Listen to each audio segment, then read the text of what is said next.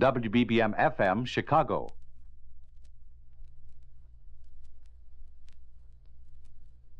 Wrigley's Spearmint Chewing Gum, the refreshing, delicious treat that gives you chewing enjoyment, presents for your listening enjoyment John Lund as... Johnny Dollar. Philip Martin, Johnny. Oh, yeah. How are you, Mr. Martin? Fine. Got an assignment for you. Something interesting? Well, I think you'll like it. Our company insures a Miss Nancy Shaw. That's a familiar name. If you go to the movies, it should be. Oh, that Nancy Shaw. Mm-hmm. She was robbed of $100,000 in jewels. Think you can handle it? Well, I can try. Say, for an assignment like this, I might even consider waiving my expense account. You're kidding. Yeah, I sure am. I'll see you at the office.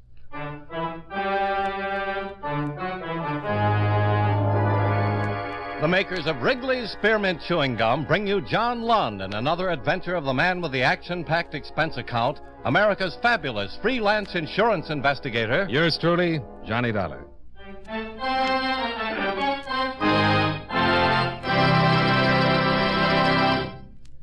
For refreshing taste, plus chewing enjoyment, treat yourself to delicious Wrigley's Spearmint Gum. When your mouth and throat feel hot and dry, a stick of Wrigley's Spearmint gives you quick, long-lasting refreshment. The lively, full-bodied spearmint flavor cools your mouth and freshens your taste. The chewing itself helps keep your throat pleasantly moist. Best of all, you can chew and enjoy refreshing Wrigley's Spearmint Gum almost any time and any place. Keep a package handy right in your purse or pocket so you can chew a stick whenever you want it. For refreshing taste, plus chewing enjoyment, treat yourself to delicious Wrigley's Spearmint Gum. Millions enjoy it, and you will too.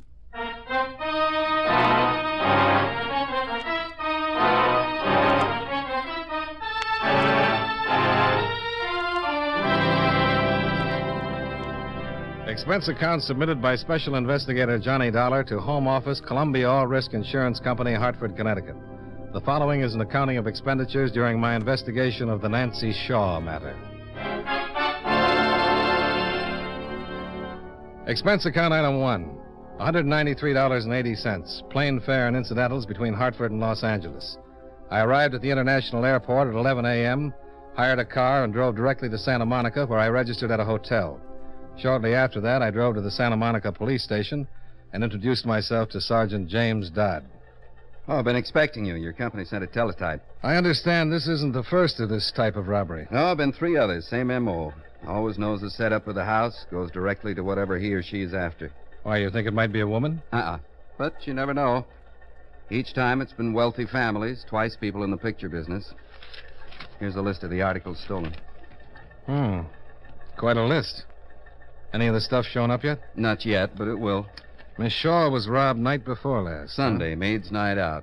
Each one's been like that. Always the maid's night off. Always the people are out to dinner or something. Whoever it is, very well informed. I've got to run out and talk with Miss Shaw. Nice girl. You'll like her. Malibu, number 915. Straight out the highway, turn in the gates at the Colony. I'd better call and tell her you're coming down, or you'll never get past the patrol. Patrol? Yeah, the association that protects the homes in the Colony. They check everybody that comes in the gates. What about the thief, then? Well, I think he parked on the highway down from the Colony, walked down to the beach, and busted in the Shaw place from the back way. Well, thank you, Sergeant. Sure. Anything else? Happy to help out.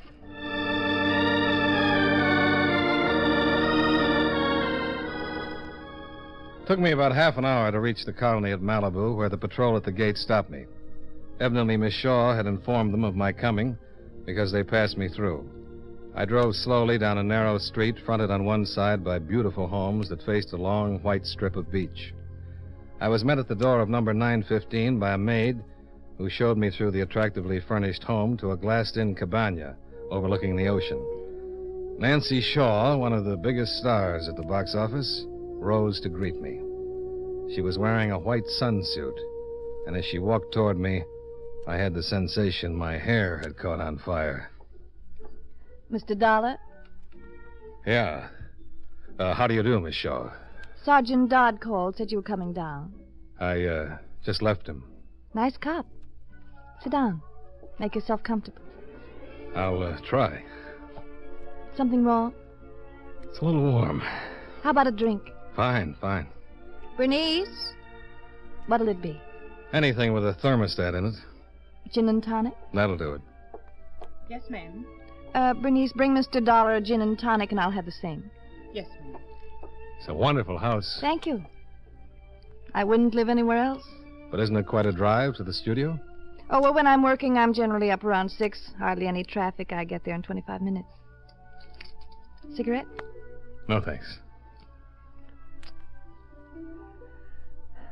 Tell me about your work, Mr. Dollar. Well, there's not much to tell. I'm a freelance investigator. Insurance company's got a job, they call me, And you investigate. that's about it. Like your work, Well, it has its compensations. for instance? Well, for instance, Nancy Shaw in a sunsuit. Well, thank you. Says on your insurance report that you've never been married. Is that so unusual? In your case, I'd say it was. I've come close. What changed your mind? Men? Sorry I mentioned it. Oh, I'm not. I think men are wonderful. But marriage isn't? Under the right circumstances, it's great. You married, Mr. Dollar? Uh-uh. Why not? Let's talk about the jewels that were stolen, huh? All right. Have the police found out anything? No, not much. Miss Shaw, Oh, yes, Bernice? Mr. Asher just called. Said he was on his way down. Oh, thank you. Tell the gate man to let him in, huh? Yes, ma'am. Thank you. Yes, sir. The patrol at the gate isn't generally this cautious, but since the robbery, they're checking everyone. According to my report, you were robbed of a ruby pin, 2 diamond rings, a pearl choker, 4 gold bracelets, 2 diamond watches, 3... Well, here's the list. Is it correct? Yes. Yes, that's correct. The items were stolen night before last. Yes. Mr. Dollar, Yeah? do you have to ask me a lot of questions? Well, it's the usual procedure. If you're expecting company or something, I can come back some other Oh, time. no. I just thought, as long as we've got to spend some time together, we might as well be comfortable. We can go out and sit on the beach. Well, that sounds fine, but, Don't you like the beach? Oh, I love it, but I'm not exactly dressed. Oh, there's plenty of trunks in the guest house. Should be some your size.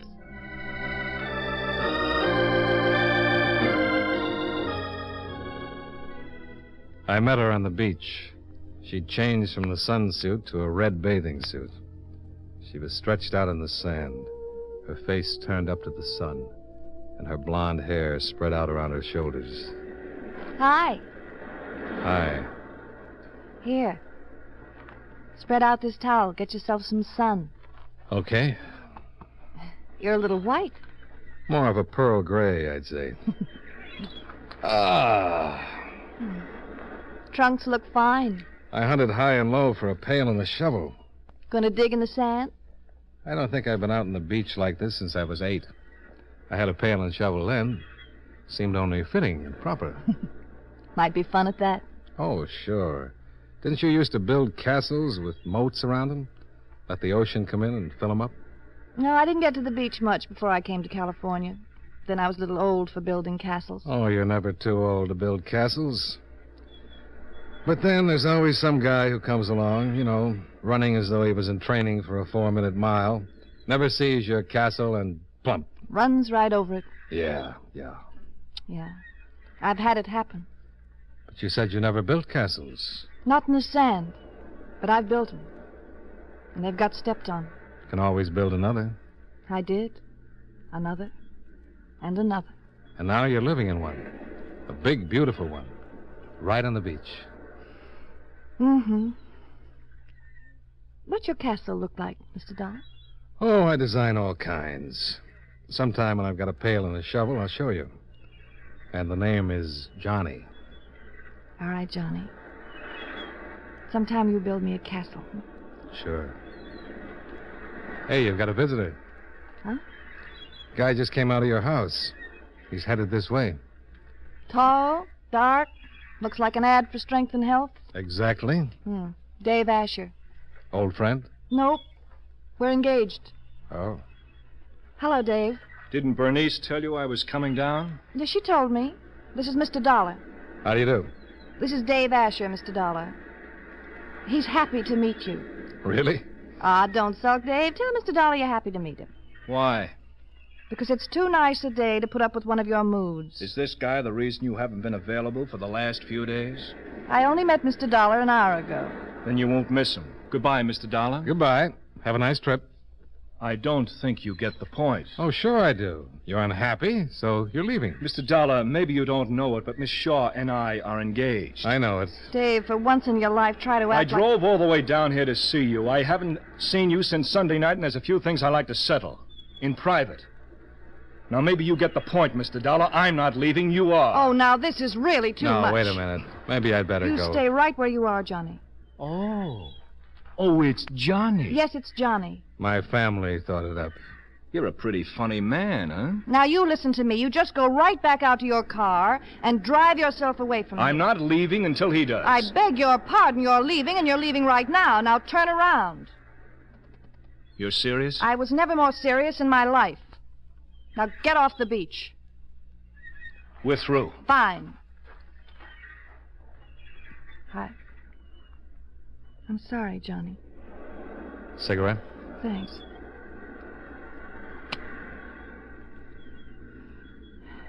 It's rather unpleasant. You want to borrow my shoulder? Oh, it's been coming to this for a long time. I don't know why I didn't stop seeing him sooner, except that I really didn't know him for the first few months. You know, party manners, impress the lady with a well-oiled line. I guess I was being as insincere as he was.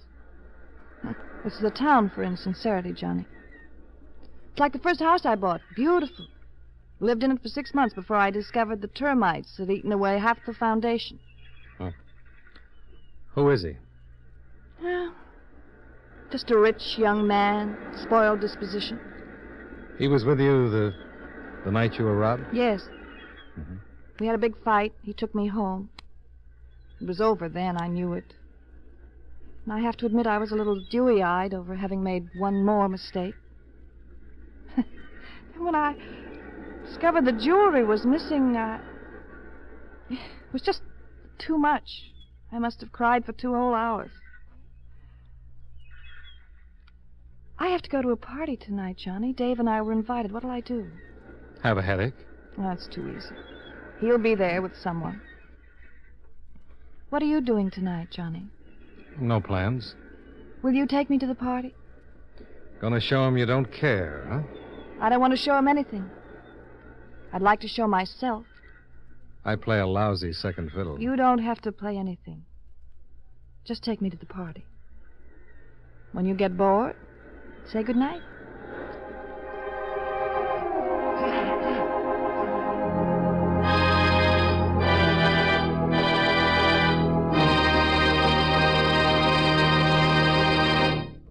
Friends, no matter what kind of work you do, it's a real help to chew delicious Wrigley Spearmint Gum right while you're working.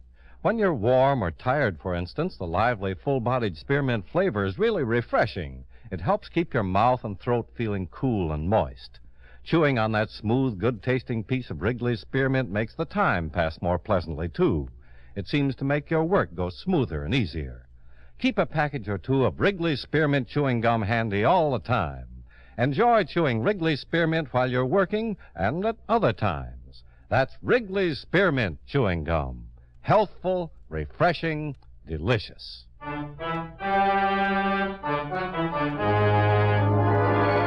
And now, with our star, John Lund, we bring you the second act of Yours Truly, Johnny Dollar.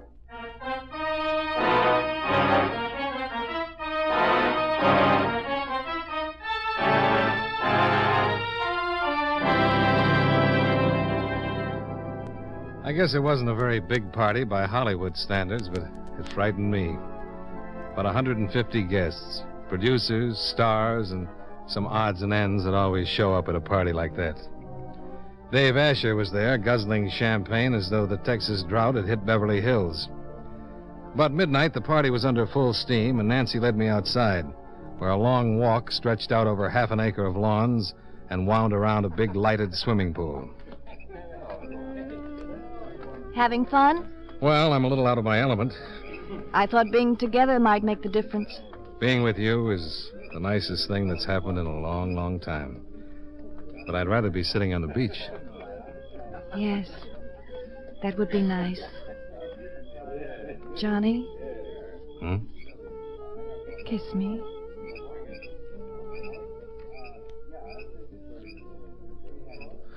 Well, what was that for? Does it have to be for something? Well, doesn't it? I guess so. I wanted you to kiss me. I thought it might be nice. It was. Let's get out of here. All right. Well. Hello, Dave. Goodbye, Dave. Going someplace? Yes, we were. Why don't you be a good I boy want to and talk to you, funny man. Dave, please. let him get it off his chest? Yeah, it's good for one to get something off one's chest, right? If you say so. I do. I say so. Johnny. It's all right. Sure, Nancy, it's all right. Funny man can handle himself. Can't you, funny man? Look, Sonny, whatever it is you've got to say it and get out of my way. I don't like you, Great. I'd hate to be your first friend. and I don't care much for your date, the little glamour gal. Big movie star, Miss Nancy Shaw. Be careful. Yeah? Please, Johnny. Okay. Get out of my way, Mr. Asher. I don't think so. Well, then it's about time you got your first lesson. Occasionally, you're bound to run into guys like me. And what do I learn? To wish you hadn't. Can he swim? Like a fish. Let's go sit on the beach. Let's.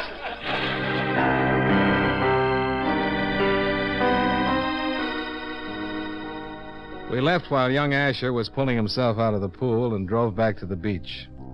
Turned out to be a lovely evening after all. We sat on the beach and talked about things until we couldn't think of anything else to say. I left as the sun was rising behind the Malibu hills and drove back to the hotel and crawled into bed. I'd promised to see Nancy for dinner, so I set the alarm and fell asleep.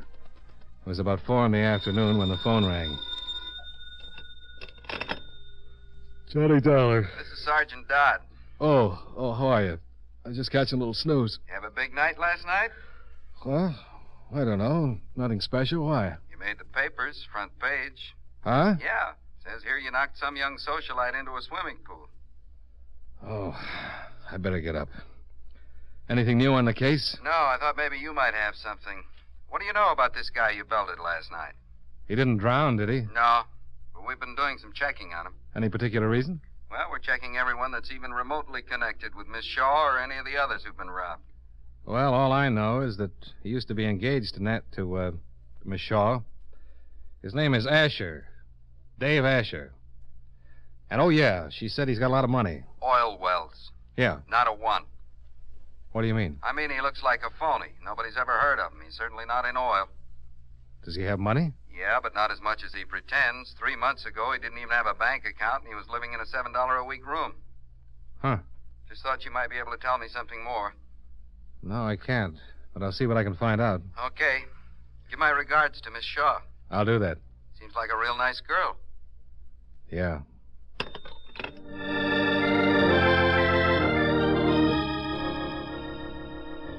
A half hour later, I pulled up to the beach house, got out, went down the steps to the front door, and rang the bell. It had been a long time since I'd felt like that. I was really looking forward to seeing her again. Oh, Miss Shaw isn't in, Mr. Dollars. Well, she's expecting me. Miss Shaw isn't seeing anyone for the next few days. She told me to tell you she was sorry. Now, wait a minute. Please, Mr. Dollars. What's the matter with you? What's wrong? There's nothing wrong, sir. Please, let me close the door. Your apron's torn. You've been crying. What's happened, Bernice? Nothing. Then I'll find out for myself. Nancy! Nancy! Nancy! Nancy, are you in there? Johnny, Open the door. please. Go away. I can't see you. What's wrong? Nothing's wrong. I'll call you. Open the door. Oh, please, John. Nancy! Go away. Are you going to open the door or do I break it in?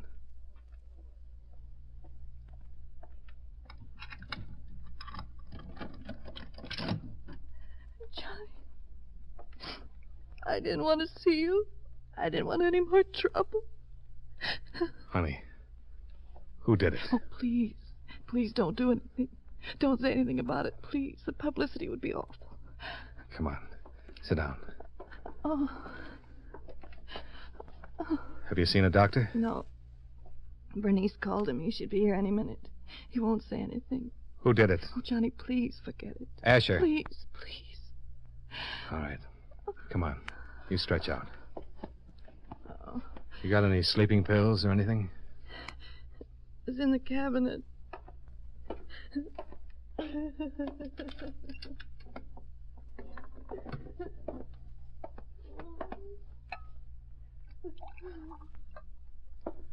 Here. Take a couple. Come on. Now, you just relax till the doctor gets here. You'll be all right. All right. You just take it easy. Okay? Okay.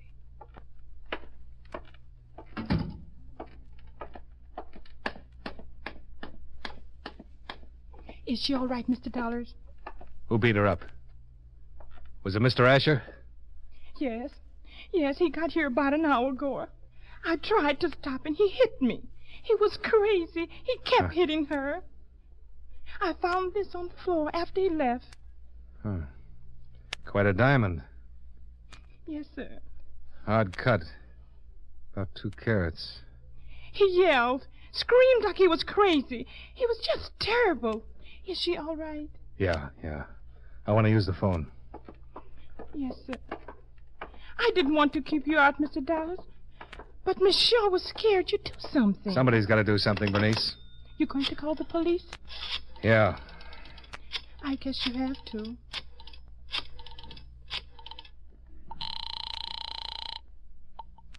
City Hall. Sergeant Dodd, please. Thank you. Robbery, Sergeant Dodd. This is Johnny Dollar. Oh, yeah. You got that list of stolen goods handy? Well, right in front of me. Why? Check it and see if there's a 2-carat diamond. Oval, pretty deep. Wait a minute. Bernice, Yes, sir. you know those people that have been robbed in the last 3 months? Yes, sir. Miss Shaw and me was just talking about it this morning. Were they all friends of Miss Shaw's? Yes, sir. Miss Shaw was saying how funny Johnny? it was. Wait a minute, Bernice. Yeah, Sergeant? There's no single stone on the list, but there's a ring, platinum setting with 2 small rubies, square cut on the side, and a 2-carat diamond that fits the description. Oval, deep. Yeah. Look, Dodd. Dave Asher just beat up Miss Shaw. She's a mess. Doctor's on his way over now. Wait a minute. Bernice, what were you going to say? You said that Miss Shaw... She said how funny it was that all them people who were robbed, that she was over there to their house just before it happened. Dodd, Yeah? I think Asher's our boy. I think he went to those houses with Miss Shaw and cased them good. Found out what night the maid was off and anything else that might happen. Okay, but how about Miss Shaw's house? Asher was with her the night of the robbery. Then he's working with someone. He gets the layout, someone else does the job. Well, we can certainly run over and pick him up. Get him on an assault charge anyway. Yeah. I want to see Mr. Asher again.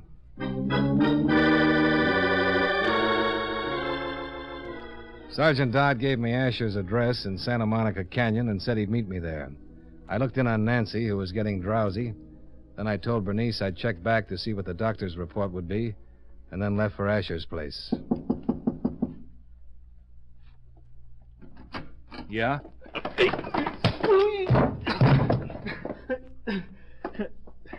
Get up. I said get up! Let me go. You're out of shape, Dave. You should train on men for a while. You broke my nose. You're lucky.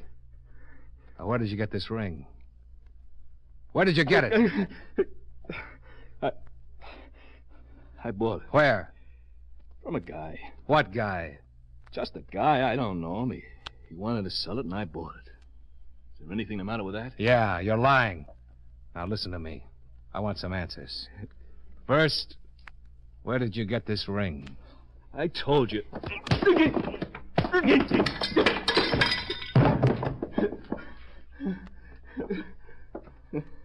Can you hear me? Yeah. You've been going to parties with Miss Shaw, casing the house, then someone else has been doing the jobs. Right? Okay. No, wait a minute. Wait a minute. Am I right?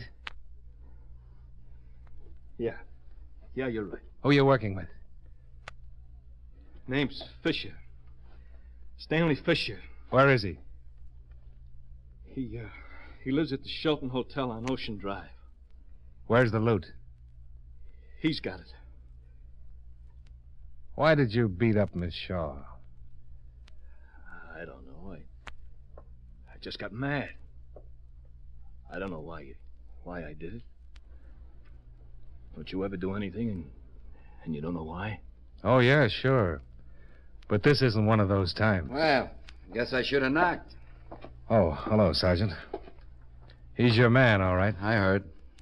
Works with some guy named Stanley Fisher. Yeah, we know him. Small-time thief. I'll have him picked up. I'm sorry about the mess. Asher and I had a slight difference of opinion. Forget it.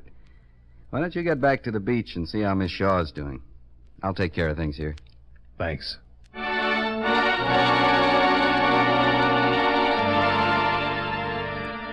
Miss Shaw was fine. Took her a few days to get up and around, so naturally I stayed in town until Dodd put the finishing touches on the case. Then I went down to the beach and gave her a full report. And now you've got to leave. I'm afraid so. I don't particularly want to.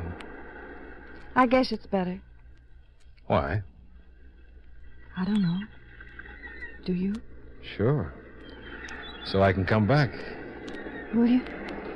The next time my expense account brings me to California. I will personally rob every house in the neighborhood. You do that. Well, I've got to catch a plane. Johnny? Come here.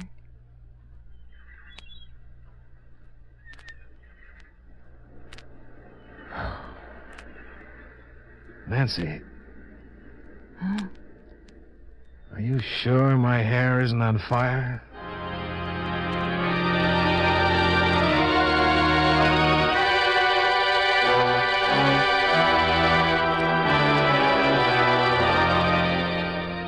Well, that was that. Expense account item 2, $115. Hotel bill and incidentals. Items 3 and 4, $295.85. Car rental, plane fare, and incidentals back to Hartford. Expense account total, $604.65. Yours truly, Johnny Dollar.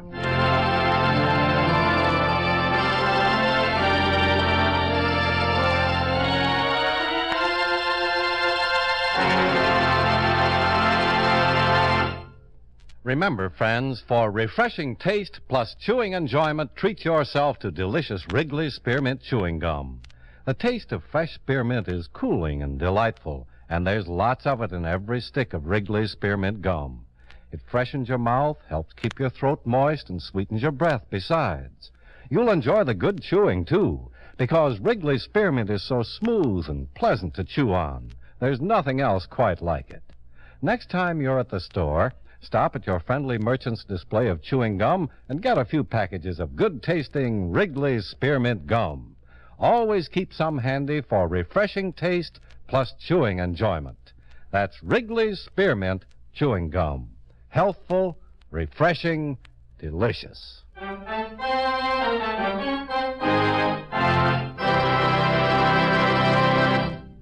Yours truly, Johnny Dollar, brought to you by Wrigley's Spearmint Chewing Gum, stars John Lund in the title role and was written by Blake Edwards with music by Eddie Dunstetter. Featured in tonight's cast were Mary Jane Croft, Thelma Johnson, Peter Leeds, and Vic Perrin. Yours truly, Johnny Dollar, is produced and directed by Jaime Del Valle.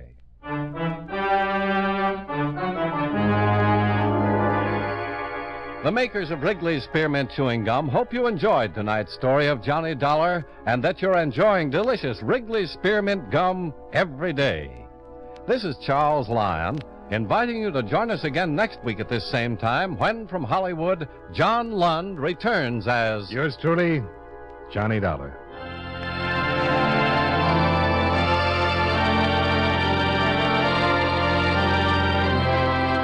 This is the CBS Radio Network.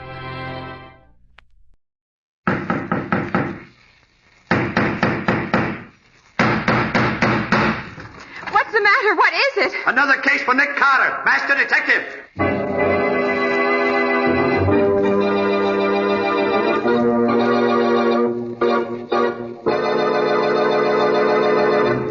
Yes, it's another case for that most famous of all manhunters, the detective whose ability at solving crime is unequaled in the history of detective fiction, Nick Carter, Master Detective. Tonight's curious adventure, The Drug Ring Murder. Or Nick Carter and the Mystery of the Left-Handed Killer.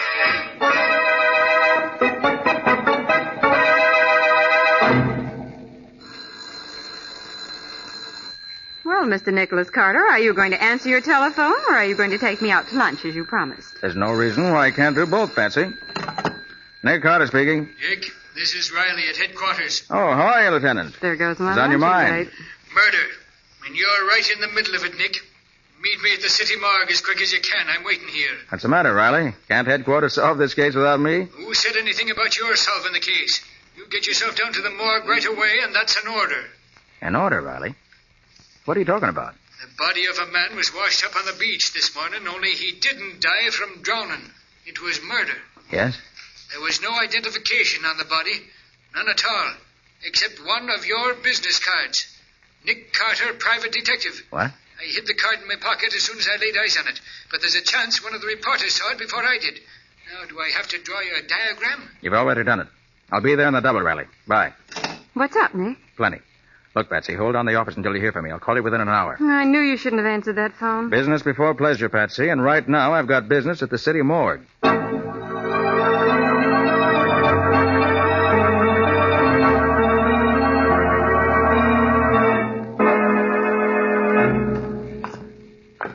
Where have you got him, Riley?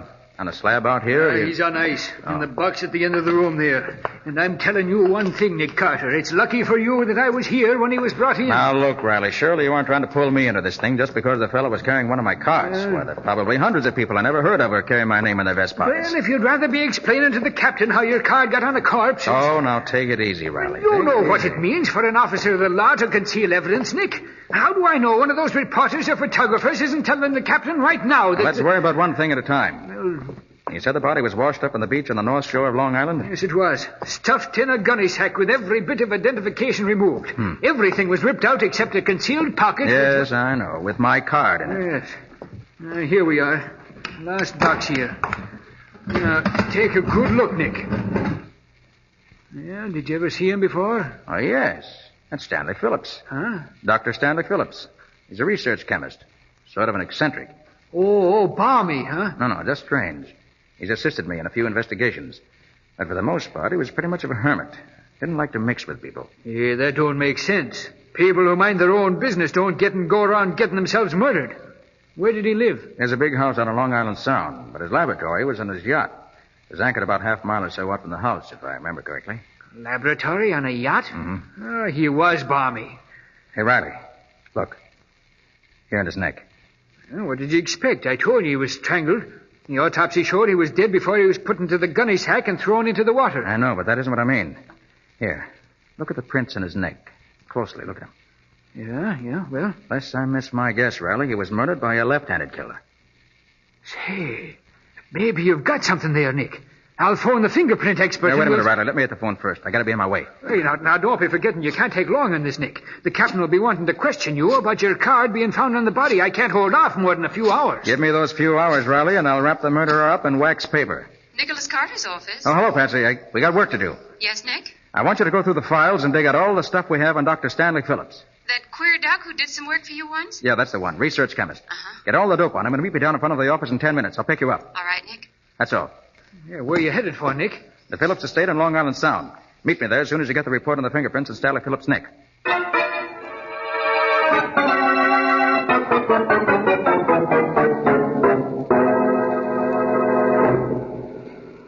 And apparently neither he nor his sister ever married.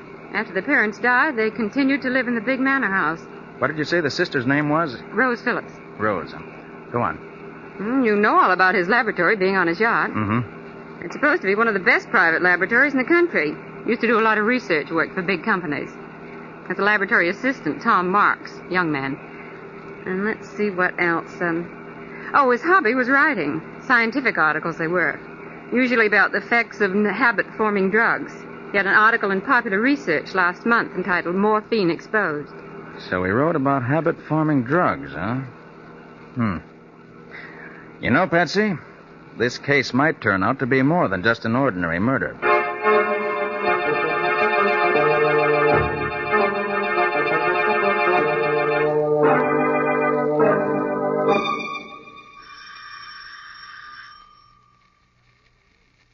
I guess nobody's home, Nick. You're wrong about that, Betsy. Saw the curtains at the window move.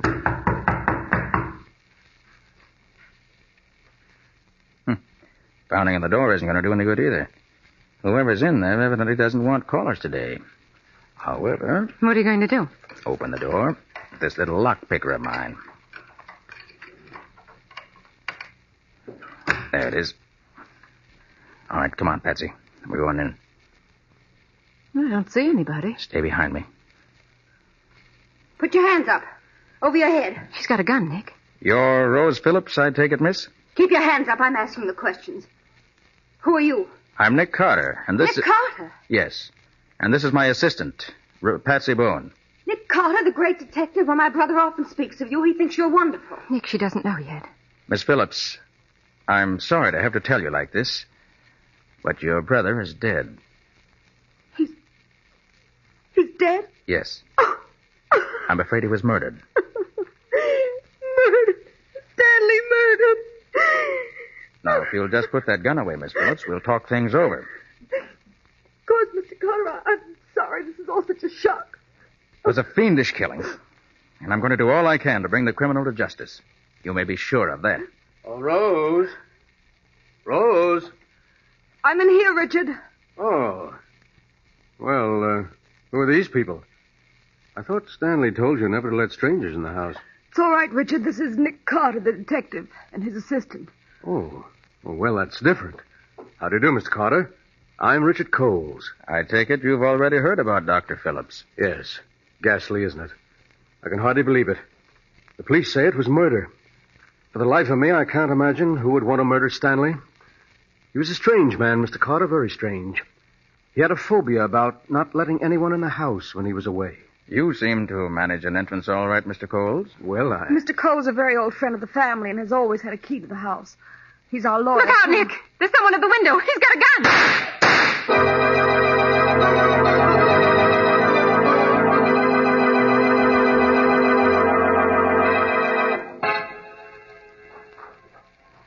I can't get over it, Nick.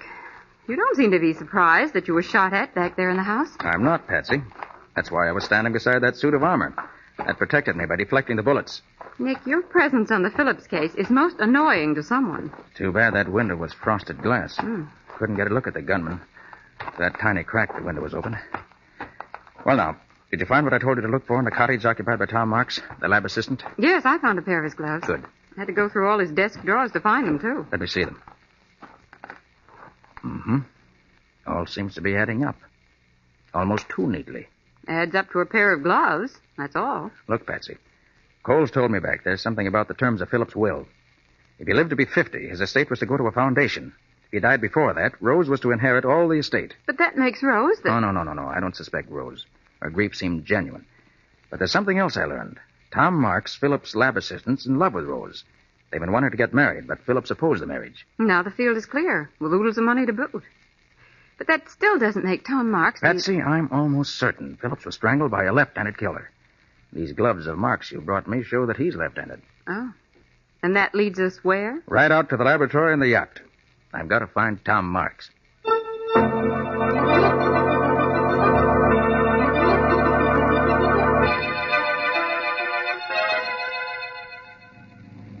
Nick, why in the world do you suppose Dr. Phillips had his laboratory way out here in the middle of the Sound? There's no mystery to that one, Patsy. He told me why once.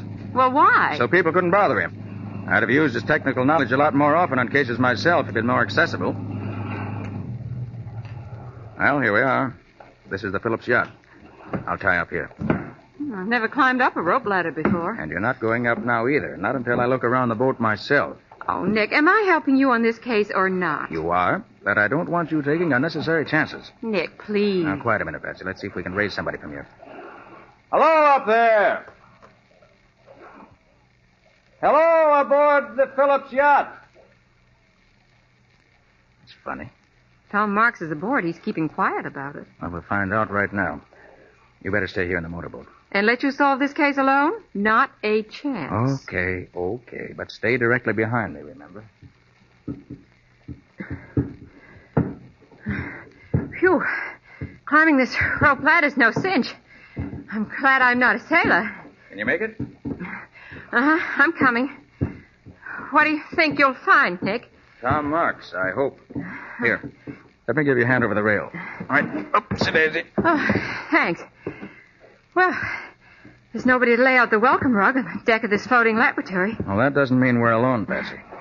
Come on. We're going down this companionway. Okay. If I'm not mistaken, it leads to Philip's laboratory.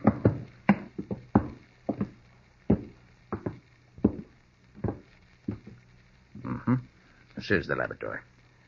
All right, Patsy, stay behind me. I'm going to open the door. Hey, Marks. Tom Marks, you in there? All right, Patsy. We can go in. Tom Marks seems to have vanished, but he's certainly left a mess behind him. Yes. Overturned retorts. Bunsen burner knocked over.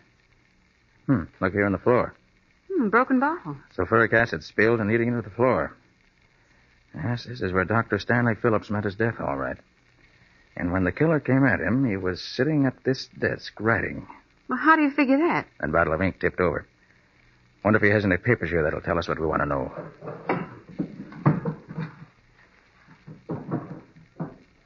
No. Desk's been rifled. Everything of any value has already been taken. It still all adds up to Tom Marks, doesn't it? Yep, seems to. We'll know for sure as soon as Riley gets the report from the fingerprint expert. Nick. Nick, come here. Look what I found in the sink. What? This piece of paper. Let's see.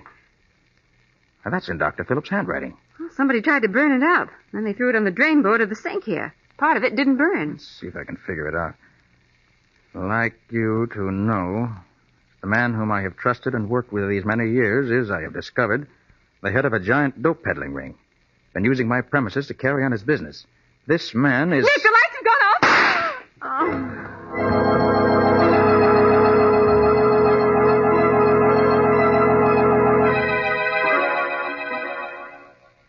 Patsy. Patsy, where are you? Patsy. Nick. You all right, Patsy? My head. Somebody hit me. Stay where you are till I find the switch. Do you have your flashlight? Yeah, I'll find the switch in just a second.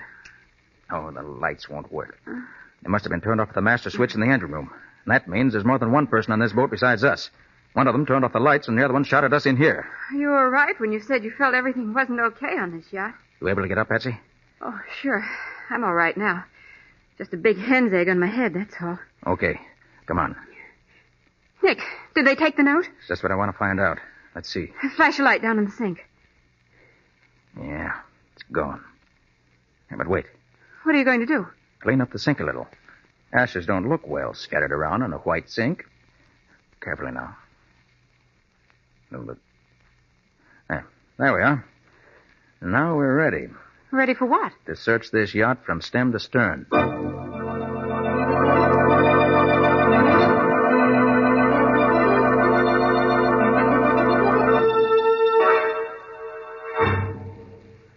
What in blazes has been keeping you, Nick? I've been cooling my heels on this dock for the past half hour here. I hoped you'd be here, Riley. Hello, Lieutenant. Hello, Patsy. Well, say, you look as if you'd seen a ghost on that yacht. I did. Somebody took a shot at us in the dock. What? Patsy got knocked down the breakers and got a nasty bump in her head. Say, who did it, Nick? Whoever it was made a neat getaway. Patsy and I searched the ship afterwards from end to end, but didn't find a soul. Did you see anybody coming in from the yacht, Lieutenant? Nary a soul's come in off that boat since I've been here. In fact, the only two people who've been near here was two fishermen. Are you sure they were fishermen? Am I sure? Now, look, Nick, don't be giving me that. It was bona fide fishermen, all right.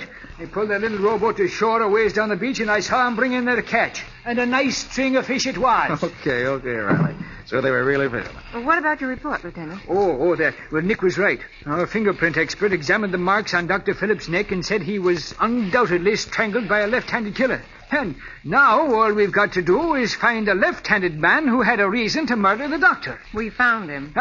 What's that? Dr. Phillips' laboratory assistant, Tom Marks, is left-handed. Say, you sure worked fast, Nick. And it's a good thing, too. The captain found out about your card being found on the body. Hey, what kind of a scoundrel is this Tom Marks? I don't know. Haven't seen him yet.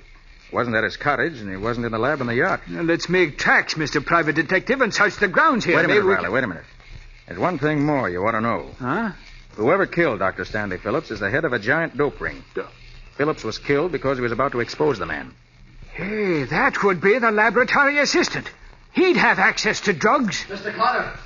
Mr. Carter! Who in tarnation is that? Richard Coles, close friend of the Phillips and also the lawyer. Oh, Riley, Yeah? put this envelope in your pocket. Careful of it. It's a piece of evidence I picked up in the boat. Okay, Nick. Mr. Carter, I've been hunting everywhere for you. Oh, Mr. Coles, this is Lieutenant Riley from headquarters. Oh, I'm glad you're here, Lieutenant. We're up against a dangerous criminal. Don't worry, Mr. Coles. The law always gets its man. What'd you want to see me about, Mr. Coles? Rose Phillips. She's gone. Gone? How do you know? Come up to the house with me. I'll show you. Something has happened to her, I'm sure. Hurry.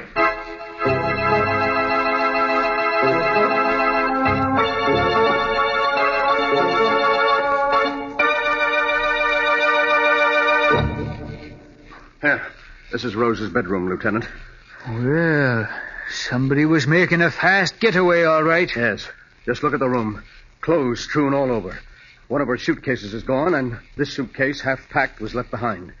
She and the laboratory assistant must have been in on this together. If she wasn't guilty, she wouldn't have run away. Oh, she must have been out of her mind. Of course, Rose was in love with Tom, and... Nick, What's the matter, Patsy? What are you frowning at? Rose Phillips didn't run away. What, didn't run away? What are you saying, Patsy? No girl would run away voluntarily and leave all her makeup behind. Well, look at that dressing table. Nothing's been touched. You're right, Patsy. Say, do you suppose... Oh, no. What is it, Mr. Coles?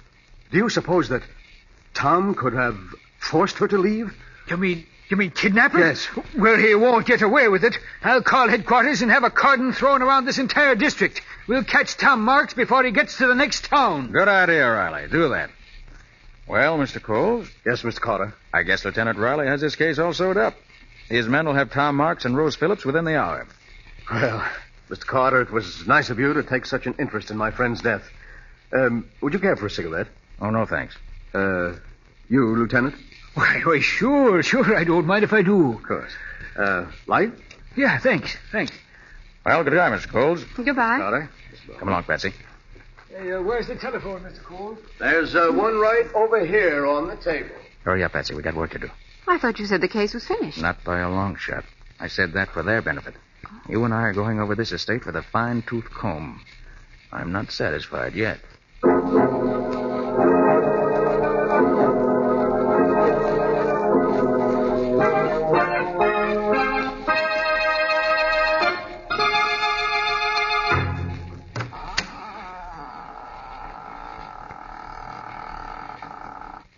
You see anything, Nick?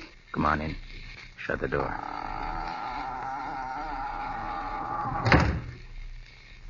Do you think anyone saw us headed for this boathouse? I hope not. Oh, be careful here. Don't step off in the water.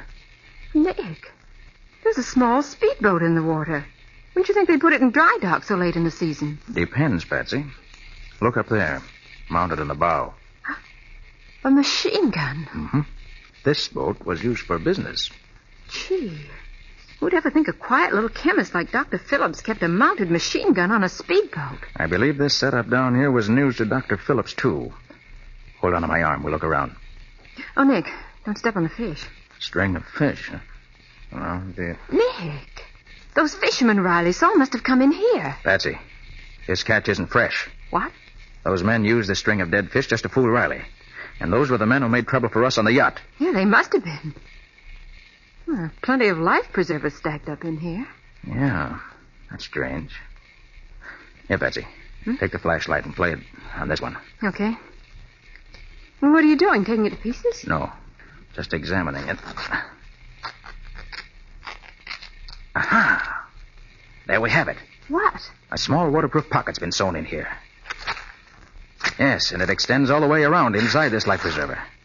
Pretty clever. Look, Patsy. What is it? These secret compartments are filled with dope. I bet every one of these life preservers is filled with drugs. Nobody would ever think of looking in a life preserver for evidence. I think Dr. Phillips did. And that's why he was murdered.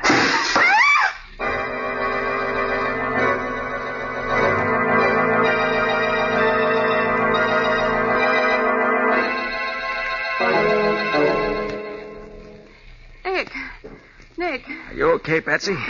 Yes, but I can't stop crying. Well, that's not surprising. Somebody threw a tear gas bomb through the window. Oh. That's right, friends. It was tear gas. Who's there? Pretty clever of me using the tools of my trade that way, isn't it, Mr. Carter? But Tom Marks is always clever. So you're Tom Marks, huh? I've been waiting to set my eyes on you. It's too bad your eyes are filled with tear gas, because now you'll never have that pleasure. Okay, Pete, come in and get the lady. Right. I'll take care of Mr. Carter myself. Sister, come on. Come on, sister. Come on. Let her go alone. Here, let her go alone.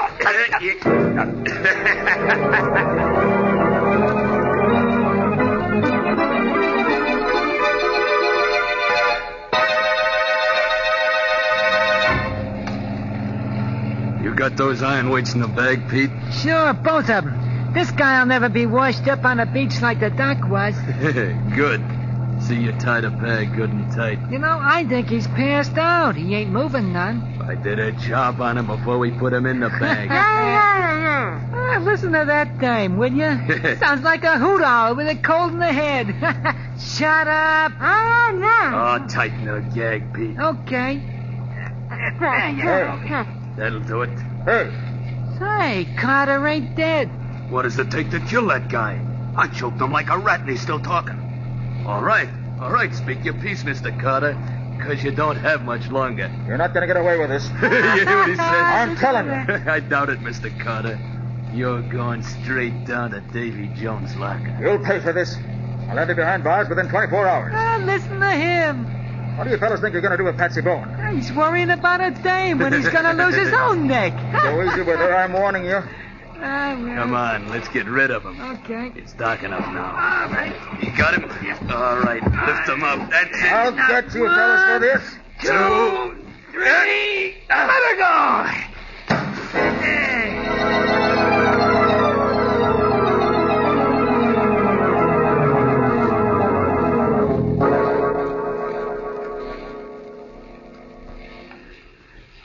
I came as soon as I got your flashlight signal from the shore, Nick.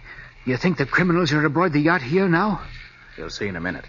The laboratory's right down this companionway. Hey, you're dripping wet from head to foot, Nick. What happened? They tried to pull the same trick on Nick that they pulled on Dr. Phillips. Only it didn't work, because Nick can expand his neck and wrist muscles. Yes, I had my hands free before I hit the water.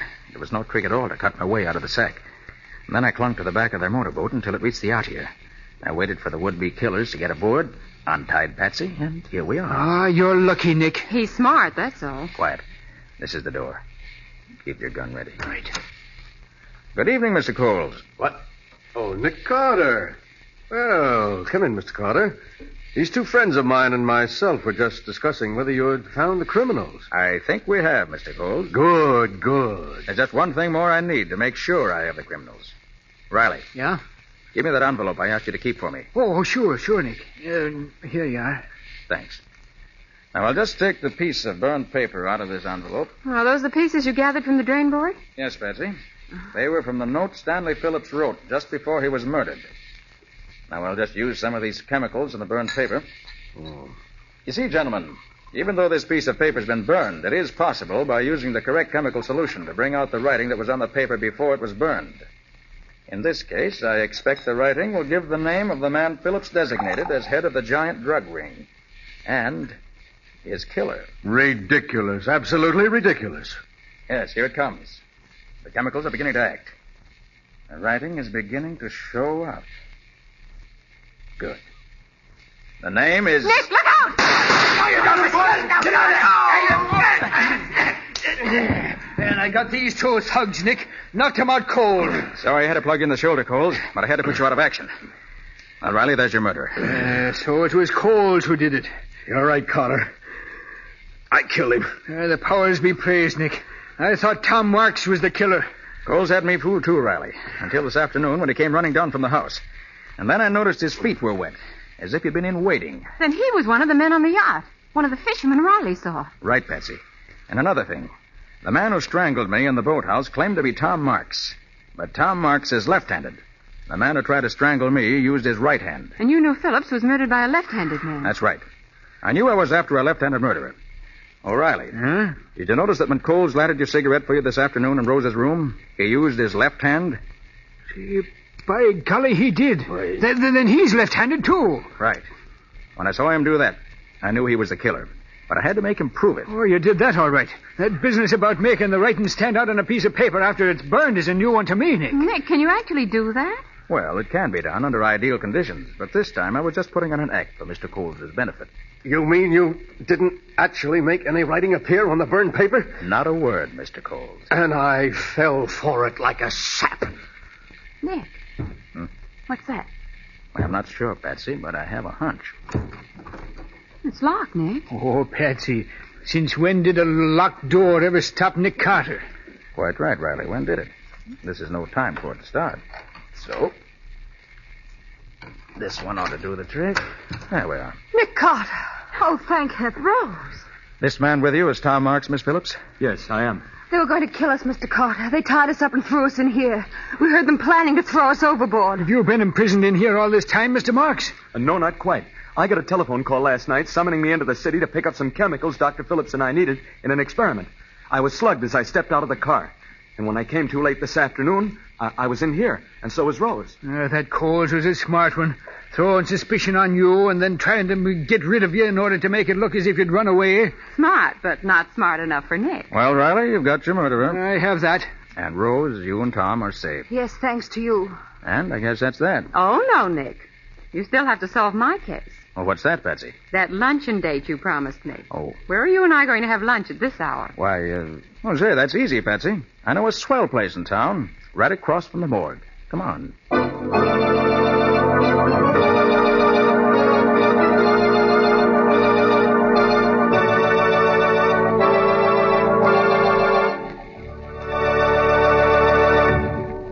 This was another strange experience of Nick Carter, Master Detective, called The Drug Ring Murder, or Nick Carter and the Mystery of the Left-Handed Killer. Another of the curious adventures of Nick Carter, which are brought to you regularly at this same time by WOR Mutual.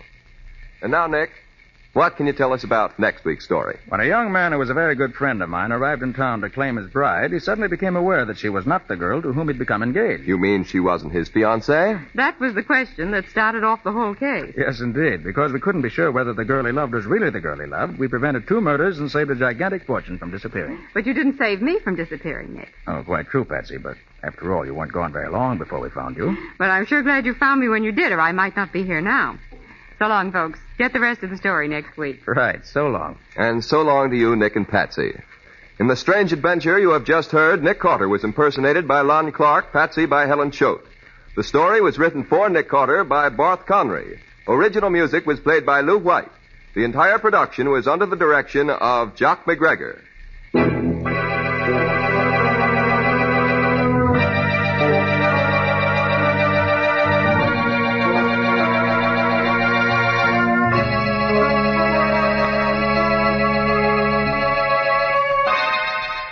Next week at the same time, listen to another curious experience of Nick Carter entitled The Substitute Bride, or Nick Carter and the Mystery of the Night Ferry.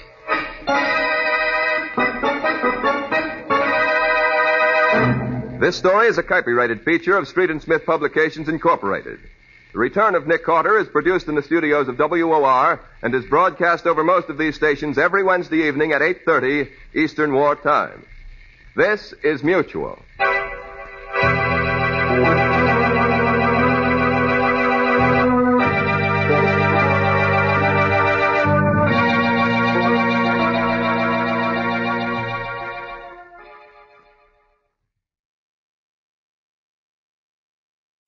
William Gargan stars as Barrie Craig, confidential investigator.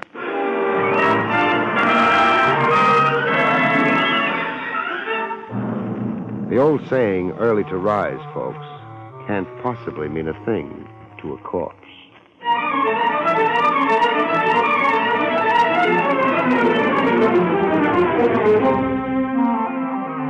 Your Pontiac dealer presents William Gargan in another transcribed drama of mystery and adventure with America's #1 detective, Barrie Craig, confidential investigator.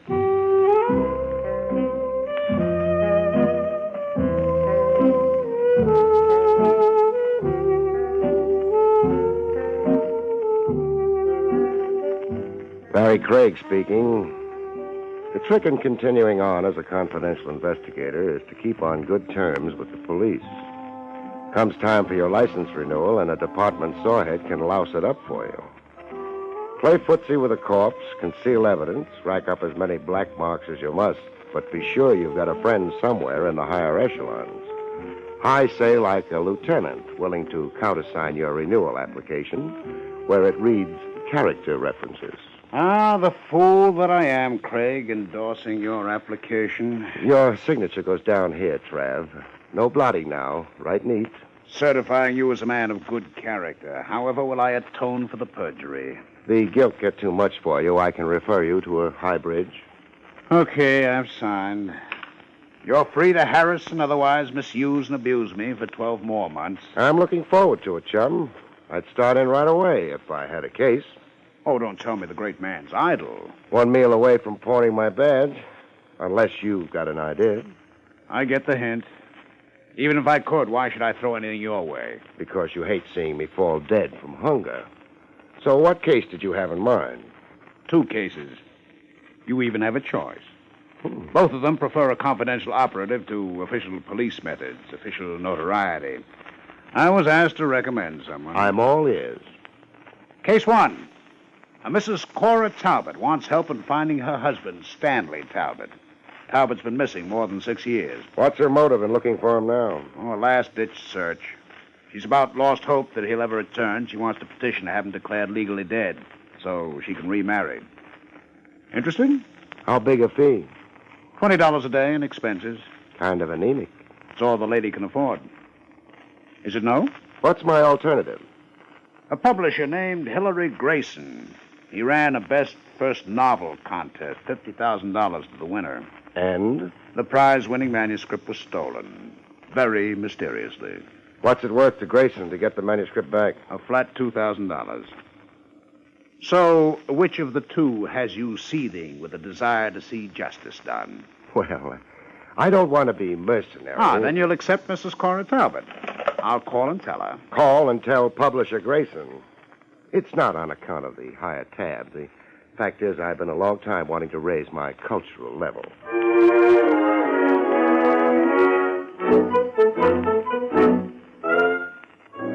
The publisher Grayson had more body than any one guy needed.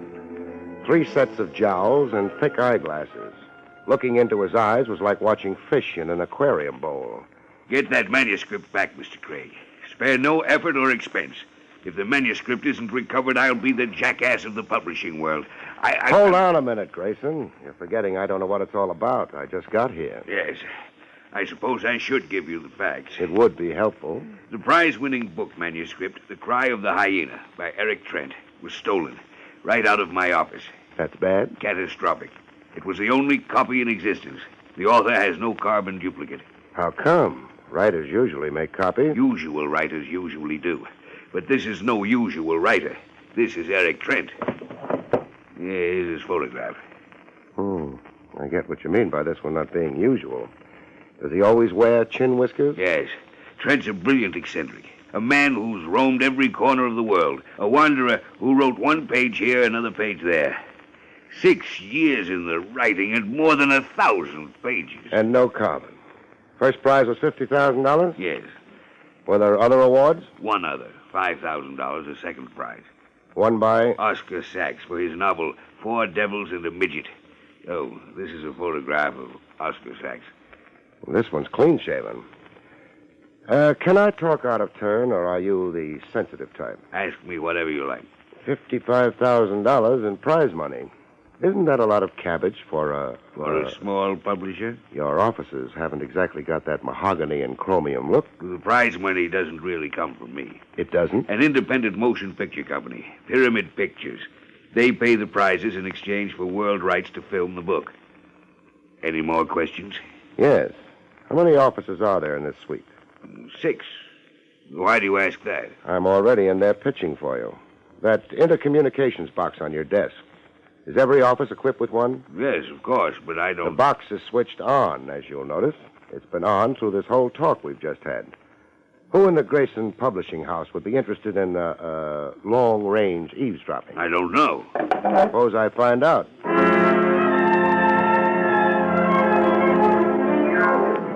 But I didn't find out. The eavesdropper resented my curiosity with all his might. An inkwell pitched at me.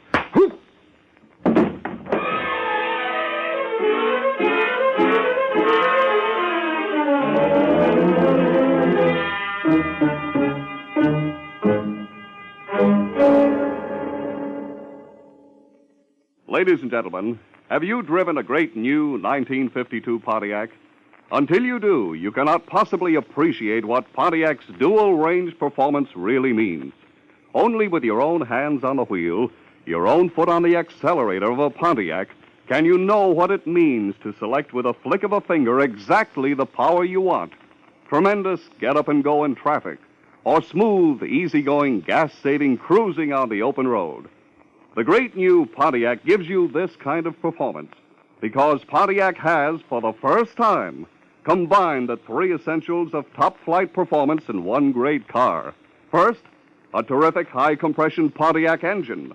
Second, the wonderful new General Motors dual-range hydromatic drive. Third, Pontiac's new high-performance economy axle. It's this great powertrain which makes dual-range performance, giving you exactly the power you want, when you want it, where you want it.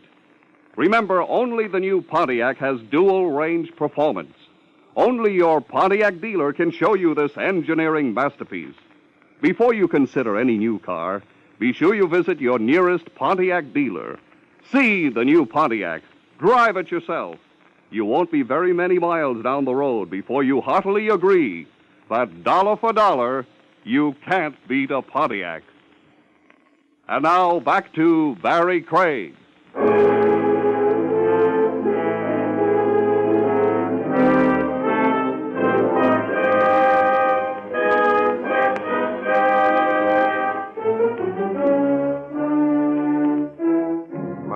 Opened on Grayson, sprinkling water on me with a sponge. You're all right. Quit watering me. I'm not a petunia bed. But you were unconscious. I'm conscious now, and you're ruining my suit. It's ruined anyhow, the ink from the inkwell. Don't tell me. Red ink yet. My fee's gone up, Grayson. Up? $2,000 plus $49.75, the price of this suit.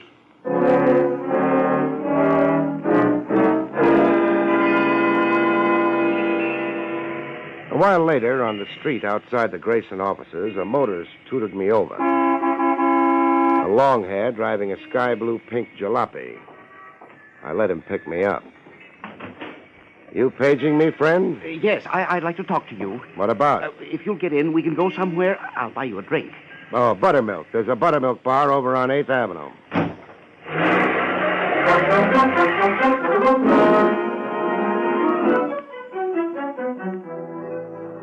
In the buttermilk bar, we had a chat for the books. I'm Oscar Sachs. I know that. I saw the photograph of you in the Grayson Publishing offices. Oh? Well, there's some facts about the book contest I think you should know. Why? Why? You've been engaged by Mr. Grayson to locate Trent's missing manuscript. What am I wearing, a sandwich sign? I obtained the information through sources I cannot disclose. Give me those facts. I won the second prize of $5,000, but I was cheated. Cheated out of the big money, is it? Yes. Explain, please. The contest rules clearly specified that the award was to be made only to an American author. And? I have reason to believe Eric Trent is an Englishman, or anyhow other than an American. To put it bluntly, a fake who should be disqualified. Disqualified while you're moved up to first place and $50,000? Yes. Let's have your bill of particulars. Well, for one thing, Trent's way of talk. It's as English as the House of Parliament. Another thing, Trent was somewhere overseas on a tramp island, an English possession, when he sent the manuscript in. That summarizes it? Well, there's more. Trent has a tattoo on his right arm. I happened to get a good look at it. It's a tattoo of the British flag. Would an American wear the British flag on his arm? They tell me Benedict Arnold did. You're really out to grab yourself 50 G's. Well, why do you find that so odd, Craig? Just that I thought artists had no money sense. Well, I have, and I'm not apologizing for it. Okay, I've got your point of view, Oscar. Oh, yes, one little thing remains. Hold out your hands. Hold out Do what Papa asks. Red ink smudges on your right thumb. You've been playing with inkwells, Sonny. Oh, Craig, I didn't mean... Don't apologize. Fun's fun. And I like to play myself. My interest runs to sugar bowls. Oh, Craig, no! No! No!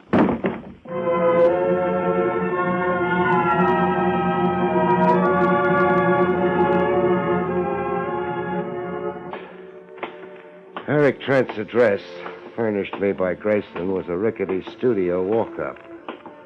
7th Heaven in Bohemia, Greenwich Village. The door opened on a blonde who eyed you as if she was already counting your money. Hiya. Hello. This is 6D, isn't it? That's what it says on the door. It's my astigmatism. Is Eric Trent in? No, but I am. Baby, I'm not a gentleman caller. So who's tough luck, would you call it? Come in. Trent said for you to wait if you simply had to see him. Trent expected me? Yeah. That Mr. Grayson, the publisher, he phoned and said you might be over. You're Barrie Craig, the detective, he said. Barrie Craig, confidential investigator. I'm Judy. Judy Joy. Well, come on in. I won't bite you. I was waiting for you to make that promise. I live right next door in 6E. I come in here to play the radio. Mine's out of order. Oh. That's Bummy Fugelspan's orchestra you're hearing. Oh. It's on every day this hour. Mm-hmm. I get simply dilapidated if I miss hearing Bummy. Come again. Did you say dilapidated? Yeah. Dilapidated, like frazzled. You know, fractured. Or were you correcting me on the words? Oh, no. Eric's always correcting me on the words. Imagine me keeping company with a real live author type. Sure I can. I can even imagine 50,000 reasons. Huh? What'd you say? Oh, there's Eric now. Eric? Judy. On the sofa's Barrie Craig, the investigator. I've been keeping him here for you. Thank you, Judy. Now, if you'll leave us alone. Sure. I got a slip to press anyhow. Nice meeting you, Mr. Craig. I was floored myself. Excuse me while I shut off the musical background. Now, Mr. Craig, the object of this visit? Your stolen brainchild. What else? But what can I do about it? I submitted it in good order. I'm not responsible for its disappearance. How come only one copy? Why didn't you type up a carbon duplicate? I have no patience with purely clerical details. I'm an artist. But the full risk of losing the one copy. I'm a man who takes risks, Craig. In my years abroad, away from America, I've lived a life of risks. Skip the personal build-up. Wherever I went, I traveled lightly. Suit on my back, pipe tobacco, and a pencil. It was enough of a nuisance carting one copy of 1,000 pages around. And how was I to know my confounded book would ever get to a publisher, much less win a prize? Okay for that. What's your guess on the missing manuscript? Grayson. What motive? A stunt. Grayson intends exploiting this whole affair for all the publicity he can wring out of it. It's an angle. The 50,000, would you say you won it legitimately? Legitimately? I mean, what if you were to be disqualified as the first prize winner, say on a technicality? What technicality? Not actually being of American origin, as the contest rules specify. But I am an American. With a British accent? I spent years in the islands, in Jamaica and British Somaliland. I'm told you have a tattoo of the British flag on your right arm. So? Well, I sailed the 7 seas, and like a sailor, I had myself decorated with tattoos. But the British flag on an American citizen. Ah, wait until I open my shirt. There. Are you looking at the tattoo on my chest, Mr. Craig? Yeah, the American eagle. What do you know? Expand your chest, genius. Expand my... I want to see old Baldy flap his wings.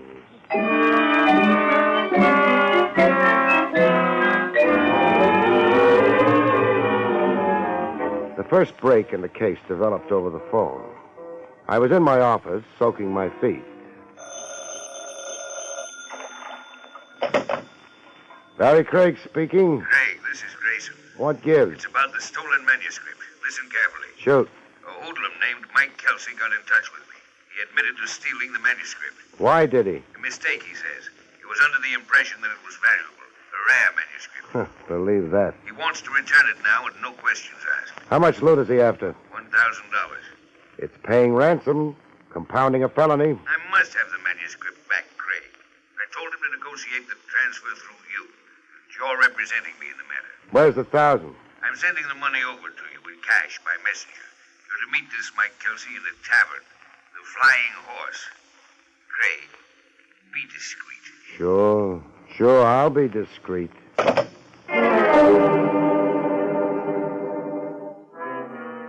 The cash came by messenger, okay, and I got to negotiate in the Flying Horse Tavern.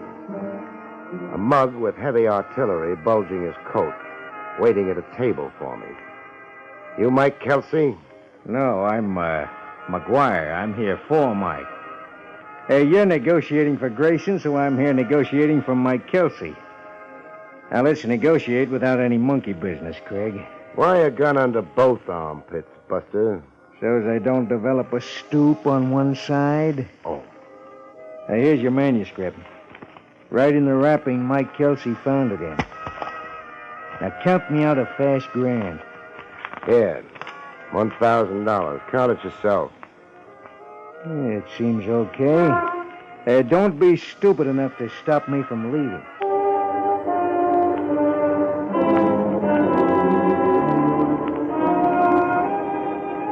The publisher, Grayson, was out.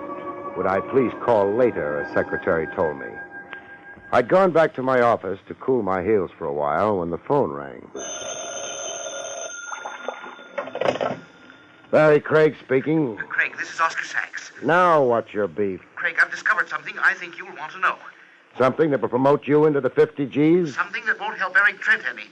Craig, the man's a fraud. You're playing a cracked record, Junior. Am I? Come hear me out and then tell me that. All right, I'll come hear you out. As soon as I dry my feet and rustle up a change of socks.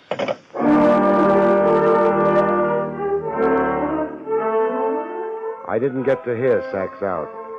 To achieve that, I'd first have to perfect a way of communicating with the dead.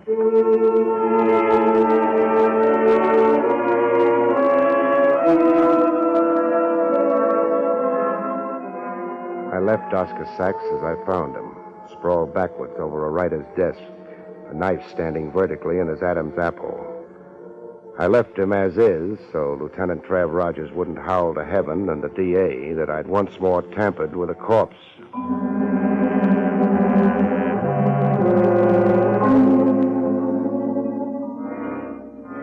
Grayson drooled with joy supreme over the recovered manuscript. This is a load off my mind, Craig. A big load. But it solves nothing. Who stole it and why? And why was Sachs murdered between the time he phoned me and the time I got to his flat? I'll show you the manuscript, Grayson, and then I've got a question. Here. Examine it and then tell me. Is this the same manuscript that was stolen? The same? Why, sure it is. The Cry of the Hyena by Eric Trent. Examine the manuscript, not just the title page. Study a few sample pages. Yeah. It's the same. You'll swear to that? On a stack? No. No, I won't swear. You've detected something? Some changes? Yes. I think yes.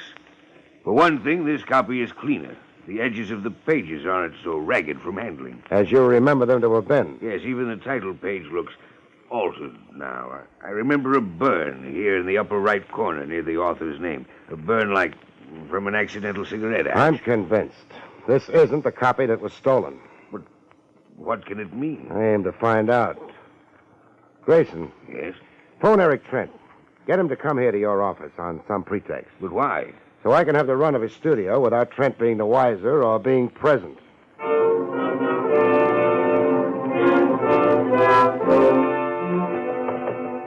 Eric Trent had all the accumulated junk of a guy with a passion for changing climates. Souvenirs from Bombay, the Dutch Indies, Labrador. Souvenirs in brass, carved ivory, porcelain. And in the bottom bureau drawer, a manuscript. The Cry of the Hyena, with a cigarette burn on the title page. Eric Trent had stolen his own manuscript. I I had the evidence in hand, but keeping it wasn't going to be so simple. A lady was against it. A lady healed with a gun twice the size of her dainty lotioned hand. Miss Judy Joy. Yes, Mr. Craig. It's Judy Joy. Through the convenient connecting door? I heard noises in here, and I made it just in time to catch a burglar. Drop that manuscript. You charm me into it. Want a word of advice, beautiful? No. I thought you would. Ring off Eric Trent as fast as you can flick your glamorous eyebrows. You're crazy. Being true to Trent's an awful waste of war paint. Now, What are you trying to tell me? that Trent's value on the hoof has just been slashed by about $50,000. He won't get the money? Neither will you get the money. You're a liar. The Dutch uncle. I'd hate to see you dragging your gorgeous chassis up the river Sundays, visiting ye author in the big house.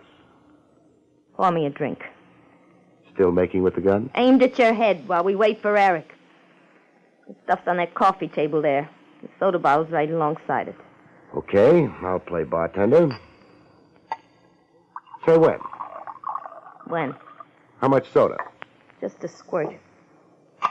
That's enough. Spot more, huh? Just enough to dampen your spirits? Had enough? She's no good. Roll down here.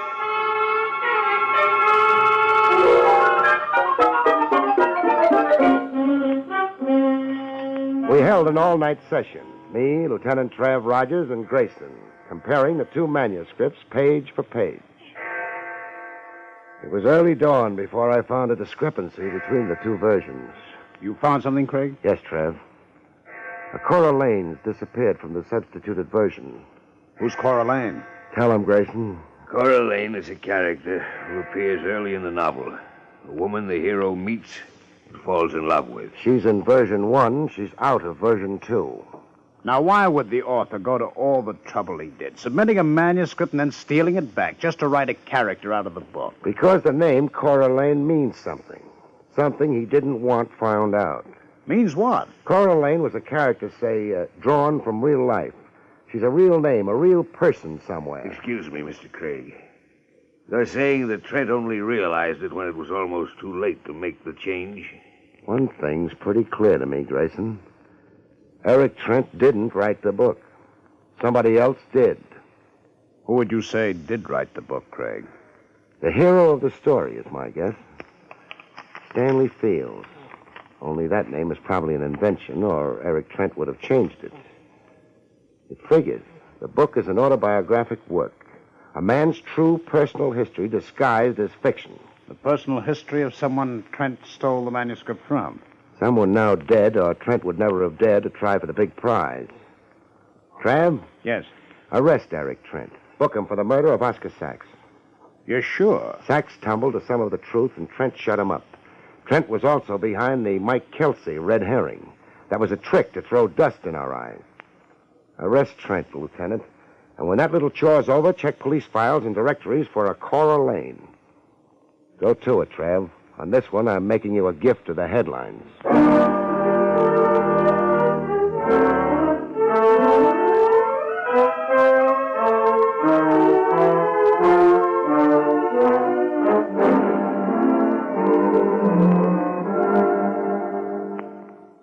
Ladies and gentlemen, when a great reporter wants to get the inside story of a great new car, he gives it a thorough test run.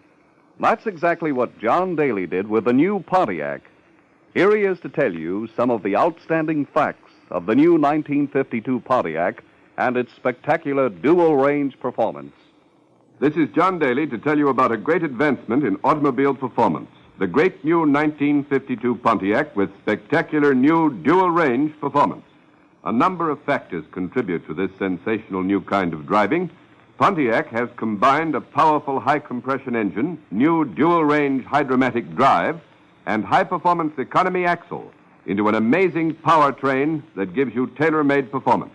At the touch of a finger, you can have tremendous acceleration and get up and go for any occasion. With equal ease, you can choose a different type of performance, quiet, economical cruising for the open road. Drive the new 1952 Pontiac with dual-range performance on display at your Pontiac dealer now. It's spectacular new proof that dollar for dollar you can't beat a Pontiac. The great new 1952 Pontiac with dual-range performance is on display now at your nearest Pontiac dealer. See it. Drive it as soon as you can. And now, back to Barrie Craig.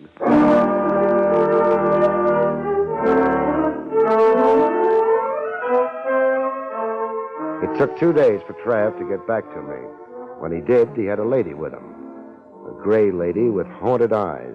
This is Cora Lane, Craig. Cora Lane, Barrie Craig. Mr. Craig. How do you do? How did you find her, Trav? Police files. The name of Cora Lane appeared on an old record card. She reported her husband missing some years back. Stanley, my husband. He left one morning, never returned. I was frightened. I imagined him injured, a traffic victim. I didn't know then that my husband had planned to just disappear, that he couldn't live in my world, that he had so much wanderlust. Her husband was the Stanley in the book. The author of it, as you theorized, Craig. Your husband was a writer? Yes, a writer all through him. Foolish, wild, irresponsible, and wonderful, too. Is he dead? Tell her, Trav. Yes, he's dead. Oh. According to Eric Trent's confession, your husband died of a tropical disease somewhere in the Pacific. Eric Trent was a drifter your late husband had taken up with. An odd thing, Craig. What odd thing? I offered you one of two cases the other day. Why bring that up now? You took one, but you solved both. What? Cora Lane is the maiden name of Mrs. Stanley Talbot. Mrs. Cora Talbot. Not the $20 a day in expenses deal I passed up. Yes. As it turned out, you found her missing husband. A gray lady, Trav, and all-around loser. Her life hasn't been good. Her life needs fixing. Mrs. Talbot? Yes, Mr. Craig. We're taking a ride, you and me. A ride? Cross town. You've been poor, but now you're rich. That book of your husband's, The Cry of the Hyena, there's $50,000 coming to you. And I'm going to stand over Grayson while he makes out that check. Good night, folks. See you next week.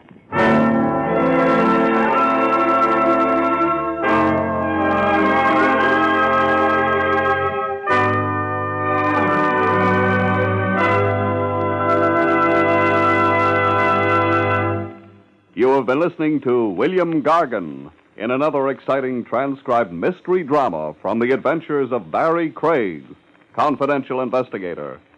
Tonight's story, The Paper Bullets, was written by John Robert. Next week, it's the strange story of Death and the Purple Cow, about which Barrie Craig has this to say. Next week, I lose a client before I get him. A man dies in a hamburger joint, and a purple cow turns out to be neither a cow nor purple. See you next week, folks.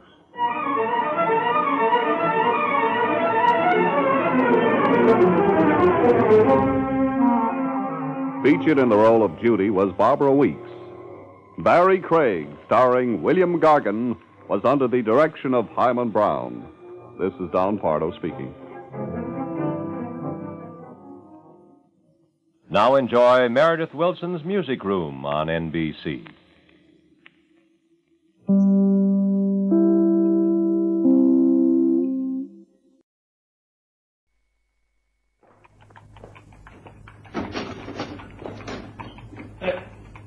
Hey, anyone in here? Anyone mucking around in these stables? Come on now, I can see you there in the shadows. Come on, show yourself. What are you going to do about it? What are you doing here? These are private stables belonging to Mr. Paul Chester. Too bad. I just lost my way, that's all. Sorry, bye for now. Now, wait a minute. That ain't good enough. I'm sending for the police. You won't cause any trouble if you're wise. No? Well, we'll see about that. You asked for it, mate. Right.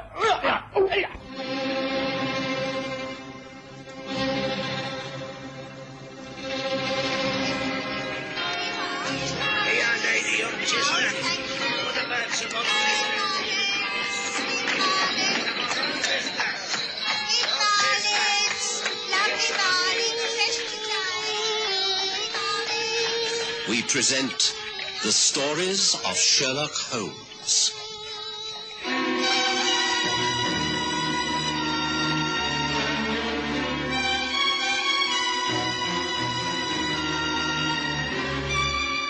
The Porter Mews mystery.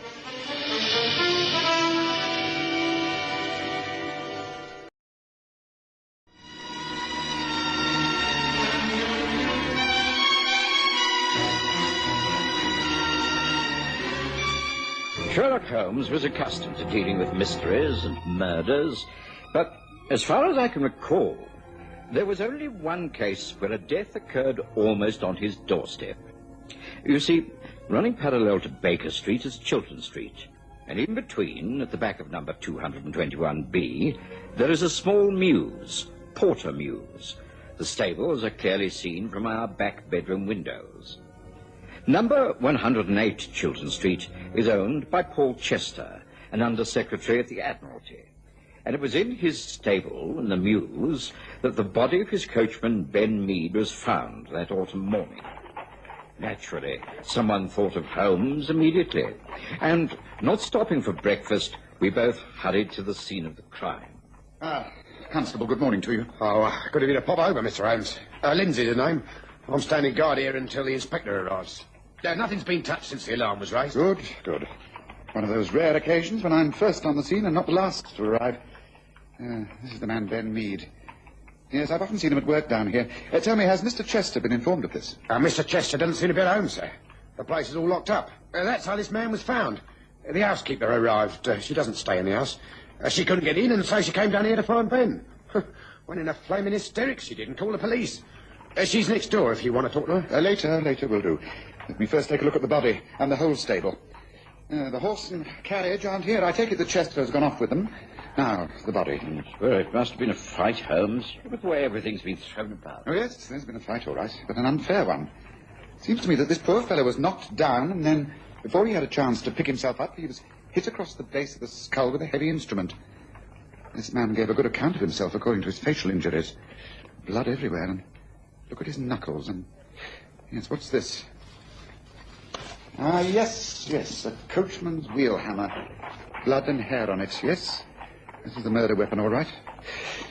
Now, I need as much light as possible. Now, where's my glass? Yes, very interesting. Very interesting. Well, it's clear from the footprints in the earth by the door that Ben came in here and disturbed someone. I should say quite early last night. There was a fight. He inflicted some injury upon his opponent before he was knocked down. He was leaning, I should think, about here when the fatal blow was delivered.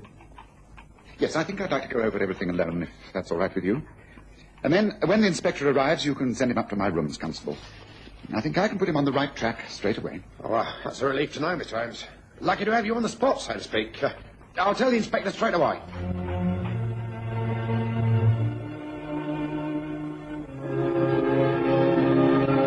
And so, about an hour later, as Holmes and I were finishing breakfast, Mrs. Hudson showed in our old friend, Inspector Lestrade. Lestrade. I wonder that Scotland Yard has been called in on such a minor case of murder. Morning, Holmes. Morning, Watson. Well, as a matter of fact, the powers that be heard you'd been at work, and they thought it might be more important than it first seems. Murder on the premises of anyone who's employed at the Admiralty has serious undercurrents. Yes, but this murder occurred in the Mews, in the coaching stables at the back of Mr. Chester's house. Nothing to do with Chester. That's right. But what is not known is that the house was burgled last night. And the housekeeper was let in, and when they opened up the place, they found that all of the famous silver plate had been taken. Now, these two events cannot be unrelated, Holmes. The man who killed Ben Mead must have used the Mews as an entrance to the house. There is, of course, a connecting gate and a pathway to the back door. Yes, but let's get the sequence in the right order. Ben Mead investigated the coach house, was killed by an intruder, who then took Mead's key and went into the house and stole the silver plate? Oh, no, I think not. Well, I don't know what order it happened in, but the two events must be connected. The coincidence is too great, don't you agree? Oh, yes. Yes, I do. Well, Holmes, where do we start? Any ideas? Oh, yes, plenty. It's a question of marshalling my thoughts. Now, let's take the death of the coachman as a start. You're looking for the murderer. He is approximately 5'8". He has red hair, and he has a tooth missing from the front of his mouth. Holmes, You aren't serious. Never more so. But how did you arrive at these conclusions? My dear Lestrade, you're as infuriating as Watson. You should know my methods by now. They are totally scientific. Nothing that I say is guesswork. I examined the coach stable in great detail. I found evidence. The fact that the dead man had put up a fight was very clear. He was bruised about the face. Now, bruises are very strange things. They come about in various ways. After death, for instance, they do not grow into blueness. The blood is not circulating. You understand? That's how we can tell the time when death occurred. Now, the knuckles of Ben Mead's hands showed definite, clear cuts. He'd landed several blows. Adhered to the blood on his hand were various hairs. I have them here in this envelope. They are, as you can see, rather vivid red hairs. Yes, I see. All right, Holmes, carry on. There's a broken tooth in that envelope also. I picked it up from the straw. It must have been from the man Ben was fighting, as Ben's teeth are quite intact. Also, on the beam of the stable, there were similar red hairs. They are also in the envelope. They show that if the man was hit and staggered back, his head would have hit the post at roughly 5.5 feet from the ground. That's reasonable to assume, therefore, that he is a small man. He must have had red hair and a beard. It's all quite elementary, really. Well, it's something to go on, isn't it? Oh, I think so. Now, London must have hundreds of men with red hair, but not all that many who also had broken front teeth. It narrows down your search somewhat, you must agree. Now, I've suggested in view of the fact that there was also a robbery, that the man was hired to do this job, therefore he is a professional and an experienced crook. May I make one final suggestion? By all means. Try Limehouse. There's a gin hall near the river. It's called the Waterman's. It's a place where all kinds of seamen gather. At the back of the hall, there is an old coach house which is used as a boxing hall and gymnasium. I've long suspected that it's merely a front cover for various smuggling activities. If you can get a couple of plainclothes men to dress as seamen and ask a few questions, you could pick up a lead on the man you're after. Well, that's a great help. Thanks, Holmes. I'll do exactly that. Good. Well, the best of luck, Lestrade, and keep me informed, won't you? Lestrade left, feeling rather pleased with himself, and I knew that if he succeeded in making an early arrest, Holmes would take none of the credit. In fact, Holmes appeared to lose all interest in the case, until later that day, when Mrs. Hudson showed in yet another visitor. This time, it was a man of considerable importance, Sir William Benningfield, of the Admiralty. Good day to you, Holmes. I don't know if you remember me. We met a couple of times at the Diogenes Club. Your brother Mycroft introduced us. Of course I remember, Sir William. Pray do take a seat and tell me why I'm so honoured by this visit. Thank you. Well, the fact is that we seem to have hit a spot of trouble. This is, of course, in the strictest confidence. Naturally. It's my assistant, young Paul Chester, the fellow who lives just at the back of here. The gentleman whose coachman was killed in a fight last night? Yes, that's right. I don't know if that has anything to do with my problem. I can't see how it can have. But anyway, the fact is that Chester has disappeared. He can't be traced at all. But he should have been in the office at the Admiralty yesterday and today. There's not a sign of him. We're very worried. You think he also might have been attacked? Huh? Oh, no, I don't think so. The fact is that for some time now we've been aware that certain information has been passed on to foreign powers. Very vital information regarding the latest naval armory. As you know, we in Britain pride ourselves on our secret service as best in the world. Information coming back to us leads us to believe that someone in the Admiralty has turned traitor. And you suspect it's Paul Chester? Oh, grave accusation, Holmes. I hardly like to put it in so many words, but the possibility does exist. Recently, I've been watching Chester. Only he and I have the keys to the safe where the codes are kept. Very few of us handle the top secret stuff. The codes are continually being changed. Now, I know Chester has been at work on certain papers. I am reasonably sure that he has been passing copies on to a contact in Austria. Your brother Mycroft is over there at the moment and has confirmed that the information is being leaked out there. And you think that Chester may have got wind of this, that he might be aware that you suspect him? That's right. I fear that he may be skipping out of the country with the latest plans. It's important that we find him and stop him. You say that he's been missing for 2 days. And he could easily be aboard a ship or even across the channel. Could be. But we must check. The point is, Holmes, will you help us? I'm sure Mycroft would wish you to. Yes, of course. I shall do everything I can, Sir William. If this case is becoming extremely interesting. Yes, I shall do everything I can.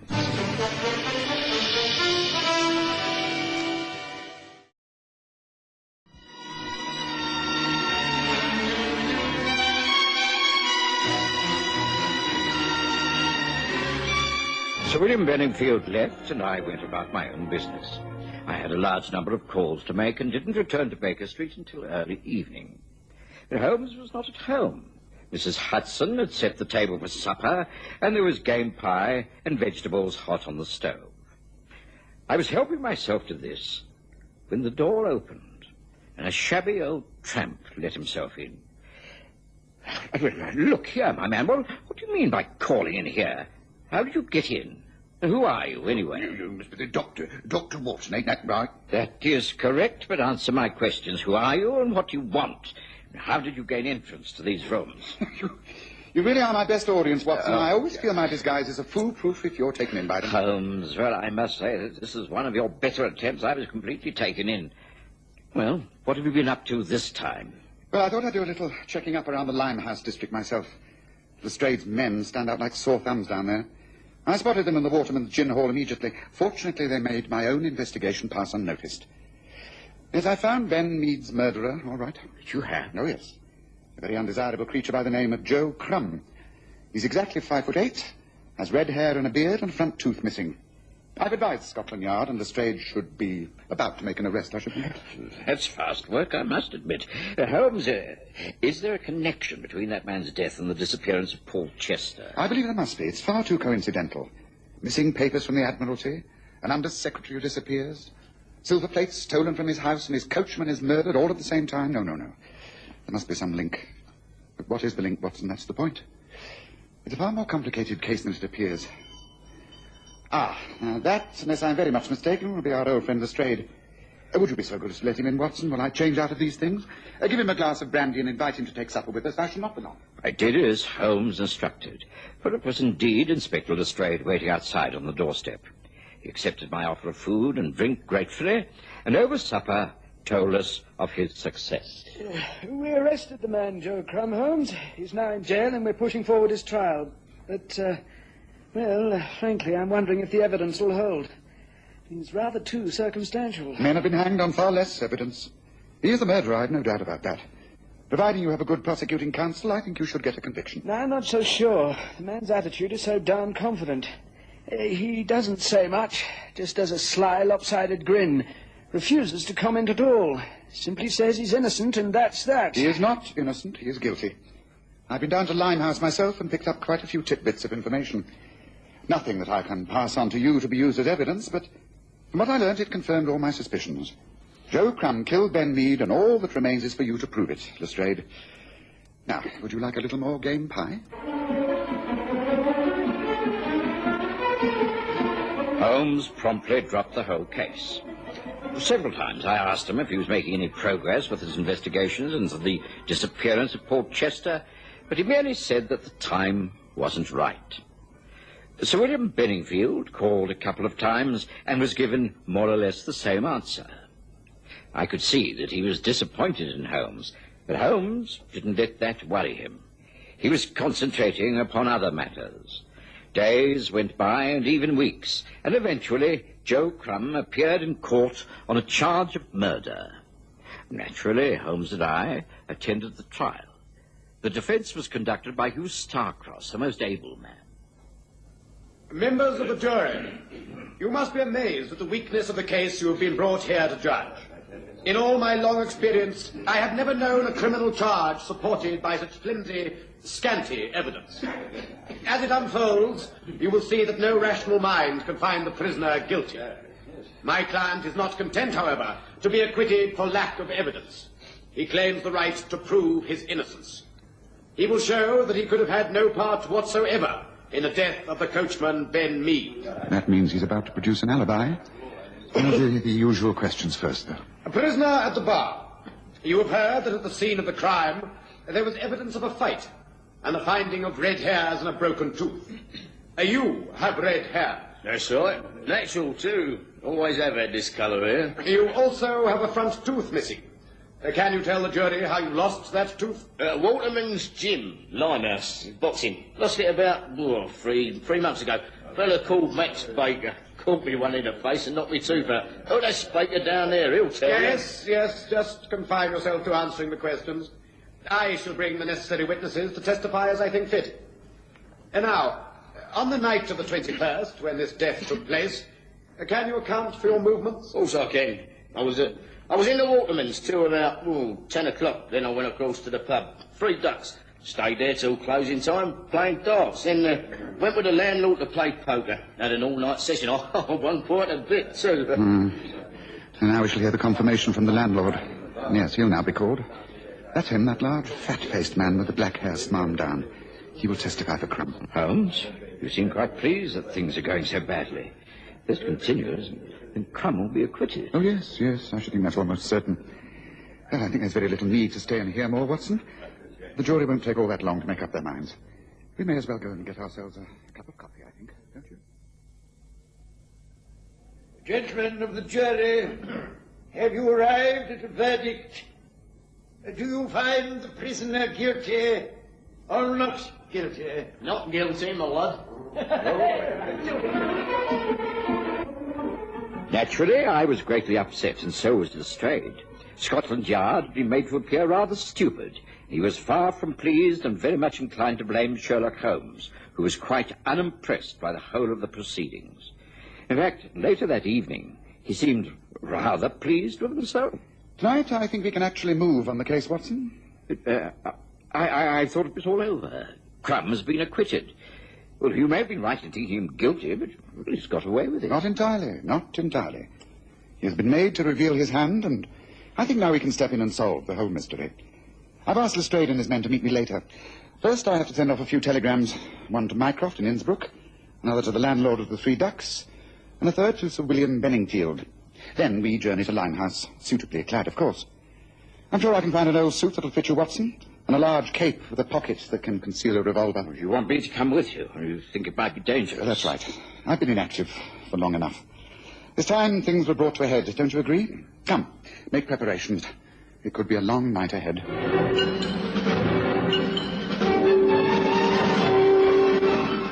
And so, on a rainy, windy night, Holmes and I took a cab to the East End of London and made our way by foot to the 3 Ducks public house. We didn't go in. It was nearly closing time.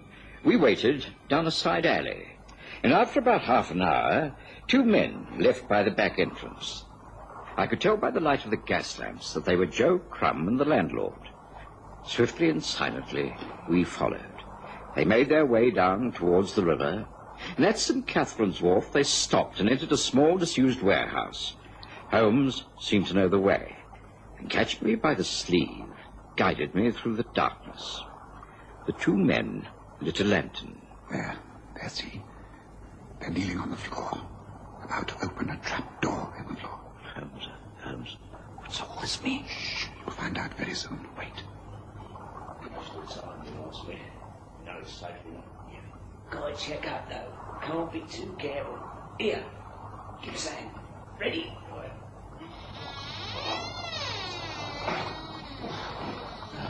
See, still there.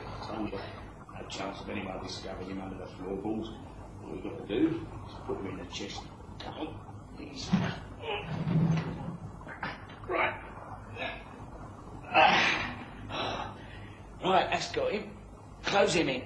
Good. Now, tomorrow, going to call the Santiago Star. Once right out at sea, the captain drops it overboard and that is down. We settle back in and start collecting. Rich men we're going to be nice and rich for the rest of our days. Worth taking a few risks for, I reckon, don't you? One risk too many, Crumb. What a devil! Don't move. There are 2 guns on you, and both my friend and I are crack shots. Cover them, Watson. Let's get Lestrade in here. He and his men have been following me. That's it. The game is up, Crumb. You may have got away with murder once, but this time you won't be so lucky.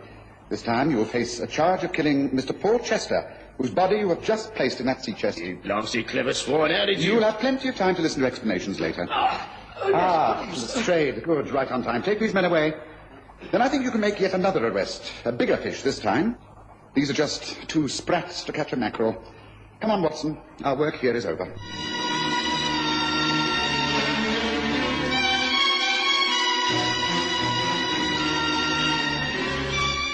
After the arrest of the two men in that warehouse, events moved at a bewildering pace. The body of Paul Chester was found, wrapped in canvas. It was clear that he'd been murdered, his throat cut from ear to ear. Under cross-examination, the landlord of the Three Ducks broke down and confessed everything. He turned Queen's evidence, and so implicated none other than Sir William Benningfield. Holmes was not at all surprised. You see, it was Benningfield's whole idea. It was he who had turned traitor and was passing on the naval secrets. Paul Chester found this out and was ready to expose him. So Benningfield had to get rid of him. The plan was to burgle the house in Chiltern Street, steal silver plate, and then send a message to Chester where to find it. Chester was lured to Limehouse, where he was killed, and his body placed beneath the floorboards of the warehouse until it could be shipped aboard a boat and dropped out at sea. Unfortunately, Joe Crumb was discovered by Chester's coachman, who was killed in a fight. I knew that it was the beginning of the case and not the end. Once Crumb was acquitted, he got overconfident. The landlord, being the spineless type, reacted to a telegram I sent him saying Chester's body had been found. They led us to him. My brother Mycroft is due back in England straight away. He'll deal with Benningfield. I think our job is over, Watson. So much for the Porter Mews mystery. Interesting case, but a little too close to home for comfort. Don't you agree?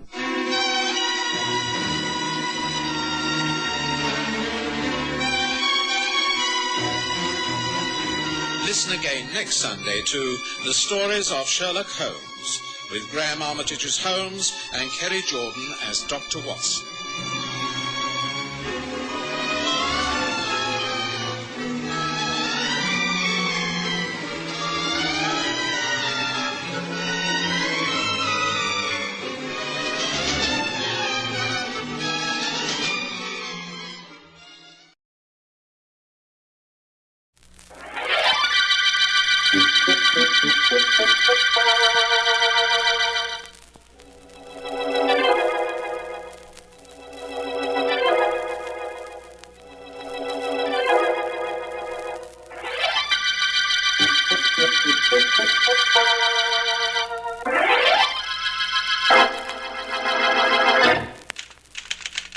Miss Deering, do you think you might stop typing for a moment and listen to me? I could try. Thank you.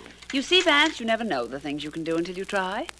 What am I to listen to? At the moment, a bit of thinking aloud. Markham phoned and asked me to wait for him in my office. Right. Why? I don't know. It can't be a murder case, or the eminent district attorney would have asked you to meet him at the scene of the crime. Say, who's doing this thinking aloud, you or me? Both of us. Markham said he was going to bring someone with him. Now, who could that be, and why? Well, it could be anyone, and for almost any reason. Ellen. I know. Go back to my typing. I'd like to make a wager with you. I'll bet I come closer to guessing the purpose of the district attorney's visit than you will. Vance, if I bet against your guessing or your reasoning, you'd have the only full-time secretary with no pay on record. Oh, there you two. Oh, hello, Mr. Markham. Come in, Doris. Welcome, Markham. And an extra special welcome to your lovely companion. Miss Jane L., may I present Philo Vance and Ellen Deering. How do you do? How do you do? Jane L. How do you do? Come into my private office, Markham. Thanks, we will. Come along, Miss Jane L. Go right in, Miss Dinell. Thank you. Markham. Thanks. Oh, Miss Deering. Yes, Mr. Vance. You should have made that wager. I've never been further off base in my life. Now he tells me. Well, I'm delighted to see you, Markham. And I hope I know why you're here.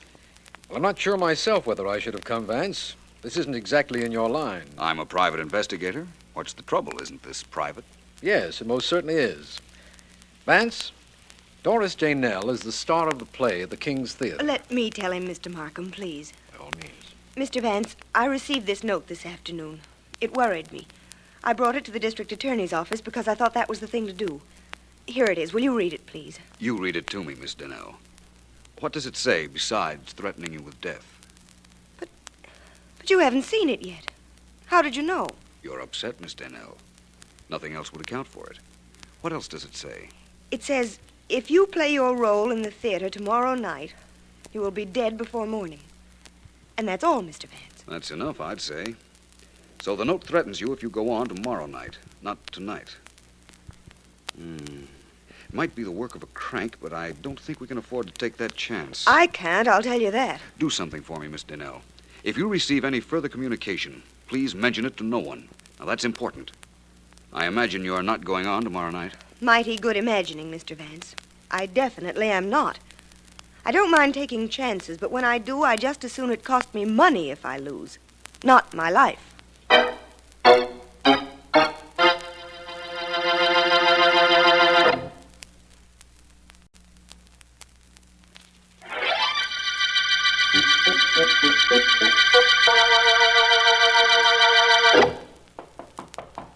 Yes, who is it? It's Betty Wheeler, Miss Donnell. May I come in? Sure, come on. You wanted to see me. Badly. Betty, how long have you been my understudy? About 3 months, I'd say. And you've never had a chance to go on? No. Well, you've got one now. Here, throw this towel in the laundry bag, the one hanging on the door. Catch. Is this your laundry bag? It isn't anything Santa Claus is waiting to pick up. Just the laundryman, and he won't be here for 2 days. Well, what about tomorrow night? Do you want to go on for me? Do I? Playing the lead on Broadway opposite Jack Aldridge. Oh, I can hardly believe it. But may I ask one favor? Sure, kid. What? May I use your room? Why not? I've never used a star's dressing room. The joint's yours for tomorrow night. Take it with all the trimmings. Yes? Hiya, decent, Doris? Sure. Come on in, Peters. As if there was a way of keeping a company manager out of the dressing room. Hi, Doris. Hello, Betty. What's going on here? Hello, Convention? Mr. Peters. Have you heard I'm going on for Miss Donnell tomorrow night? Huh? What's the matter, Doris? Don't you feel good? I feel fine, but I'd like to stay that way. I got a note threatening my life if I work tomorrow night. What? Maybe it's a gag, but I'm not taking any chances. Just one performance? That's all the note said. Peters, Betty here is your star for one night. Well, this show is getting jinxed. I'm sure of it. First it's robbery, and now it's this threat. What's this robbery routine? Somebody steal a bow? Stealing a bow? Somebody stole the receipts from the office 2 nights ago. Over $4,000. And the cops are going crazy because they can't find any evidence of anybody breaking in. Inside job, huh? That's the way it looks. But that doesn't help this threat business any. Doris, you wouldn't... No, I wouldn't. That's what I thought. Mr. Peters, are you in there? That sounds like our director.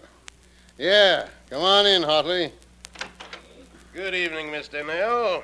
Miss Wheeler. Good evening, Mr. Hartley. Peters, they told me you were in here. That was very nice of them. And you found my dressing room without trouble. Well, the director of our show has a sense of direction.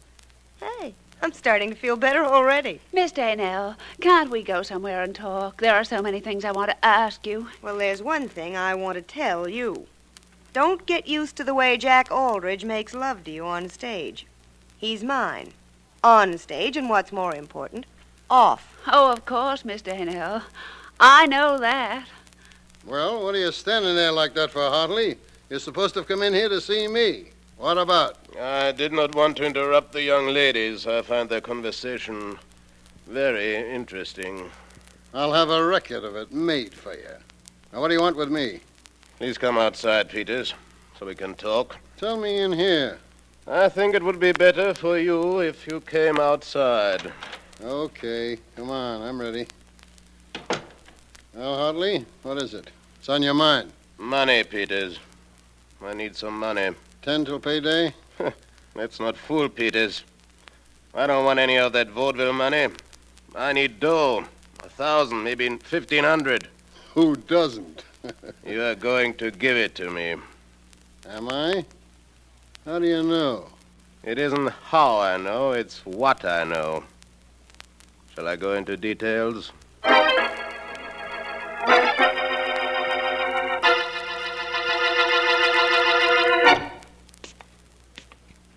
Jack, you know, I think I'm being a sap for believing that threatening note I got was on the level. Maybe you're right, Doris. I just don't know. Nothing happened at tonight's performance. It wasn't supposed to be tonight that anything happened.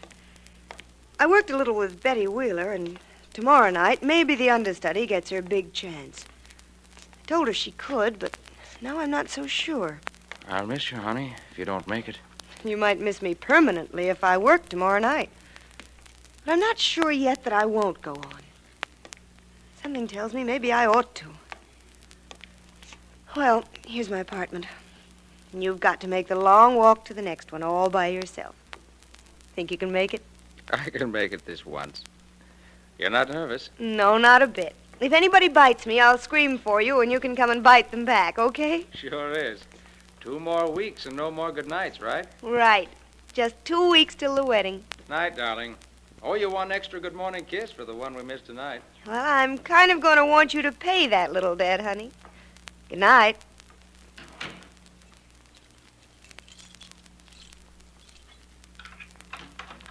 Oh, what's the matter with this lock?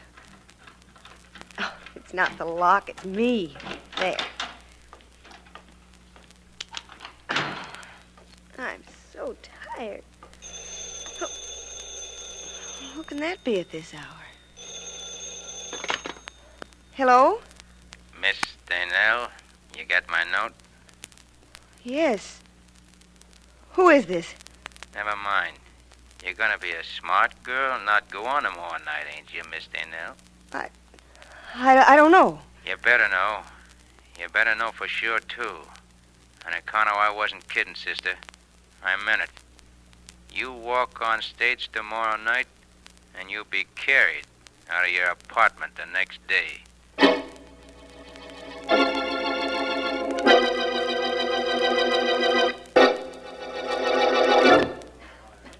Hey, everybody. 20 minutes to rehearsal time. 20 minutes.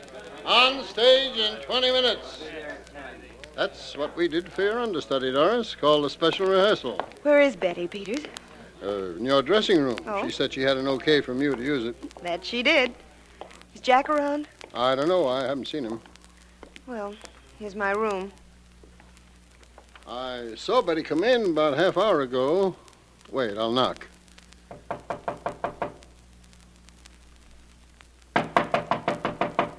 Hey, she couldn't have gone out, or I'd have seen her. Betty! Betty! Miss Wheeler! Hey, Wheeler, open up. Peters, I never locked that door in my life. Something's wrong here, Doris. Hey, somebody, Miller, Hartley, come on over here. Something's the matter in Doris's dressing room. Doris. Well, it isn't me, Jack. It's Betty Wheeler. She was using my room. Oh, thank goodness. What's going on, Peters? I don't know. Wait a minute. I got a key to this dressing room. Betty took mine yesterday. Miss Wheeler is in there. I saw her go in. Thanks, Hartley. You're a big help. Yeah, here's the key. Jack, darling, stay close to me. I think I'm getting scared. Come on. Betty. Good Lord. Well, let me... Honey, Get back, everybody. Everybody keep away from this room until the police get here. Betty Wheeler has been murdered.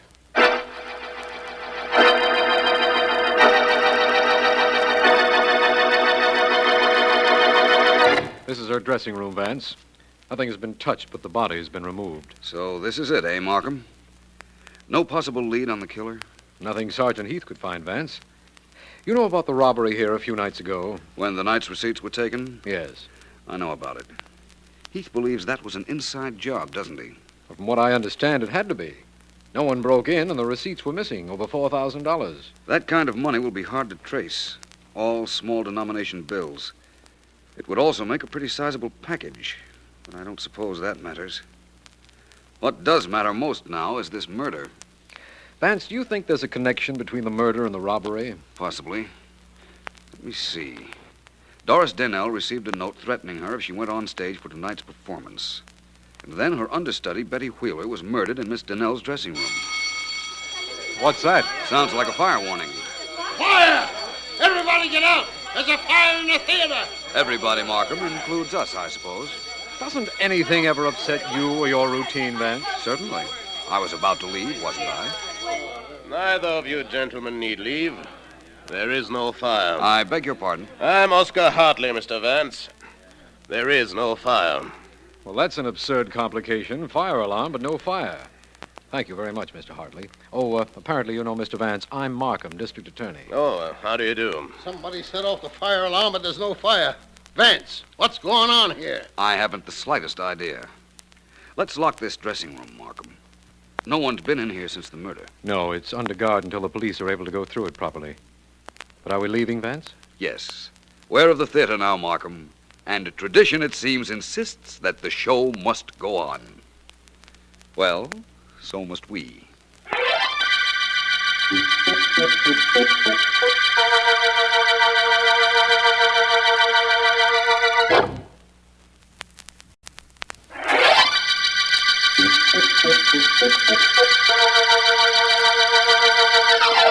This is District Attorney Markham. The Backstage Murder Case began when Doris J. Nell, stage star, received a note threatening her life if she played her role the following night. The threat came after the theater office had been robbed of $4,000 in small bills. Vance appeared at the theater after Betty Wheeler, Miss J. Nell's understudy, had been murdered, and met Peters, company manager, and Oscar Hartley, director of the show. He has yet to meet Jack Aldridge, Miss J. Nell's fiancé and leading man. I have just had a report that Peters, the company manager, is in his office with Doris J. Nell. It's just about the time for the Christmas. Look, I don't want to hear any more about it, Doris. You're going on tonight. You've got to. I can't, Peters. I just can't. Can't? Why? Because of what happened to Betty? Not only that. I can't tell you why. Mr. Vance told me not to. What is all this? What's going on here? Oh, all right, I'll tell you. I got a phone call last night. It warned me not to go on. Mr. Vance told me if I received another threat, I was to mention it to no one, and I haven't till now. You told nobody? Nobody but you, Peters, not even Jack. Doris, you've got to go on. I'll fill backstage with policemen if necessary, but you've got to go on. Oh. I can't refund the money for tonight's performance, and I'll have to if you don't work. We're in a financial jam as it is. What with that money being stolen? I know, and I'm sorry, but I Doris, simply I can't. know how you feel, and I'm sorry, too. But please, do this for me, for yourself, for the rest of the company. You've got to do it.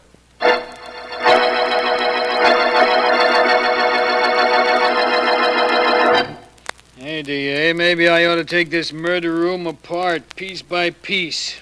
Maybe then I'd get a clue to who killed that Betty Wheeler. Well, if you think that'll help, go ahead, Sergeant Heath. Maybe that won't be necessary, Heath. Hello, Markham. Oh, hello, Vance. Heath and I were just sitting here in the dressing room trying to reason out this Wheeler murder. That's not a bad way of solving a murder, Markham. Heath, what's the status of this room? What's been done to it since the murder? Nothing yet. Fingerprint men went over it, found nothing. I'm thinking of taking it apart. Not a bad idea. What's this on the back of the door? You mean the laundry bag? No, I mean this tacked-up notice. Don't forget to turn out lights. Laundry will be picked up every Friday. That's tomorrow. Please leave key with doorman.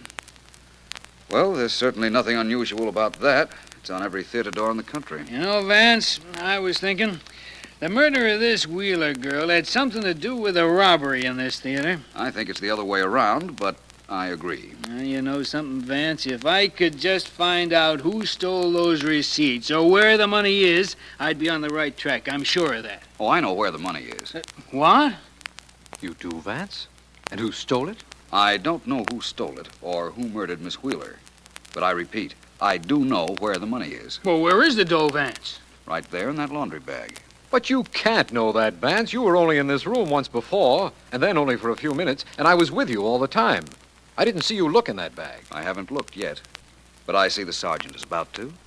Go ahead, Heath. Dump all that stuff on the floor. That's just what I'm doing. Holy mackerel. This package.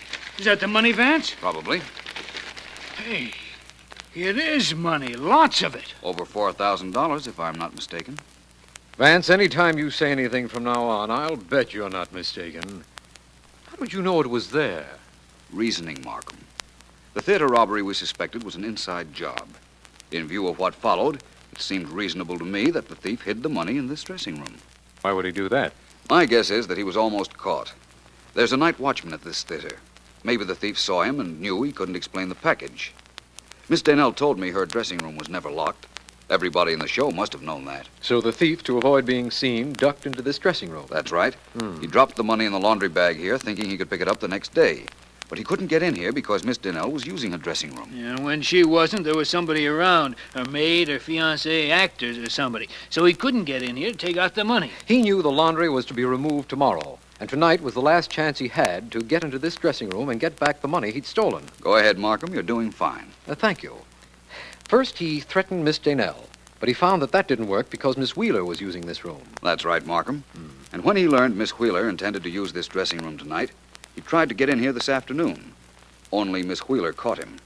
He had to kill her. But he still had no chance to get the money out. Later, he tried to get us out of the room with that fake fire. But that didn't work either. Yes, that certainly sounds reasonable, Vance. It's what happened, Markham, I'm sure. Let's not say anything about finding this money as a first step. Toward finding the killer? That's right. And, Markham, what a big step that's liable to be.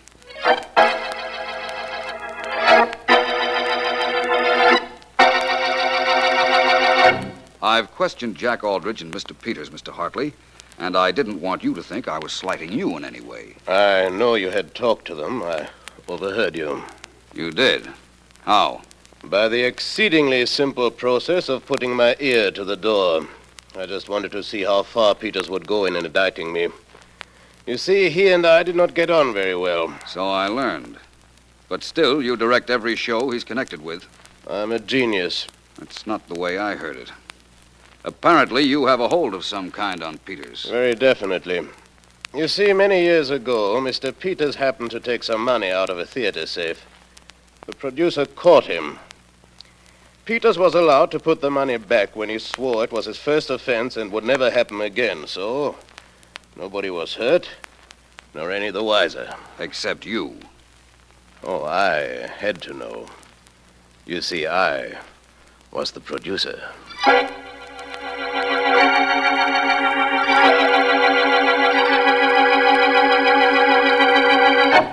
It's an hour before curtain time, Vance. Aren't you going to the theater to watch Doris Desalles if you decide she is to go on? Probably. And you're going with me, Miss Deering. Well, good. You think I might have time to hop off home and don some gayer raiment? Yes, if you like. I thought I'd... Vance, you've got to come to the theater now. Sit down, Aldridge. Relax. What's the trouble? Doris received another threat. A phone call last night. The murderer insisted she doesn't go on and that there be no performance tonight. No cause for your excitement, Aldridge. No cause for excitement? After what's happening in our theater? I love that girl, Vance, and all this is making a wreck of her. She says she'll go on if you tell her to, but you can't take a chance with her life. I'm sure the murderer intends to strike again. That sounds like a line out of a play. But very well, Aldridge, I'll go. I'm sorry, Ellen. You won't have to bother about changing your dress. I'm going to see a murderer about changing his mind.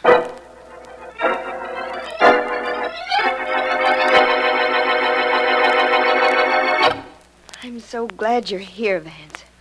When you're around, I feel much safer. That's hardly a tribute to my romantic appeal, but I like it, Miss Desalles. I'm just taking a little inventory. How many phone calls did you receive? Just one. The one in my room. Oh, Vance, I told Mr. Peters about the call. I had to. I was trying to tell him why I couldn't go on tonight. You're going on, Doris, and you're going to be great. But the man who murdered Betty and who threatened me, Vance, what about him? Him? Oh, I know who he is, Miss Desalles. He probably thinks he's very clever. I'm going to let him make his second mistake. Second? What was the first? Thinking he was very clever.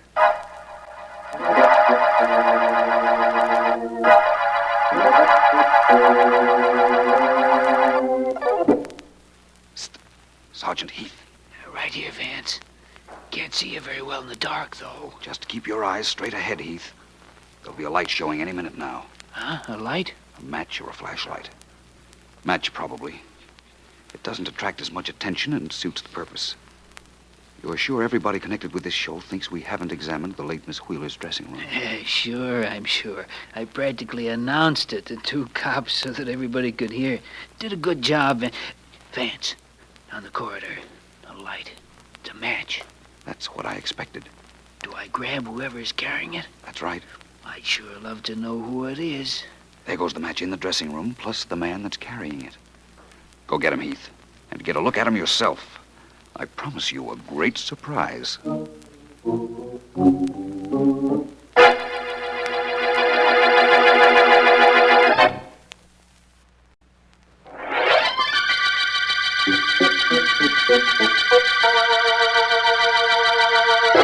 Ellen, how long will you be getting dressed? Not long. What's the hurry? Won't they hold up the show till we get there? Well, Vance, how do I look? As interesting as an unsolved murder. As soon as I find out if I like that, I'll thank you. And speaking of unsolved murders, let's talk about one you solved. The Backstage Murder Case. I understand from Mr. Markham that you had everything in the case all figured as you went along. How'd you know? Trade secret. Let's trade secrets. I'll tell you why I like going out with you, and you tell me how you knew the murderer. Deal. You know all about the robbery of the theater safe and its association with the murder of Betty Wheeler? Yes, of course. Your turn. Well, I like going out with you because I never know what you're going to do or say next. Your turn. Oh, just a second. Seems to me that I understood Doris Daynell got a phone call from the murderer several nights ago, just a few seconds after she'd said goodnight to a fiancé. Now, how could the murderer have been Jack Aldrich? Very easily. He needed only a few seconds to go into his apartment and call Doris to threaten her. Well, I'm waiting, Ellen. Oh, let's see. I like going out with you because you're so different. Now, another question. How did you know it was Aldrich? Good question. When he came breaking into our office last evening, he seemed terribly distressed about the phone call his fiancée had received. Mm-hmm. He wasn't supposed to know anything about that phone call. Doris didn't tell him. Peters, whom she told, didn't tell him. So? So the only way he could have known about it is if he made the call. So he made it. Now it's my turn to say something nice to you, isn't it? Mm-hmm. Well, let's see now. Well, is it that difficult? No, I've got it. I like going out with you on account of most of all, I like going out with you. A little repetitious, but very flattering repetition. Well, that's about all there was. Of course, while I knew his identity, I couldn't prove it. So I set the stage for Aldrich to steal back the money he had hidden in Doris Daynell's laundry bag. He tried to, and Sergeant Heath took care of him. I'm glad. That Sergeant Heath took care of Aldrich? That and the fact that you were right again, and that we're going out, and that you're you, and that I'm me, and most of all, I'm... What? Glad. Yes? That this is the end of the Backstage Murder Case.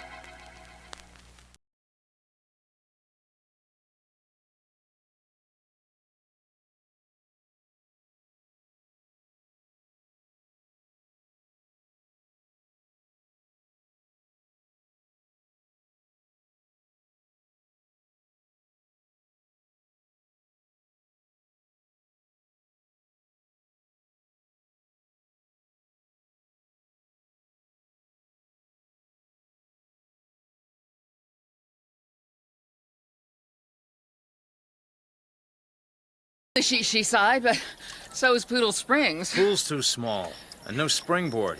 The master bedroom has a bed as big as a tennis court. Well, that's nice. We don't get on together, we can be distant. Oh, I'm paying $1,200 a month for this dive. I want you to like it. It'll be the first time I've been kept. Can I wear a sarong and paint my little toenails? Damn you, Marlowe. It's not my fault I'm rich. We could, have an early lunch and, a siesta. You have an early lunch. I'll go downtown and look for an office. There must be some business in Poodle Springs. Oh, I hate you. I don't know why I married you. Can I borrow the car? Tomorrow I'll fly back to L.A. and pick up my olds. Can it wait? Does it have to be like this? It all seems so unnecessary.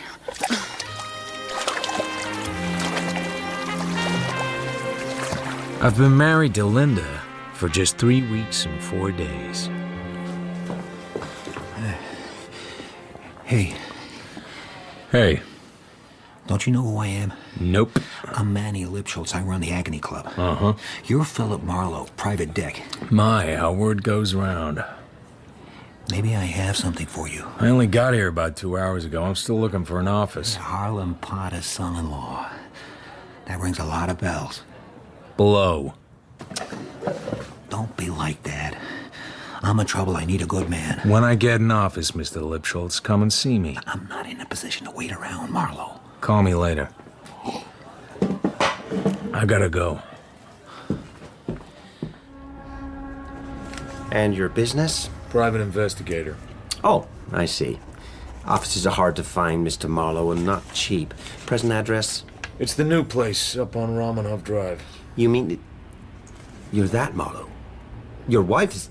She's Harlem Potter's daughter. Uh-huh. I'm sure we can fix you up, Mr. Marlowe, sir. Absolutely. But why do you want a side street? I can't afford a showy layout. But your wife... I'm paying with my own money. Very good, Mr. Marlowe, sir. I'll see what we can do. Right away. On the way back to Marlowe Mansions, a big Buick is behind me, taking it easy. At a stretch of road that seems empty, it suddenly pulls past and cuts across. 2 men jump out. A couple of guns flash into their busy hands. I reach for the glove compartment, but there isn't time. Lippy wants to talk to you. Let me guess. Lippy would be Mr. Lipschultz of the Agony Club. Why does he want to see me so badly that he sends a couple of schnooks after me? Big stuff. I didn't think we were such close friends that he couldn't eat lunch without me. One of the boys moves around and reaches for the right-hand door of my car. It has to be now if it's going to be at all. The boys go reeling. I smash hard into the rear of the Buick. I can't see what it does to Linda's car. I yank the glove compartment open and grab my .38. The smaller hood is running. The other one's still on his ass. I fire a shot over their heads. If Lippy wants to talk to me, he can't do it with me full of lead. Never show a gun unless you're prepared to use it. I am, you're not. Maybe I will go see Lippy. I need some advice about his staff.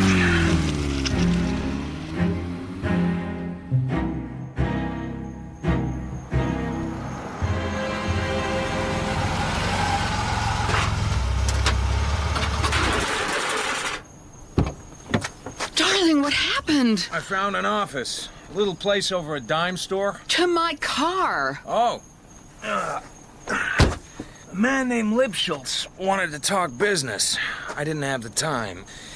On my way home, he had a couple of morons with guns try to persuade me, so I bashed them. With my car. You said we needed a sedan for the evenings.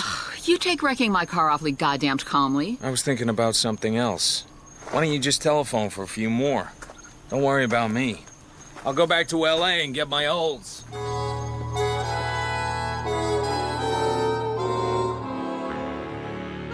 The Agony Club is northeast of Poodle Springs, just over the line in Riverside County. The hoods frisk me for my gun and take me into a big office that belongs to Manny Lipschultz. Glad you could make it. Gotta make a living. Yeah, sorry about the boys. Uh-huh. See, I got a problem, Marlowe.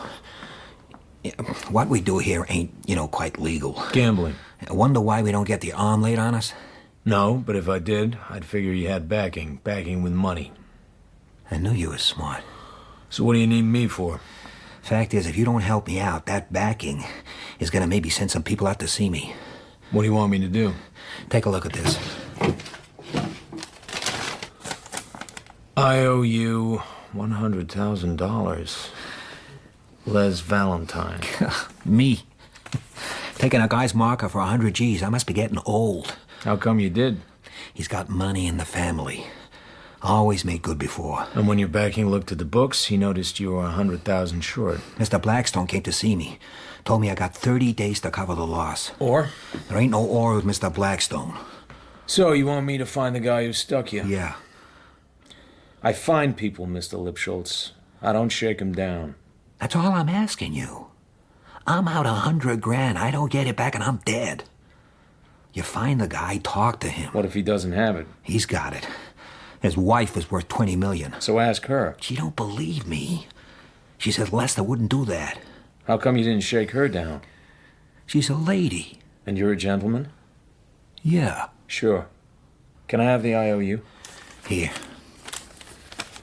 So where do I find this guy? Valentine. Les Valentine. Lives with his wife in Poodle Springs. Want me to look it up? I'll look it up. I'm a trained sleuth. The Valentine house was out near the racket club. A Japanese houseboy took my hat and parked me in the front parlor. On the end wall was a series of photographs, full of arty lighting and odd over-the-shoulder poses of young women. On an easel near the doors to the patio was a big blow-up of a man and a woman in her late 30s. The man was balding, with rimless glasses and a smile that said, "Don't pay attention to me." The woman had a mouth that said, "I won't give you a damn thing," and a body that said, "You can have anything that you can take." Mr. Marlowe. Nice photo. Is that your husband? That's Les. He set the timer and joined me. He's very clever. I'm trying to locate your husband, Mrs. Valentine. Really?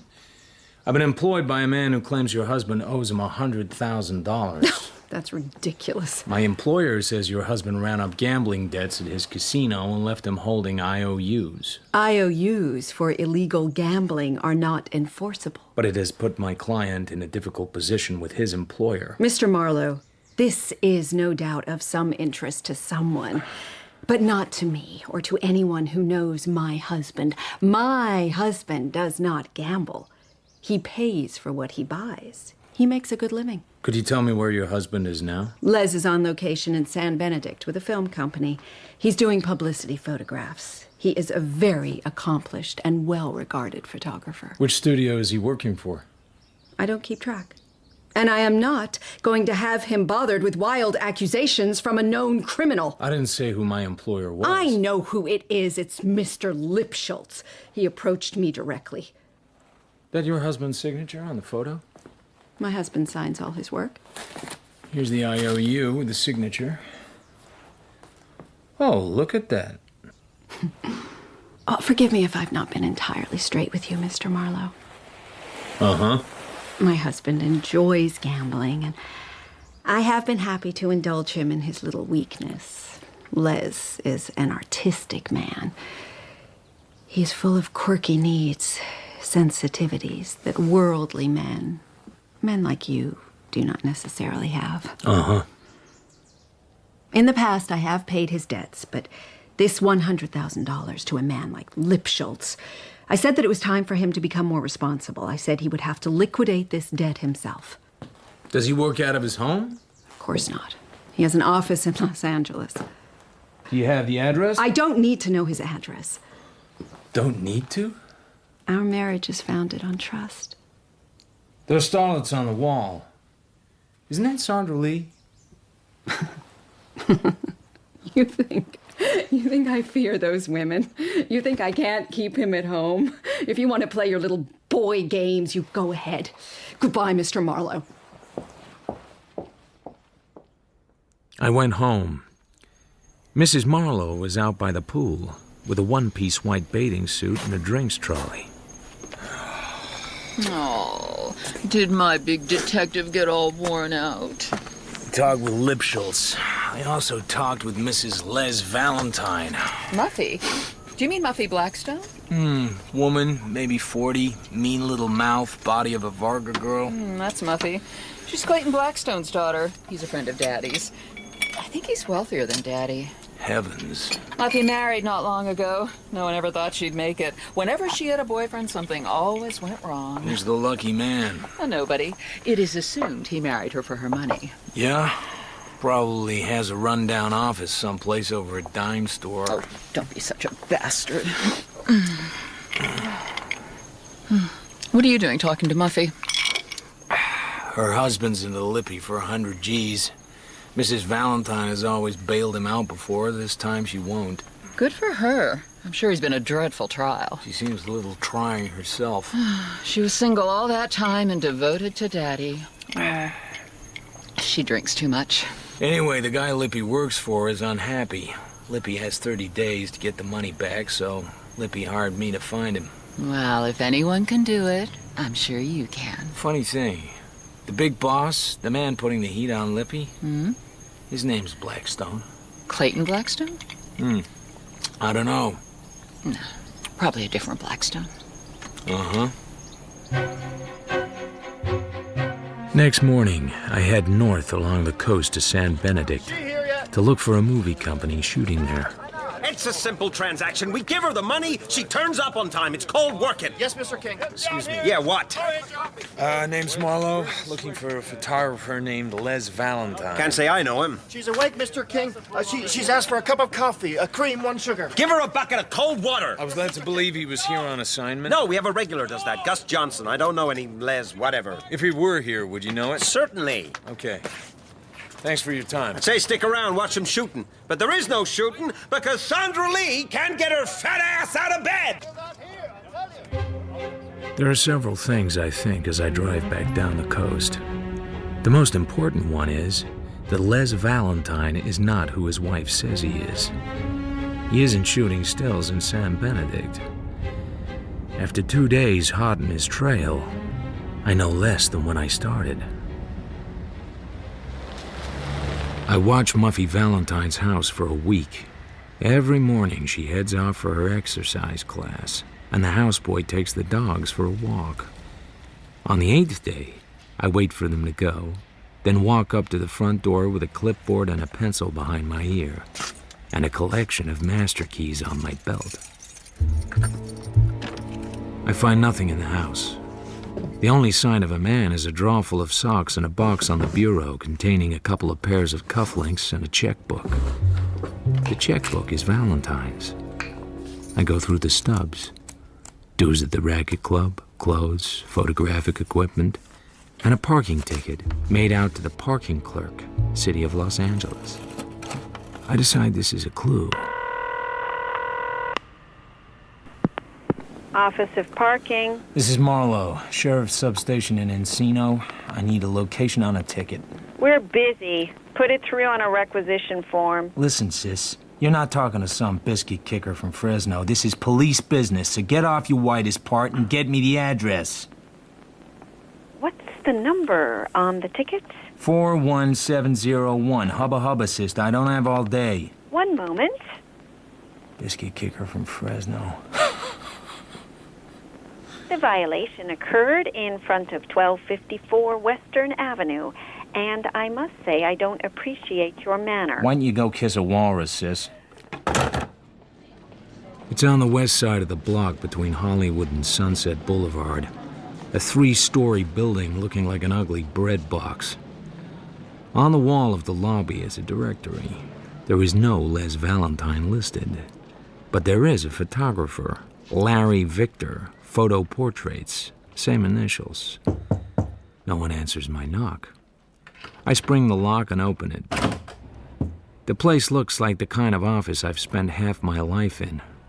Old roll-top desk, wobbly swivel chair, filing cabinet. In the bottom drawer is a half-empty bottle of cheap scotch and a big box file. In the file are about 100 glossy prints of naked women doing a variety of tricks, some of them quite old. One of these women is a young Sandra Lee.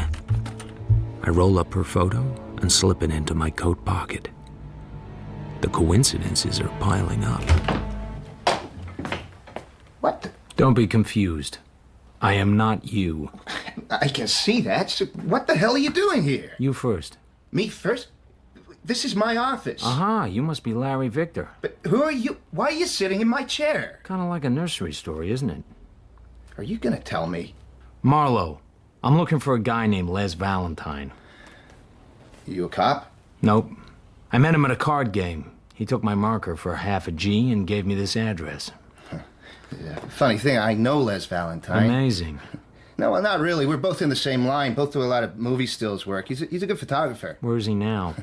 Heard he was out of the country. Heard of a guy named Manny Lipschultz? No. Swell name, though. We're all swell. Just a couple of swell guys lying to each other on a pleasant afternoon. I go out onto Western Avenue and sit in my car and wait to tail a guy who isn't the man I'm looking for. But there's something about him that bothers me. After about 20 minutes, he comes out of his office on foot, and I follow him 2 blocks into a bar called Reno's. I let him settle at the bar and sidle into a booth. You want a drink? Gimlet on the rocks. Larry Victor's at the bar, and beside him is a blonde in a very short skirt, and she's mad as hell. She takes something and shoves it at him. He puts a pair of rimless glasses on to look at it, and I realize what's been bothering me. Except for the hair, he looks like a picture I saw of Les Valentine. And hair can be arranged. He shoves the photo back at the blonde and heads for the door like a man leaving his wife for good. He gets his car from the curb near the office, and I follow him down onto the freeway and south to Venice Boulevard. He pulls up behind a beachfront bungalow. I park further down and cut up the beach walk. Larry Victor is sitting on his porch with a black-haired young woman with big dark eyes. They're drinking beer from the bottle and holding hands. The girl leans over and kisses him, and he reaches up in an automatic gesture and straightens his hairpiece. Bingo. Les Valentine. And then there's something else strikes me about these two. They look happy. Did you detect anything good today, darling? I found Les Valentine. Oh, how exciting for you. I'm sure it compensates for missing our dinner at the club. Sorry, the whistle doesn't blow at cocktail time for me. Don't you want to be with me? Of course I want to be with you. I want to spend all my time in bed with you, having cocktails by the pool with you. And if I give in to that, you might as well get me a little jeweled collar and take me for walks. So where'd you find him? He's living in Venice Beach under the name of Larry Victor. Has a photography studio in Hollywood. Oh, Mr. Lipschultz will be awfully pleased. If I tell him. Why wouldn't you? There appears to be a Mrs. Victor.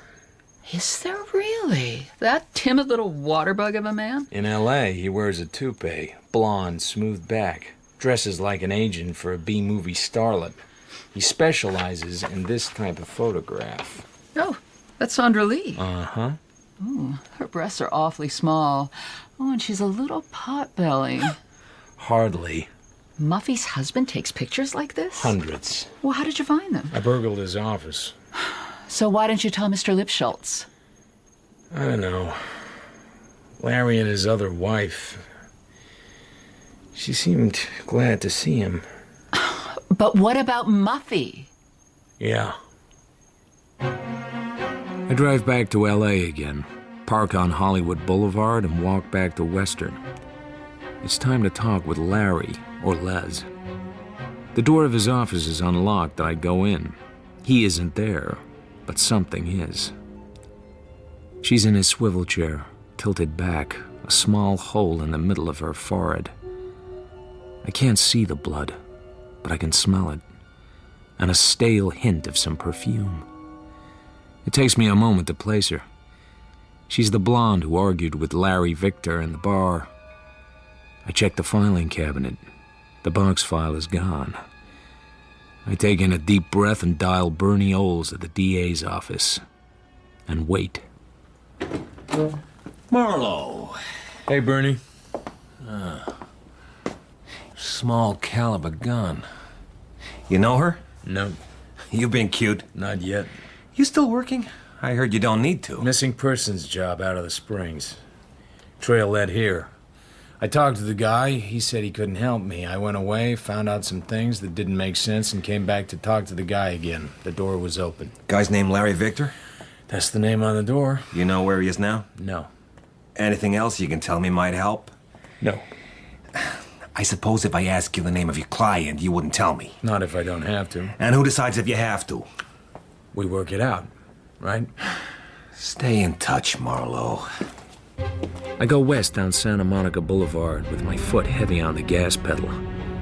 It won't take the cops very long to find out where Larry Victor lives, and I want to get there first.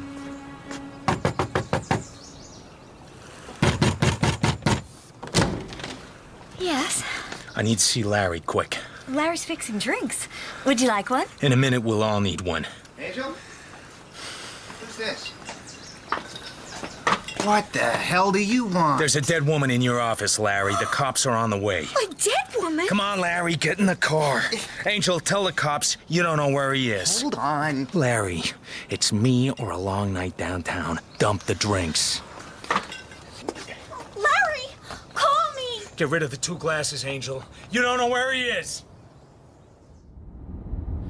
I didn't kill her. But you knew her. What the hell you say? You just had a fight with her at Reno's bar. How'd you... I followed you. Followed me? Try not to say everything I say. I followed you to Reno's, and then I followed you home. Is Angel your wife? Yes. And is Muffy Valentine your wife? Muffy Valentine? I told you not to do that. Who's Muffy Valentine? Les Valentine's wife. I saw a picture of Les in her house. If you put on your glasses and took off your rug, you'd look just like him. So, do I call you Larry or Les? You legally married to Angel? Well, this is certainly pleasant. No smart guy remarks, no lies, just the soothing sound of my own questions. Got a photo of Sandra Lee here. I assume you took this when she was just starting out. Jesus Christ, Marlowe. Yeah, you have it all rolled up and folded away neat. Then there's a murder and everything unravels. What am I gonna do? You're gonna tell me what's going on. The cops know about me? Not from me. When I left them, they just had the corpse in your office. You were there? I discovered the body, stiff a minute Marlowe. I went there to ask you about being Larry and Les. Door was open, she was sitting in your chair. Somebody had shot her in the head with a small caliber gun. Yeah. You got a cigarette? Here.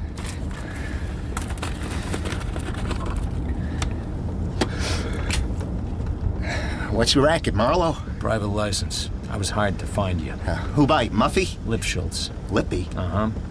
For the markers. Uh-huh. I was trying to build a stake. What for? To get out of the Springs. Muffy, her old man. All of it. You married Angel before or after Muffy? Before. Let me guess. You met Muffy someplace, maybe shooting some pictures? Yeah. And she liked you, and you saw the big burrito all of a sudden, after dancing all your life for dimes. Angel know you married Muffy? She thinks I go away on assignments. So, you're gonna get your hand in Muffy's trust fund, and then you were gonna scoot back to L.A. and disappear. With Angel? Something like that. Except you couldn't get the dough. No. So, you tried to parlay it at the Agony Club, and found out that it's hard to beat the house. I think the game was rigged. Yeah, sure. So, well, how come you didn't tell the cops? How come you came tearing out here to save me? I'm a romantic. A what? I saw you and Angel together the other night. You looked happy. You're a piece of work, Marlowe. Uh-huh. I didn't kill her. Then tell me how she ends up at your office sitting at your desk with a bullet hole in her forehead. I don't know. What was her name? Lola something. I hardly knew her. What were you arguing about? But I used to date her. But you don't know her last name? I can't remember every name, huh? Remember this one, pal, or I'll drive you straight downtown. Don't do that! Jesus Christ! Faithful. Her name was Lola Faithful. Stage name. That's how she was in the book when I was dating her. And she was mad because you weren't dating her anymore? She was mad as hell. How long you been married to Angel? 3 years, 7 months. Break up with Lola before that? Sure, hell, what kind of a guy you think I am? So, like, 4 years ago, you ditched Lola Faithful, and a few days ago she's in a bar screaming about it? She carried a torch. Not my fault. If you don't believe me, why are we here? 2 things. 1, I don't think you got the iron in your bones to kill a man. You ever kill anybody, tough guy? 2, why would you kill her right there in your office and leave her and not even lock the door? Hey, that's true. You got a place to go? No place the cops wouldn't think of. They know about Muffy? No, Jesus, nobody knows about her. Go there. Muffy's? Why not? She's your wife. It's your house. How am I gonna get there? I'll drive you. All the way? I live there. Marlo. Holy Christ, are you the guy that married Harlan Potter's daughter? She married me. You live right down the street from me. In a small world. The big burrito. You just keep your mouth shut and hide out with your Poodle Springs wife until I figure this out. I drop him in front of Muffy's place, put the olds in gear, and drive on towards the house I share with my own poor little rich girl. So obviously Les, or Larry, or whatever he calls himself, is a compulsive gambler. Obviously he's a fortune hunter. Obviously he's dishonest. Why are you protecting him? Why not simply turn him in? He doesn't understand either. I should think he wouldn't have worm. What kind of a man would get himself into this kind of mess? I think he's addicted. To drugs? To risk. Why does someone feel that way about gambling? It's the danger of losing. It gets the juices going. He likes to lose? He likes the chance of losing. It excites him. So he gambles and commits bigamy and takes pornographic pictures and maybe murders someone? Well, things got out of hand. And I don't think he killed the woman in his office. You seem to understand him well enough. I'm a detective. Maybe you do the work you do because it's dangerous. Maybe it gives you a thrill. Like Larry? There must be some reason why you don't stay home and spend the afternoon with me, you bastard.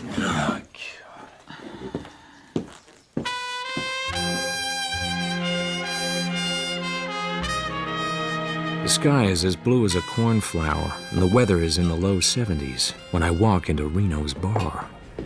What'll it be? Right, straight up. Lola Faithful coming here much? I might run a tab. Here's 20. Okay. Lola Faithful coming here much? Oh, Lola, sure, yeah. I didn't get you the first time. Hell, Lola comes in here all the time. Christ, that's what she does. She comes in here. What can you tell me about her? Well, I think she used to be some kind of hoochie-coochie dancer. And? And nothing. That's all I know. Know a guy named Larry Victor? Sure. Lola and Larry were hollering at each other here at the bar just the other day. What were they fighting about? She had something on him. She was going to get even, I guess. She had something on him? She was going to make him pay. What did she have? Hell, I don't know. That's all I know. There's always something. Where's Lola live? Kenmore. 222 Kenmore. Want another drink? Not just now. Keep the change. 222 Kenmore is on the left side as you drive up toward Franklin. The lawn has gone to hell.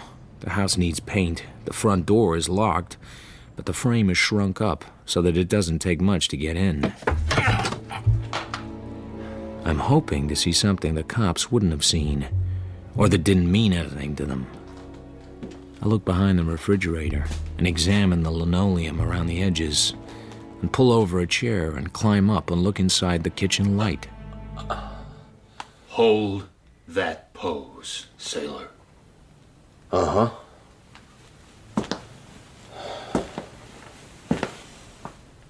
Put your hands on top of your head. Now step down off of there. Uh-huh. Now, sailor, why don't you tell me about who you are and how come you're here? Stuff like that. My name's Marlowe. I'm a private eye working on a case. Know who owns this house? Woman named Lola. She's dead.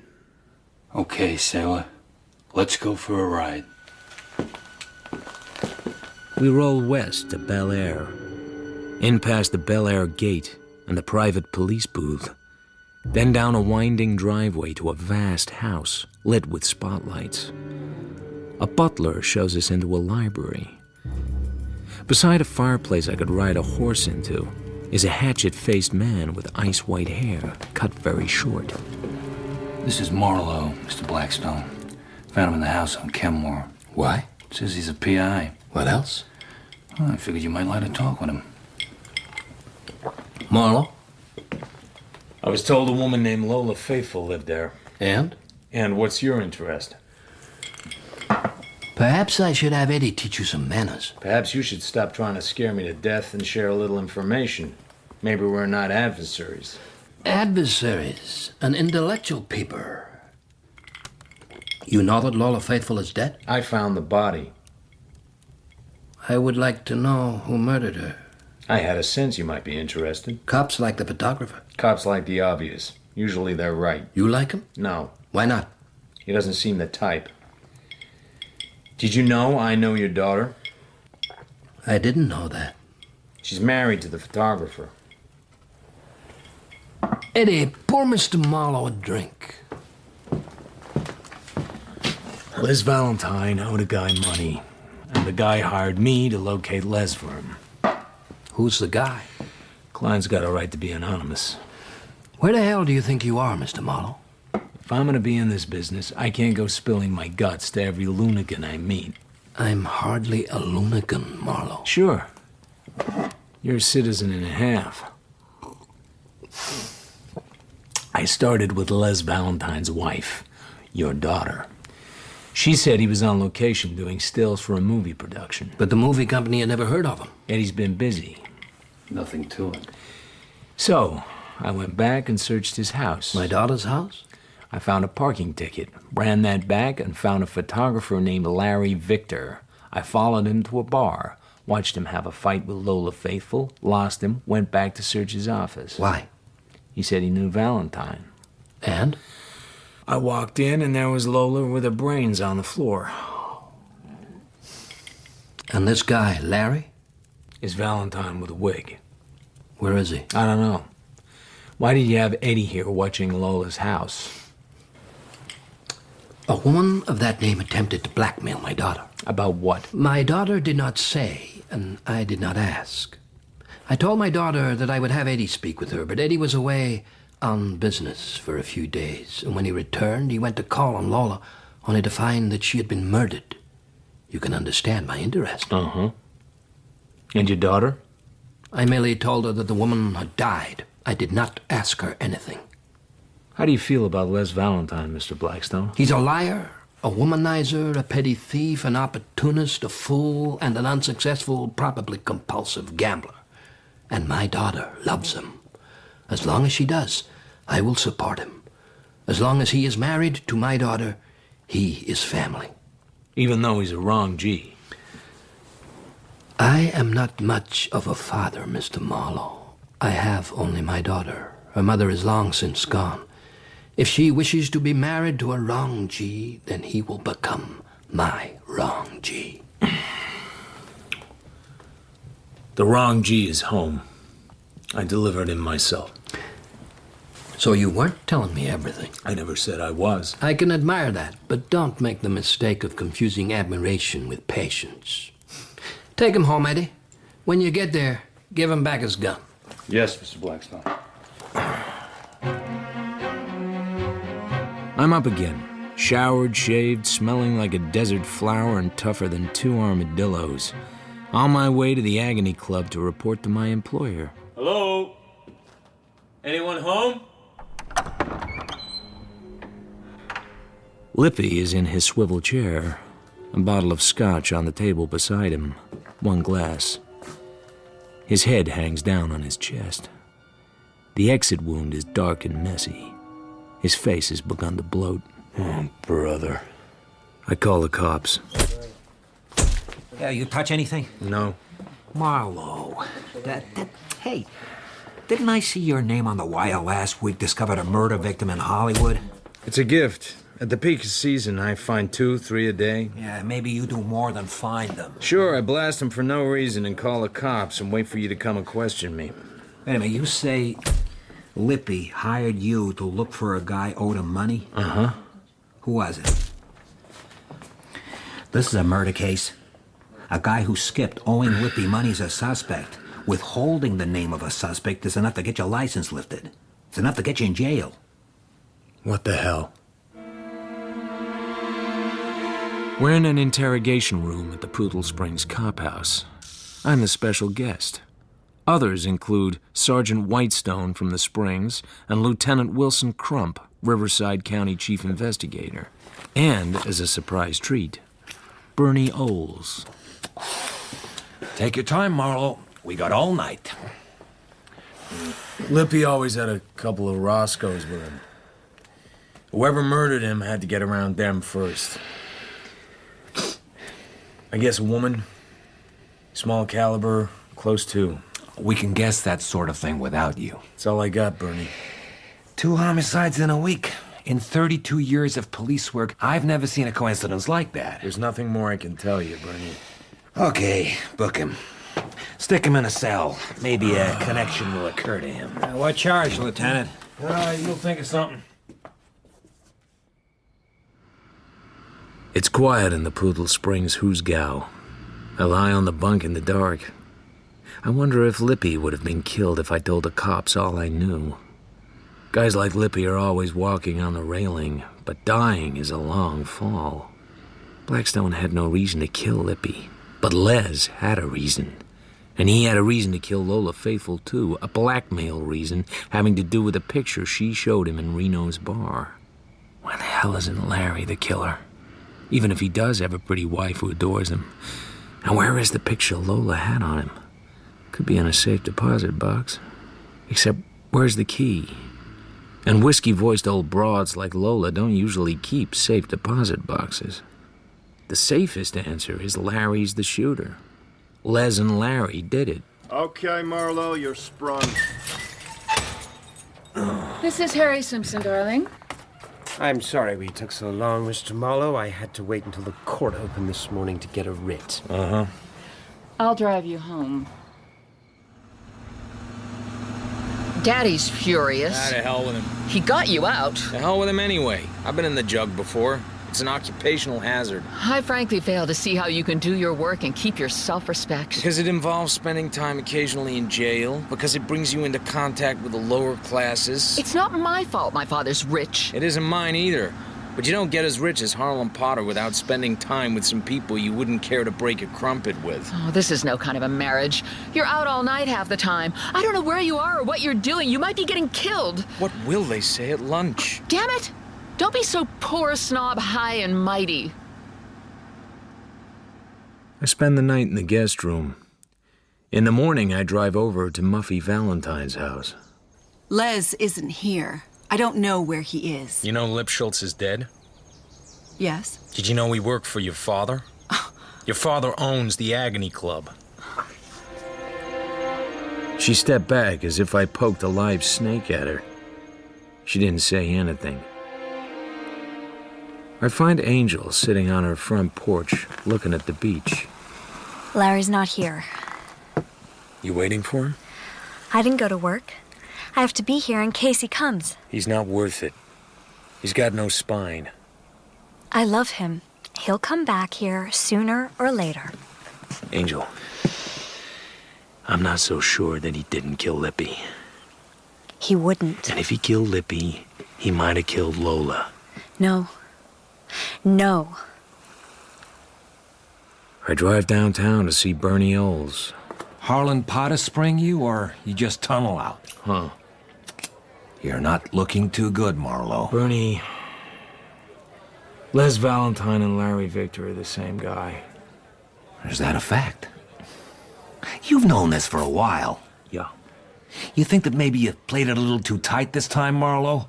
Lippy didn't deserve it. Not from this guy. Nobody deserves it. Yeah, sure. Let your heart bleed a little. I don't think he did it. You don't think he did it? Who pointed you? He's a spineless creep, but he's got a nice little girl who loves everything about him. You covered for some guy you barely know because he's got a nice wife? They looked happy, Bernie. You don't see too much of that. Okay, Marlowe.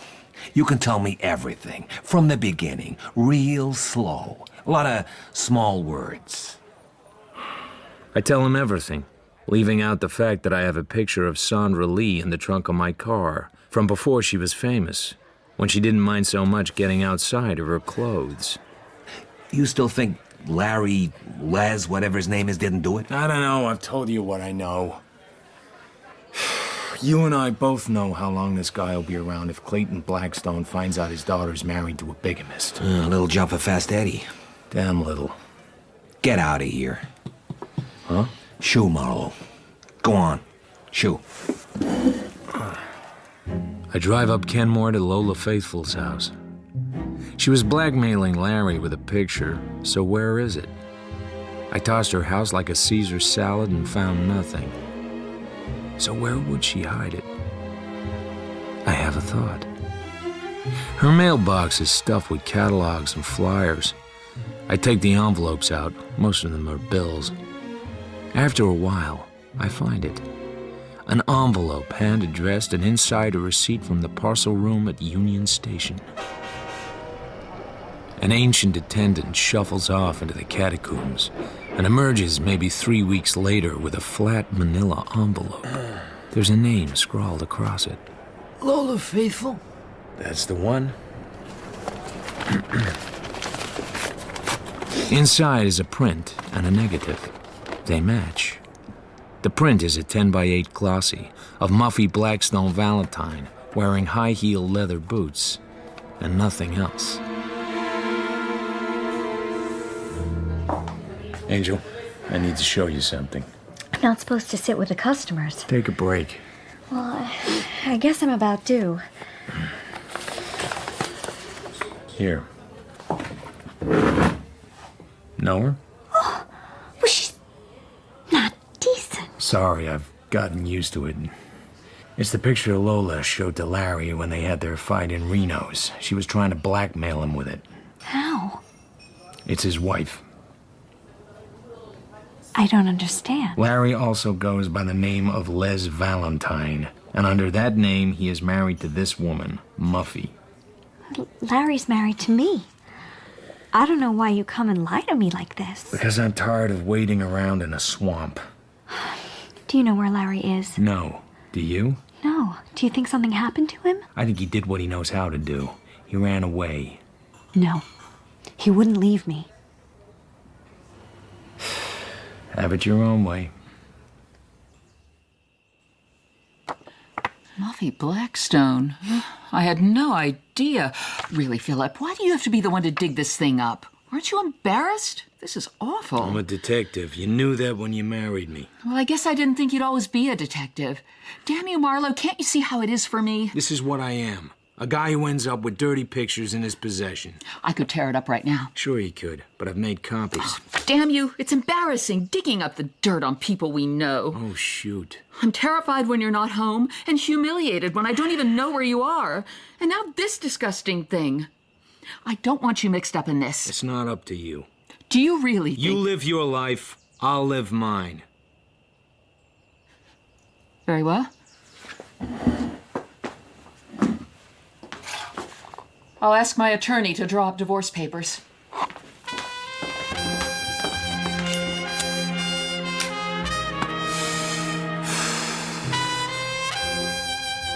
My old office in the Coanga building is still empty, so I moved back in. I'm putting a fresh bottle of bourbon in the bottom drawer when Clayton Blackstone walks in. $500.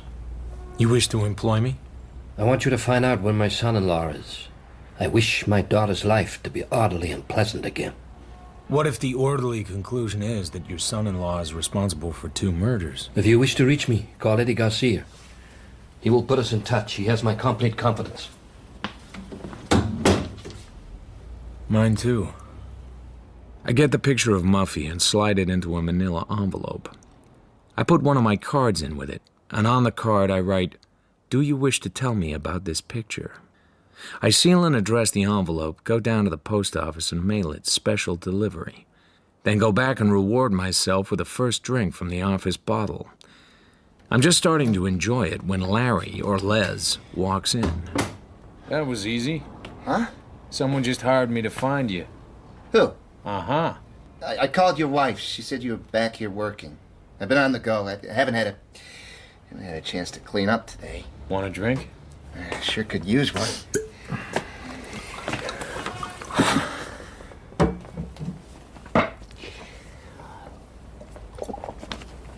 Oh, I didn't kill that bimbo. How about Lippy? Lippy? What? Lippy's dead? You didn't know? How would I know? Jesus, Marlowe, you're the only guy I can level with. Like when you said you'd stay where I could find you? I had to get away from there. You don't know what she's like. I got some idea. Tell me about this picture. Sheesh. Where'd you get that? The Tooth Fairy left it. That's how I met her. Posing for dirty pictures. She liked it. Kinky, rich girl. Funny thing is, she had to know the pictures would be used. She wanted them sold. So you proposed at once. You're a sarcastic bastard, Marlowe. It was my chance. I'd been nickel and diming it. Here's a broad with more dough than Howard Hughes. For me, sure, but for Angel, too. Kid deserves everything. Now look what she got. Here's a C-note. Huh? There's a flop house on Wilcox. Starwalk Motel. Check in. Get cleaned up. If you're not there when I want you, I'll tell everybody everything, and you're on your own. I call Eddie Garcia, and he agrees to meet me at the Bay City Pier. Nice day you brought me out on, sailor. You picked the pier. Good place to talk alone. So? I'm gonna bind Eddie. I can probably find Les Valentine okay, but I don't know for sure it's the best idea for everybody. No? Does Blackstone know his daughter's kinky? Kinky? Look at this.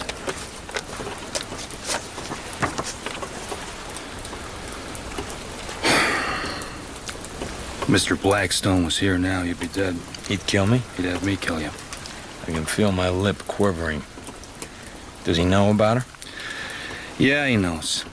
Kid's been wrong since she was little. Booze, creeps, dope. When she was younger, spent a lot of my time straightening out her life. Like what? Like she's shacking up with some Hollywood heartthrob. I go and have a talk with him, and he leaves her alone. There was a magazine, kind of behind a wrapper. They were going to do a photo spread with her. Had to go and talk to the publisher. Where'd you get this one? Lola Faithful stashed it at Union Station. Where'd she get it? I don't know. She was dead when I met her. She tried to blackmail Larry with it. Uh-huh. You carry a small caliber? If I was you, I'd find myself Les Valentine, bring him back to Muffy, take Mr. Blackstone's dough, and move on. He finally got her married. The guy's a creep, but she's off the streets, safe. Now you screw that up, and Mr. Blackstone's gonna be sending me looking for you. If he does, you know where I am. It's still raining next morning when Muffy Blackstone comes into my office. Coffee? Why did you send this photo to me? I've been walking around the edge of this case since I started. I thought maybe if I couldn't get in, I could get someone to come out. You are trying to ruin my marriage. No.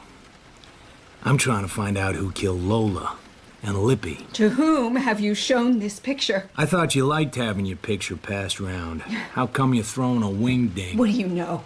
I know you met Les when he was taking pictures out of an office on Highland Avenue and calling himself Larry. I know you've had a life full of dope and booze and a string of wrong guys, and I know your old man has bailed you out of every one. Oh, you working for my father? He hired me to find Larry. You don't call him that now. My father just wants you to find him so Eddie can kill him. Why would he do that? Because he won't let anyone have me. He'll ruin that too, like he ruins everything. Put the gun away, Mrs. Valentine. I won't let you. Put it down. I won't let you spoil. They've all been spoiling it, haven't they? Yes. And you had to kill them. You got to Lola, she had your picture, and she wanted money. So you what? Arranged to meet her at Larry's office? I think I recognized the perfume. Yes. Yes. Lippy, he knew his killer, whoever it was. He was off guard. How'd you get him off guard? I said I didn't have the money, but there were other ways I could pay. So, He grins and sends the help away, and then turns and pours himself a whiskey, and then, bam! That about right? I still love Les. You won't spoil it. You must... Spilt my coffee. I follow my cup down behind my desk and dig out my .38 on the way. Her bullets go into the wall where I was sitting. I fire one into the ceiling to let her know I have a gun. Then I stay down behind the desk, waiting. I don't want to shoot you.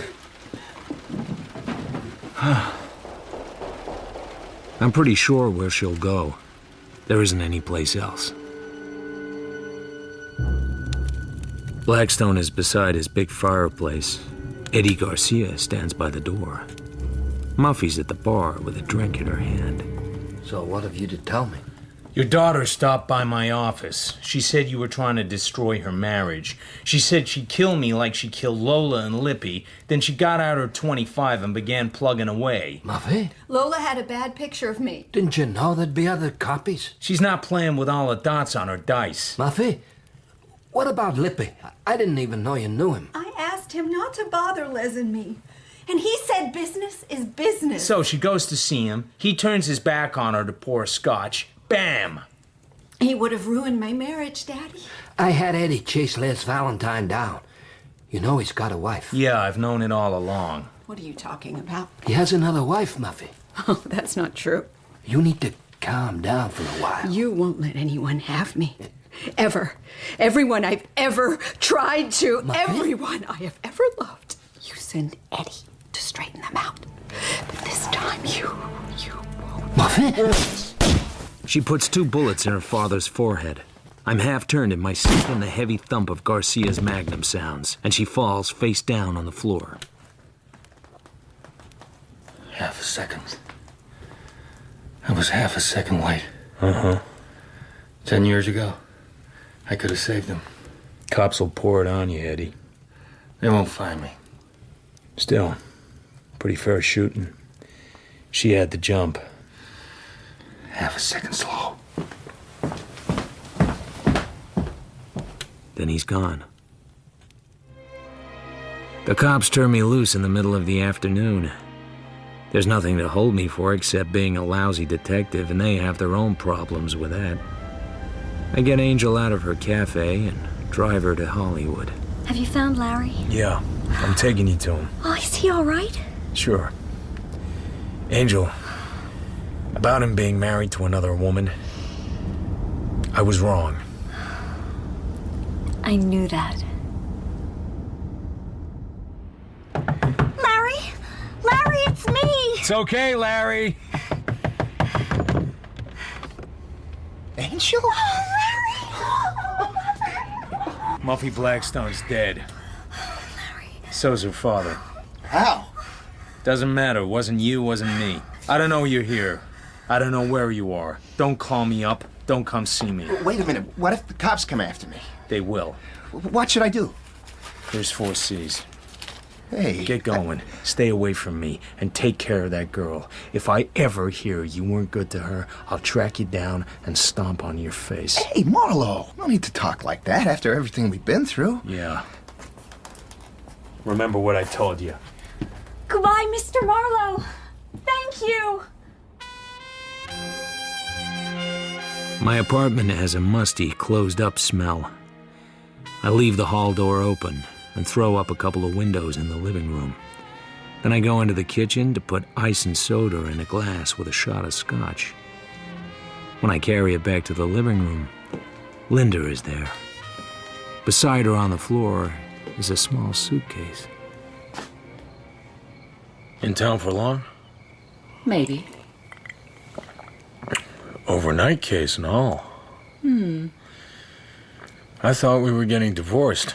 We are, but it doesn't cover what I had in mind. You seem awfully sure of yourself. What if I said no?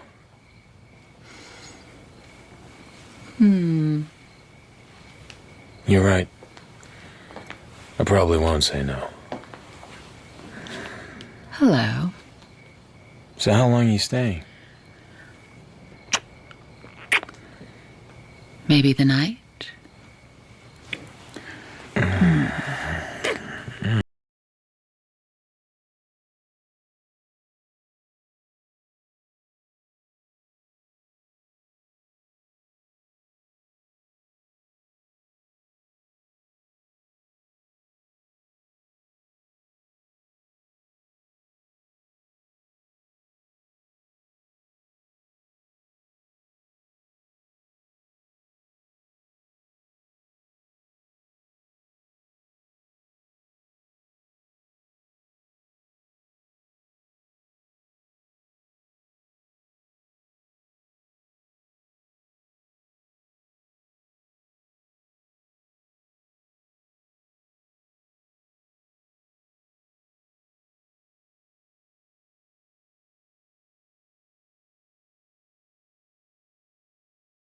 Lely.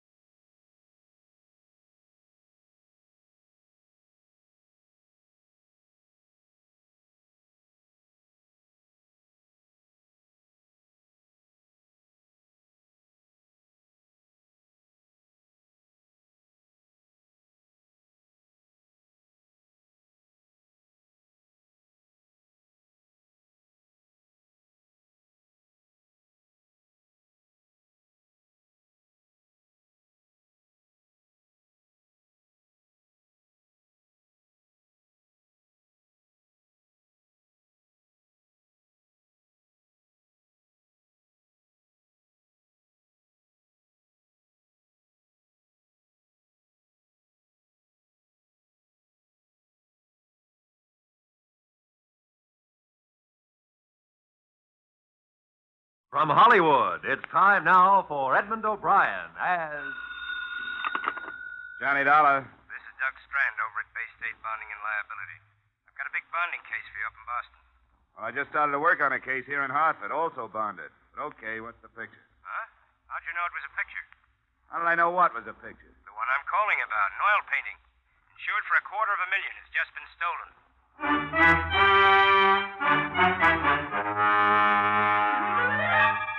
Edmund O'Brien in another transcribed adventure of the man with the action-packed expense account. America's fabulous freelance insurance investigator. Yours truly, Johnny Dollar.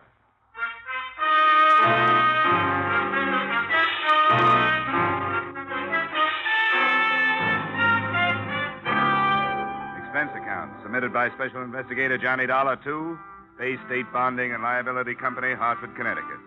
The following is an accounting of my expenditures during investigation of a missing masterpiece, an investigation that took place in Boston, but turned out to be no tea party.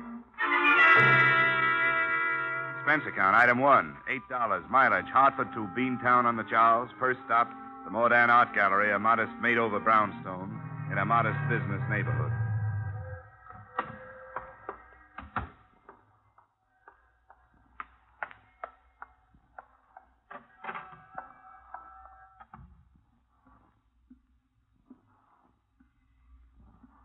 afternoon. Oh, hello. Is Mr. Andrian Modin here? He stepped out of the office for a few moments, but perhaps I could help. I'm his daughter. Oh, I see. My name is Dalla. I'm from the insurance company. They sent me up to see what I could do for you on last night's theft. Oh, that's such good news. Father has been beside himself. I know he'll be so relieved with you here. Now, let's see. According to my worksheet, the painting was owned by a Mr. Rideau, huh? Caesar Rideau? Yes, he's an acquaintance of ours. He's not what you'd call the arty type by any means, but he's interested in good oils, and he has a very nice collection of masters. Was this village scene on loan to the gallery, or did Mr. Rideau want to sell it?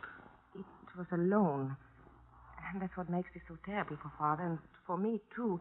He didn't want to accept the loan, and I talked him into it. You see, it's been very difficult for Father, and I thought that hanging an important picture in the gallery would bring people in. And it did for 3 days, but... Oh, Father, this is Mr. Dollar. Yeah? He's here to help us. He was sent by the company that insured village scene. Ah, bless you, bless you. I am so happy you are here. I hope I can help, Mr. Modin. The police, I know they do their work well, but they are so stern, unfriendly. To them, who is Pieter Bruegel the elder? And village scene, what is that? A stolen broom would annoy them so much. Now, don't let their attitude fool you, Mr. Modin. I'm sure they're doing everything they can, Father.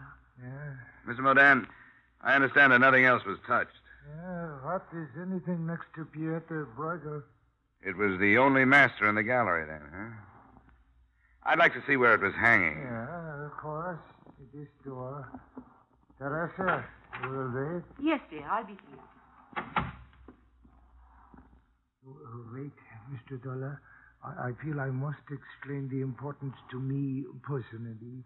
Is that all right? Sure, if you think it'll help, go right ahead. Mr. Dollar, if we do not find the canvas, my gallery is gone. Everything, all my years are for nothing. Why do you say that? Because of that man, Rito. There is a hate between us. We have not expressed it, but it is there because, well, you have met my daughter. You realize her great beauty. I have tried to protect her from this man. Now I am on my knees to him because of my carelessness. Well, I wouldn't give up if I were you. We haven't even started on this case yet. If we fail, I will take her away from Boston, start all over again. You come this way. In this gallery, you see my life, Mr. Dollar. Many of these canvases I bring with me from Salzburg when I leave, before the Anschluss. Here under that light, is where a village scene was hanging. I have hung nothing more yet. Mm-hmm. Force this window, huh? Yeah. You see, it looks on the back of the property. Do you see something? No. No, I was just wondering what I'd do with the picture if I'd stolen it. Who could I sell it to? Who'd be willing to take a chance on displaying it? Oh, I'm afraid there are a great many unscrupulous collectors in the world. There's much trade in stolen goods. And again, sometimes great masterpieces are held for ransom. For that reason, I have offered a reward of $5,000 myself. Hey, that's pretty steep for you, isn't it? What about Rideau? Rito. What cares Rito? To him, the canvas is nothing. I wish he was right. Well, I think I've seen everything I want to see here. I'm going to check in with the police, Mr. Modin. I'll let you know when we turn something up.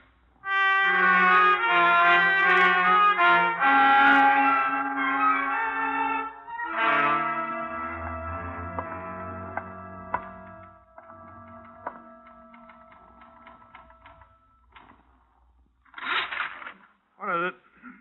I'd like to talk with whoever's working on the Modin burglary, officer. Here's my ID. Insurance, huh? What'd you say the beef was? Maudan, Andrian Modin. Stolen painting. Call came in this morning. Modin. Oh, yeah, here it is. That'd be... Hey. Estimated value of $250,000. Yeah. A picture? Yeah. I'll bet you the artist was lucky if he got a month's rent out of it. The price has gone up $100,000 every century he's been dead. Oh, one of them old-timers. You can have him. I don't understand him. Your man is Sergeant Hines, through that door, first office to the left. I'll buzz him. You're on the way. Thanks.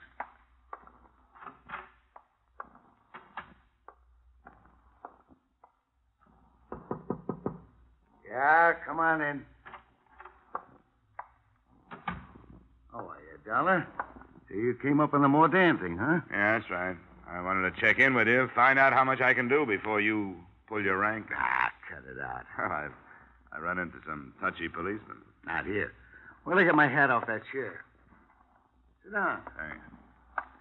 You get a free hand as far as I'm concerned, Dollar. Been out to see the old man yet, Mordan? Yeah. Say, what kind of a make did you get at the gallery? Nothing special. Typical window job. Heavy crowbar, no signs worth anything outside.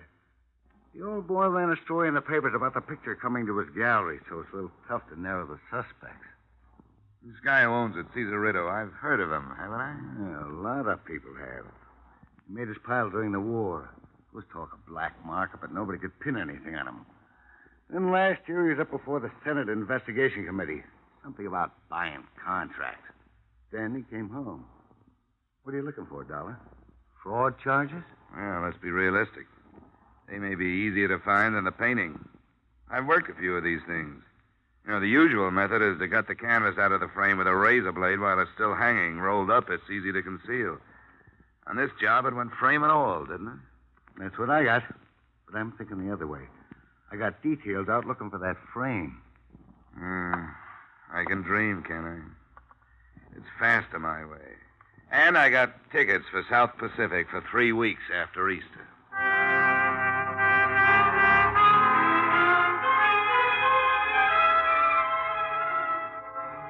I did some spade work on Caesar Ritto that afternoon before I went to his address. His current position was that of wholesale liquor distributor for a number of distillers that managed to keep their prices high and their quality low. His financial condition was healthy, but you don't have to be broke to be able to use $250,000. I found Ritto's residence halfway up the shady side of Beacon Hill. He hadn't made the top, but he was climbing. There was a coat of arms on the wrought iron gate and a butler, complete with cummerbund, inside the front entrance. But the class stopped there. Charles, that's that clown from the dress shop. Give him to me. When I get through with him, you can shovel him out. It's a gentleman to see Mr. Ritto, madam. Oh. Go finish the silver. I'll talk to him. Yes, madam. Hello, my name is Dollar. That's very clever, but it doesn't help. Could you be the sick friend he's been sitting up with lately? The insurance company told him I was coming up when he reported the theft of his painting. Ah, Ritto's folly, huh? You Mrs. Ritto? Not yet. I'm holding out to be a June bride. Come on in the bar, Mr. Dollar. You and me are interested in the same situation. My name is Lily Swanson.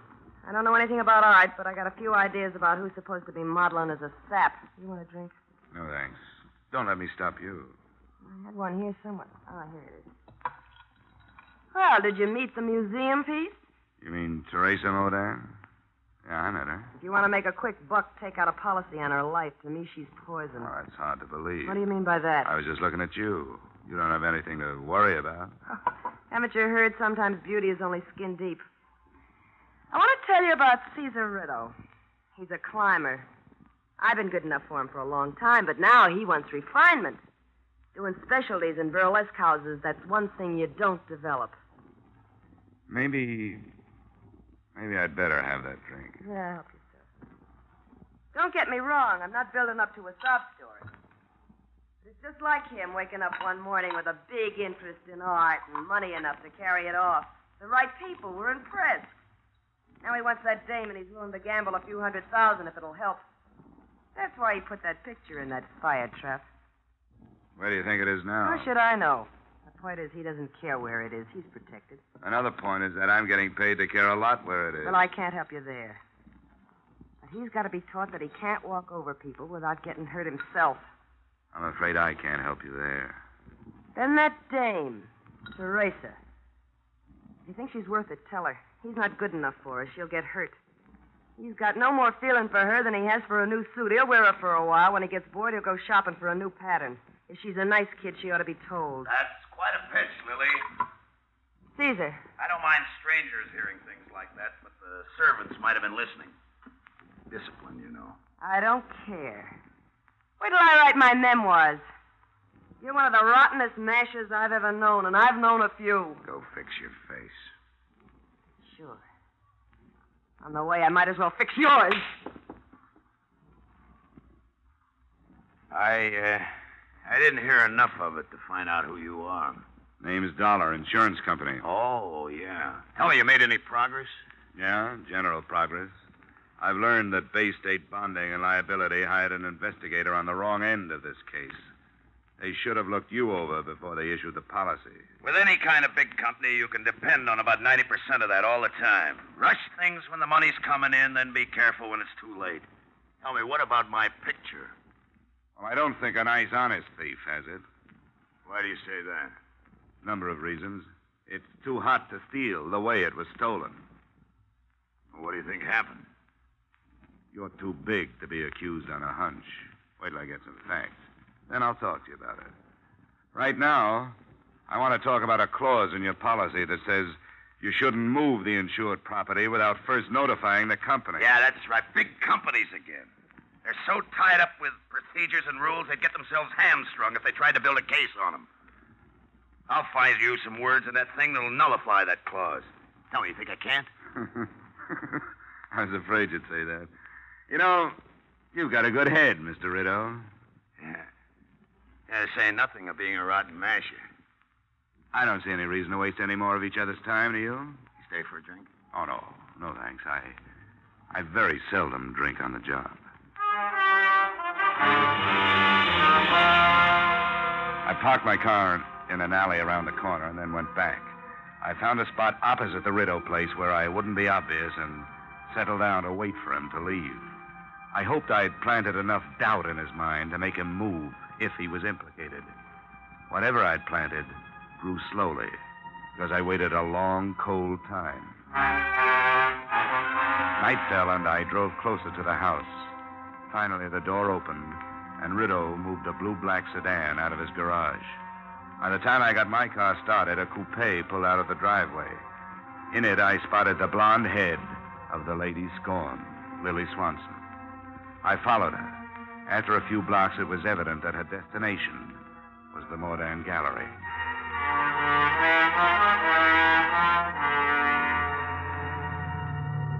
I pulled up at the rear of the building.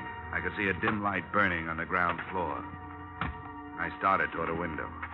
But before I got to it, it happened at another one.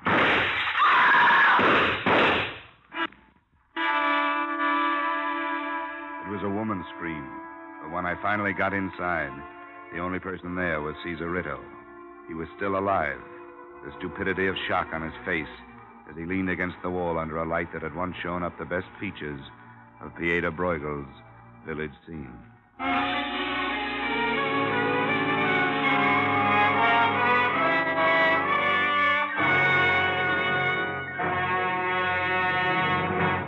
In just a moment, we will return to the second act of yours truly, Johnny Dollar. But first, Wednesday nights on CBS bring you Groucho Marx, Bing Crosby, and Burns and Allen. An hour and a half of radio's top entertainment for the whole family. Bing Crosby, Burns and Allen, and Groucho Marx are heard on most of these same CBS stations. So make this wonderful Wednesday a steady date with CBS. And now, with our star, Edmund O'Brien, we return to the second act of yours truly, Johnny Dollar.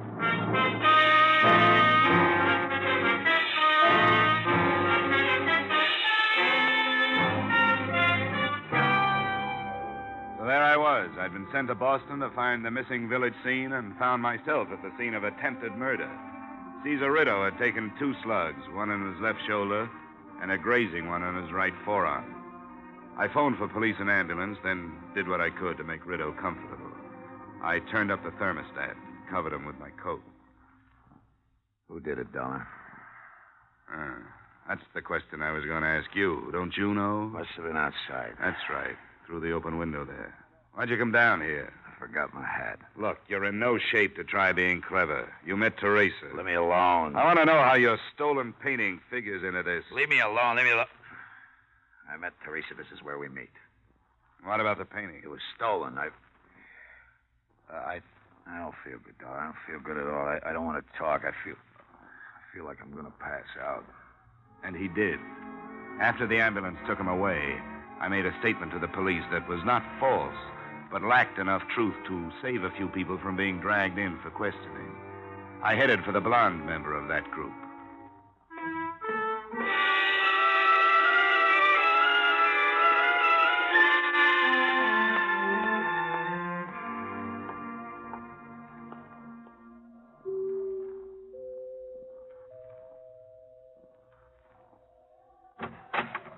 Oh, it's you.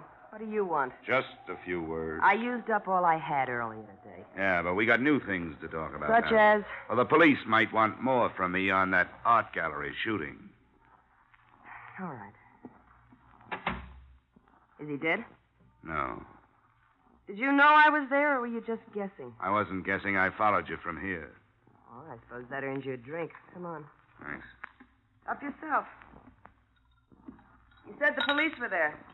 Yeah, I had to call them. I didn't mention your being there. Why not? Because I wanted to get to you before they hauled you in. I didn't shoot him. I followed him there, but I didn't shoot him. Somebody did. There were 2 women there and me, and I didn't do it. Why did you follow him? Because I heard him phone that Teresa and tell her to meet him. I wanted to find out what was going on, but I didn't. I changed my mind. I didn't even stop. I was afraid I might do something crazy if I saw them together. I'd like to believe you. It's the truth. Maybe. I hope it is, because I'd like to link the shooting up with the painting. If I can't, you're going to be in bad trouble. You're pretty smart, aren't you? Things just worked out this way. You think Caesar did something with that painting for the insurance money, and you want me to help you prove it to save my own skin? No, gorgeous, no. To save the company, $250,000. You'll never die of softening of the heart, will you? All right, what comes first? I want to hear everything you know about this deal. And while you're telling me, I want you to help me go through this house from cupola to basement.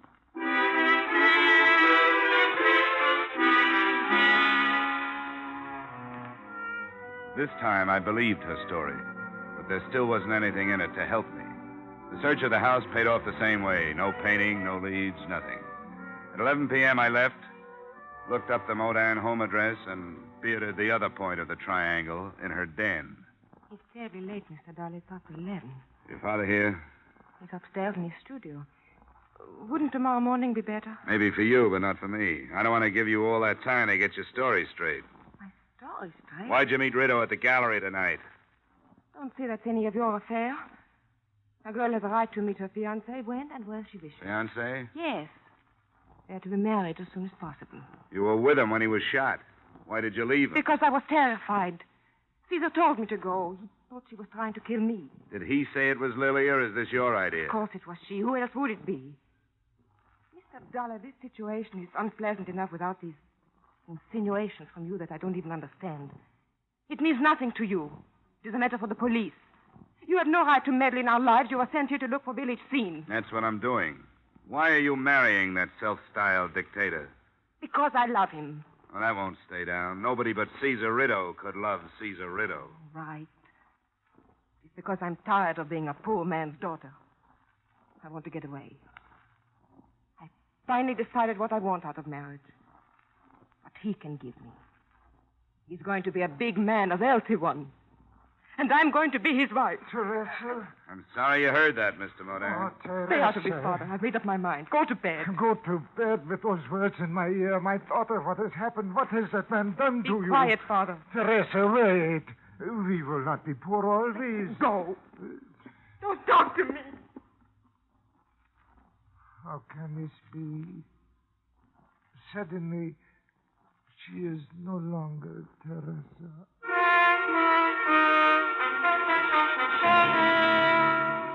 I didn't sleep too well that night. An all-night car line that ran past my hotel didn't help. Neither did the questions that were running around in my head. But what grew in importance was the realization that the lives of everyone who had come in contact with the village scene had been emotionally upset since I'd arrived in Boston. That is, all but Caesar Rideau, who'd only been shot. My half-conscious musings didn't move me forward any, but the phone call that awakened me did.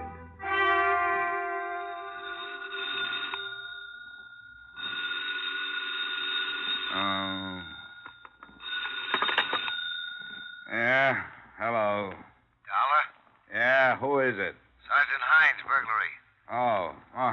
Sergeant. What's new? That fraud case you were dreaming about, it won't work. Hey, come on. It's too early for that kind of stuff. Sorry. Couldn't resist it. The picture's been returned. What? The old man Mordan didn't know where to reach you. He called us. It was returned for the reward he posted. Have you seen it? No, but if he's not worried, I'm not. I've got a lot of other burglaries. Okay. Thanks for calling. I'll go right out there.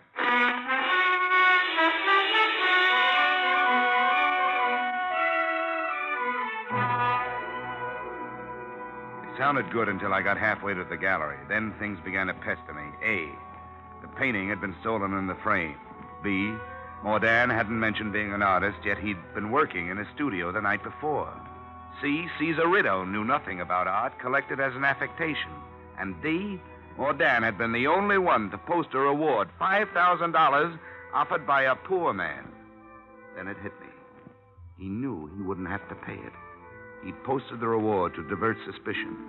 My hunch was that he had put the picture on ice himself.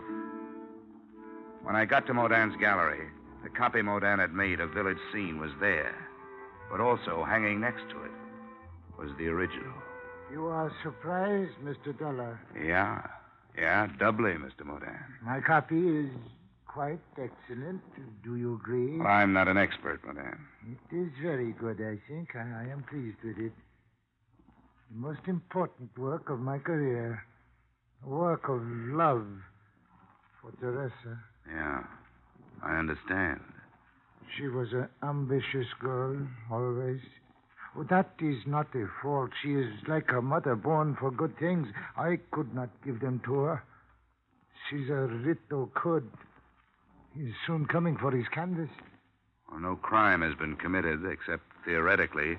You copied the original, meant to sell it, but you didn't. Maybe Rideau won't press charges. Perhaps not. When he came the first time into our life, I knew. The way he looked at her, I knew he wanted to take her away from me. Then the gifts, more expensive, each one money to buy.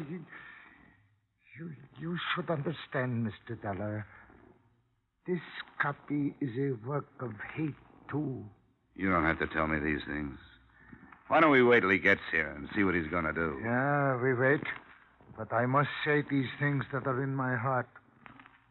To attempt a copy was wrong, and it was not wrong. To Little Bruegel's village scene was nothing. He was blind. I hoped with the money I could hold Teresa. But I waited too long. I was too late. He's taken her from me with his money. Come on, Mr. Mordan. I think you'd better sit down. No, listen. Listen, here he has come. I must be strong. Show him he is no bigger than I am. Hello, Mordan. Dollar.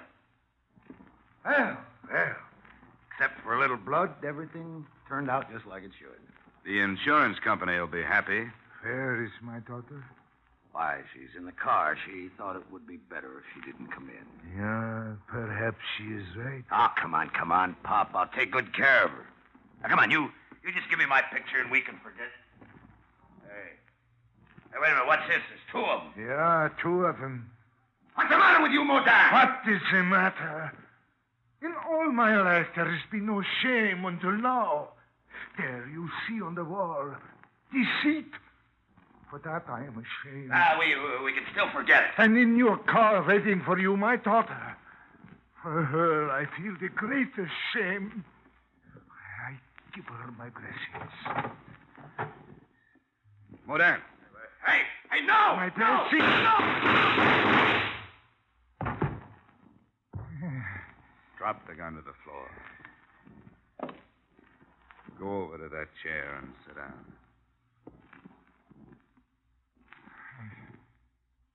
I could do nothing else. Now, it is finished. Mr. Dollar. Your father killed him. He thought he was doing it for you. No, there was no reason. Teresa, come on, pull yourself together. Caesar knew my father had made a copy and that he was going to sell the original. But he didn't care. As long as I married him, he wouldn't have done anything to Father. Now Cecil's dead. My father is a murderer.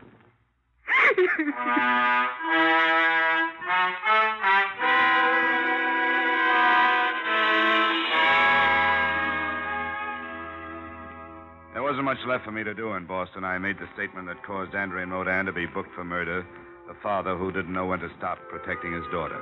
I paid a farewell visit to Teresa, the daughter who had put her father where he was by trying to help him. And I mentioned to Sergeant Hines that if he cared, it had to be Lily Swanson who had thrown those wild shots into Rideau at the gallery. Expense account item 2, $8. Return trip to Hartford. Expense account total, $68.30. And I want to go on record right now as saying that the next time anybody sends me out after a masterpiece, my expense account is going to be a masterpiece of overstatement. Yours truly, Johnny Dollar.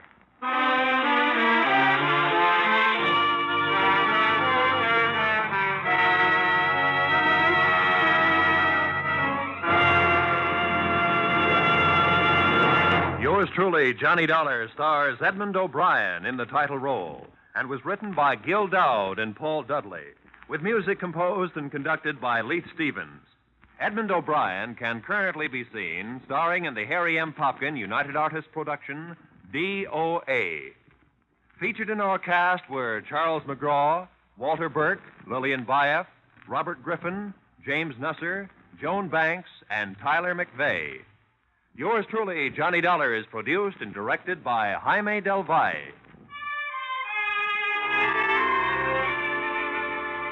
Join us again next week when, from Hollywood, Edmund O'Brien returns in another transcribed adventure of... Yours truly, Johnny Dollar.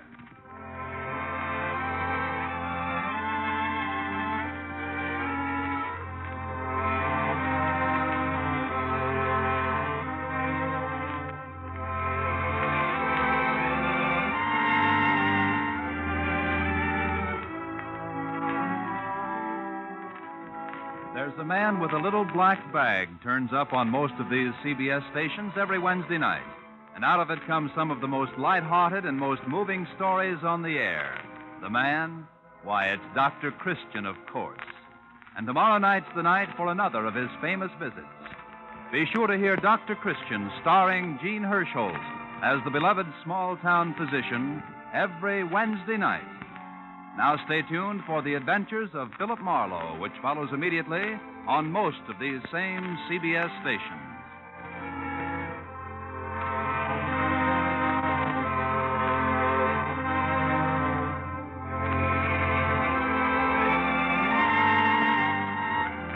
This is CBS, where Wednesday night is Bing Crosby night, the Columbia Broadcasting System.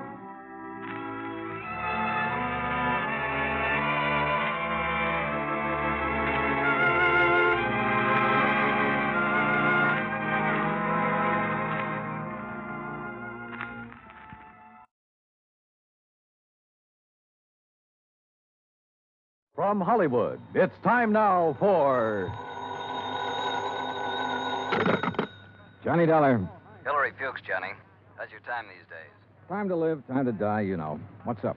A claim on a $100,000 policy. I want it investigated. 100,000? What kind of policy? Straight life. You sound worried. I am. I think we're going to be taken this time, Johnny.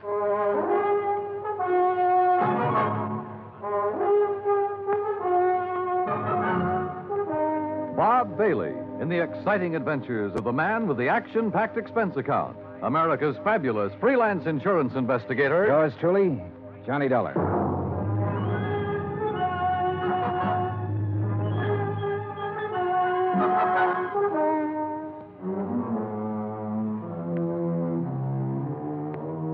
Expense account submitted by Special Investigator Johnny Dollar to Continental Insurance and Trust Company, 657 North Spear Boulevard, Hartford, Connecticut. The following is an account of expenses incurred during my investigation of the Desalles Matter. I'd heard of Dave Desalles. I guess everybody in this country's heard of him at one time or another. Desalles Television, Desalles Radio, Desalles Electronics, Desalles Appliances, racetracks, theaters, Desalles this and that. But up until the time I talked to Hillary Fuchs about the case, I had never put a man behind the name. Expense account item 1, $2, 2 drinks for Hillary Fuchs and myself. We had them in his office out of my bottle over his desk. Just plain worn out with it. Stuck. Ooh, Have some water. Oh. But I'll tell you this. I'm not going to make a present of $100,000 of stockholders' money to anybody. I wouldn't do that either. Drink your drink. Here's to war. Salute.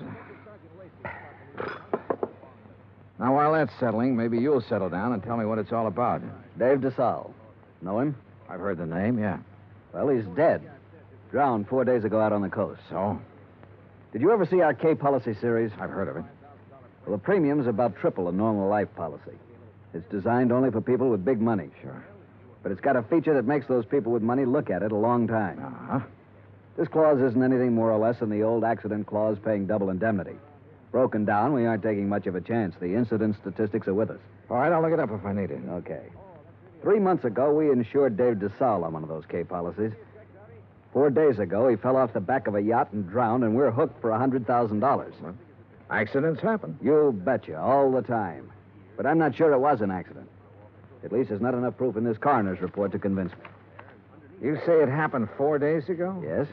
Has a claim been filed yet? Yes, and the beneficiary is the deceased's widow. Inquest? Inquest, burial, everything. Was there an autopsy? No, there was not. Investigation? Yes, it was handled by the local police in San Ladillo. San what? Oh. San Ladillo, a little place about 30 miles south of Los Angeles. 4 days ago. Why didn't you put someone on it then? I did. Bert Kenyon. Here's his last report. No evidence available to dispute coroner's verdict of accidental drowning. Recommend claim be honored. Kenyon. Sounds like cold turkey to me. It may sound that way to you, but I still don't like it. I want it warmed up. Now, look, Bert Kenyon knows his way around. And he can miss like anyone else. I want you to go out there and work with him. Cover it all again. Get at Desalles' widow. She stands to gain most by his death. Maybe the two of you can come up with something. Well, what do you do about the claim? Deny liability on the grounds that the accident is not proven. Hillary, you will be sued. I'll take that chance. Fuchs was an old chance taker who had been raised in the insurance business. The kind of man who gave a claim every kind of test, and if it still passed, he sat down and smelled the paper it was written on. And if he didn't like that, he'd take his chance. Expense account item 2, $138, plane fare to Los Angeles. Item 3, $3. A telegram to Bert Kenyon advising him of my arrival, which turned out to be at 1 o'clock in the morning, 10 minutes ahead of a fog that blanked out the whole area at the airport. Johnny Dollar. What? Oh, hey, Bert. How are you? Johnny, good to see you. Yeah, good to see you. Come on, I got a car. Well, have you got a cigarette? I ran out 2 hours ago. Sure, man. Here you go. Good to see you. Good to see you, boy. The last time I saw Bert Kenyon was July, a year ago, in Dayton, Ohio. He was there working on an arson claim for the National Underwriters. Before that, I'd run into him in Denver, Portland, and Chicago. And we'd worked together for 2 weeks in New Orleans on the San Antonio case. He sent me a Christmas card every year. I sent him one. We were as close and as far apart as two friends can be. When I saw him this time, he looked tired and thinner. And he lit one cigarette after the other. You'll like San Ladillo, Johnny. Yeah? How's the hotel? Oh, old Spanish job. Big rooms, fireplaces, smells kind of damp all the time. You get used to it. Are you tired? Yeah. Well, tell me about the claim, Bert. Nothing to tell. Routine so far. Oh, Fuchs was pretty worried about it. He doesn't like the coroner's report. You know, Fuchs, worry. That's what he gets paid for. Oh, that's what we get paid for, too. Okay. On the face of it, I'd question the claim right away. Just on the 3 months period alone, I'd question it. You still think it was an accident? I think we should pay up and shut up. I'd like to have met this Desalles guy, Johnny. Stocks and bonds and pretty blondes. He sure had them all. Wait till you meet Mrs. Desalles. Wait till you see the layup. Boy. And Fuchs worrying about a $100,000 claim. Do you know how much Desalles' widow is worth? $8 million. $100,000 means about that much to her. Not that much. Peanuts. You want to hear something funny? Real funny? Go on. Desalles bought that policy one day at the racetrack at Del Mar. Yeah, because an insurance broker gave him a tip on a horse. Yeah. I can just see Fuchs worrying about his $100,000 and finding out about that part. How did you find out about it? Mrs. Desalles, she told me the story. What about her? Now, what about her? She's the beneficiary. Well, I told you, $100,000 doesn't mean a thing to her. Why would she kill him for $100,000? Why not? Fuchs sent you out here to take over because he thinks I lost up, didn't he, Johnny? He sent me out to see if I could give you a hand. He wants us to cover the whole thing again. Wouldn't kid an old pal, would you? I'd never try, Bert. I bet you wouldn't. I just bet you wouldn't. In another 10 minutes, we were in San Ladillo, a sprawling little town built around a natural harbor.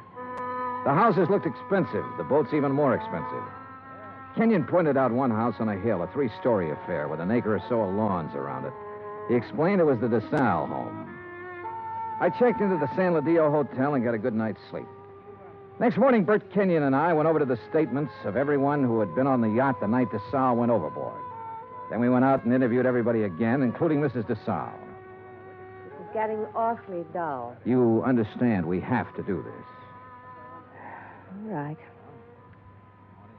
Dave and I were having drinks with a few friends. He said he felt like getting a little air. He went up on deck. A few minutes later, someone was looking for him. Mr. Burke. It might have been. Well, that's what's on your statement. All right. Mr. Burke. We couldn't find Dave, and then I remembered he was on deck. We went up there and saw his hat floating on the water. We looked around. We didn't see him. I sent one of the crew to call for help. They fished him out an hour or so later. You were never on deck until then? No, I wasn't. Who are they? You said they fished him out. Police. Someone. I don't know.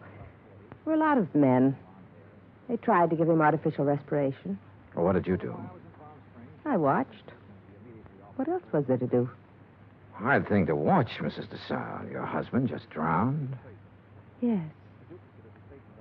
Yes, it was. Is that all? Yeah.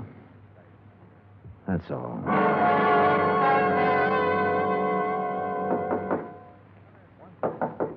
Come in. Hi. Oh, what's all this? Thought you'd be in bed. Just going over the reports again. Well, what do you think? Oh, I don't know. I'm trying to make up my mind, Bert. About Mrs. Desalles, the way she looks, the way she acts. I told you she was something. Yeah, sure. 50 men would sell their souls to be tied up with her one way or another. She had help, Bert. What? She had to have help to kill him. A dozen people swear she was below drinking martinis with him, so someone was up on deck waiting for Desalles. What have you got to go on? Desalles swam the English Channel 20 years ago. He should have been able to swim 20 feet to a gangplank. Drunk or sober, he should have been able to do that. I knew about that swimming business. Expert swimmers drown all the time. We both know that. What else? Well, why didn't somebody hear him yell? Maybe he didn't. Everybody lets out a yell in a situation like that, falling or in the water. There were a dozen people aboard. One of them should have heard him yell. Yeah, I guess you're right. All right, suppose he didn't yell. But suppose this coroner made a mistake about the bruises on the side of his head. Suppose they happened before he went over the side. Well, it'd be hard to prove now, Johnny. Oh, look, she's got a boyfriend somewhere, Bert. She had to have one. The servants can be gone over. Somebody at the house has seen him. He's called her, sent her messages. He's our boy. We can bring him out in the open. We'll get help from Los Angeles. We'll call the legal department and get them busy. Get permission to exhume the body and have an autopsy. We'll Johnny, What? let this one go, huh? What? Drop it. It's just lousy enough to get by, Fuchs. We got a good case, Bert. I know. I've known it all along, Johnny. A sellout?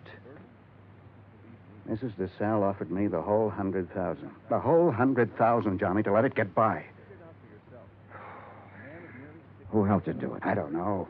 I wasn't interested anymore when she came up with the offer. Look, what does Desalles mean to you and me? Nothing. He had a whole life, the best it could give him. We can't bring him back. I'll split the 100,000 with you, Johnny. We'd have a little chance for some things, too. Johnny? Bert. No deal? No deal. You're a good dick, Johnny. Stand up. Oh, put that thing away. I've been looking a long time for a mark like this. Now you've lost it up, and I have to beat it. Turn around. Bert. So long, Johnny.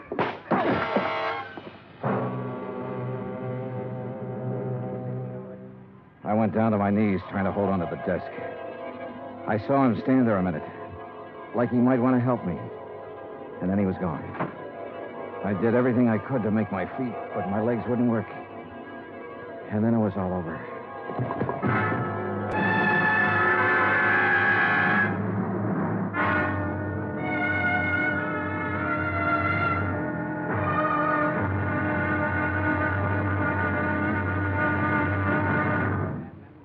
Act two of yours truly, Johnny Dollar, in just a moment. Democracy. What does it mean? The word itself is of Greek origin. Demos meaning the people, and kratos meaning authority. Thus, in a democracy, the people have the authority to rule themselves. But where does the authority come from? The authority comes from the people themselves.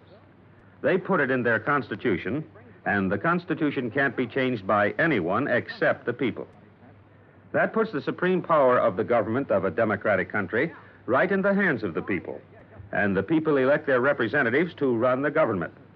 In that manner, democracy gives everyone equal representation in the government. Democracy provides mankind with its greatest legacy of freedom.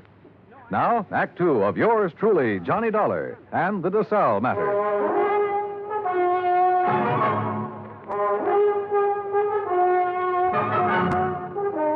The light on the desk was the first thing I saw. It was still on.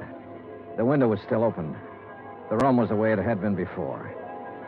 I kept thinking about every man having a price and how Bert Kenyon had settled for $100,000. It seemed like a fair price. It also seemed too bad there was no way for him to collect it. There were two of them, a heavy-set man about 50 years old and a tall, lean-faced man with dark eyes. They looked me over. Your name, Dollar? Yeah. Police. We want to talk to you. My name's Blair. This is Sergeant LaFrida. You sick or something? I bumped my head. How? Never mind. Well, what do you want? We'll ask the questions. What are you doing in San Ladillo? I'm standing around in a hotel room talking to a couple of cops. Just answer up. Don't be funny, fella. I don't feel even a little bit funny. You got a license to carry this gun? Hey, what is this? Have you? Yes. Your meat-handed friend ought to put it down or it might go off. Been fired, Tom? Meat-handed, huh? That's what I said. I'll remember that. Okay. Tell us about it. Tell us what you're doing here. And don't waste a lot of time doing it. I'm an insurance investigator. Tell this goon to back away and undouble his fist or I'll break a chair over his head. Are you going to try to be tough, baby? I'm going to try to find out what this is all about. You want me to pop him open to see if he's as tough as he sounds? Behave yourself, Tom. Let's see something that says you're an insurance dick. Top of the dresser. Bring it over, Tom. Sure.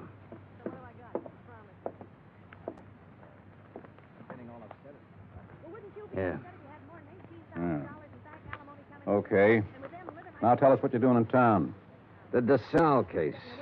Now you tell me You know what Bert Kenyon? I know him. I've been working with him. Well, he's been around town 4 or 5 days. We haven't seen you. I only got here this morning. You could prove all that, could you? Oh, sure. With a plane ticket, with a hotel clerk downstairs, with a bellhop who brought up my luggage, with a dozen people or more I've talked to today. And tonight? What about tonight? Right here. You could prove that, too? Try the clerk downstairs. Ask Kenyon. Where is Kenyon? I don't know. You ought to know. Why don't you sit down, Tom? Okay. Now, when did you see Kenyon last? A couple of hours ago. Now, tell us what you talked about, and don't forget anything. We talked about the Desalles case. Kenyon have something new on it? No. Don't hold out on me, boy. This is police business. Tom here's pretty edgy for a cop, but I'll turn him loose on you if I have to, because I haven't got a whole lot of time to waste being sweet. Tom worries me to death. One more minute. Just one more minute is all I'm going to take off this guy. Oh, shut up. I'll ask you again, Dollar. What's new on the Desalles case? What did Kenyon tell you? The way we look at it, you came out here because something new popped up that might take 2 guys to handle it. Look at it any way you want to. Blair, you going to take this stuff? Never mind. Okay. Get your hat and coat, Dollar. We're going to see a fella. Not unless I know why. And I mean that. Dollar, your buddy's been killed. What? Kenyon. Somebody shot him up an hour ago.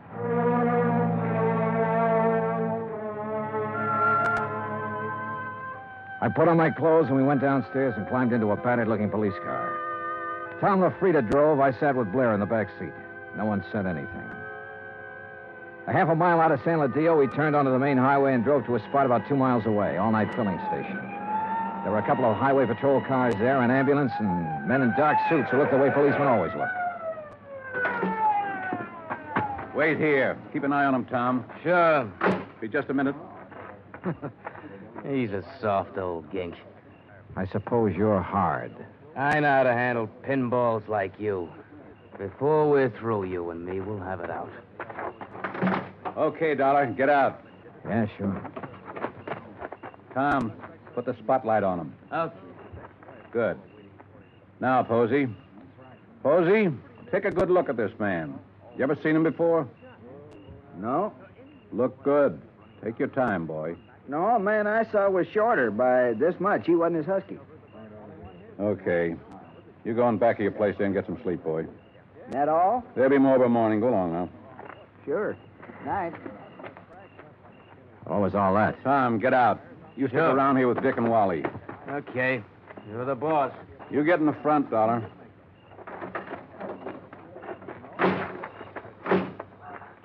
You're lucky Posey didn't recognize you. I suppose I am. Why?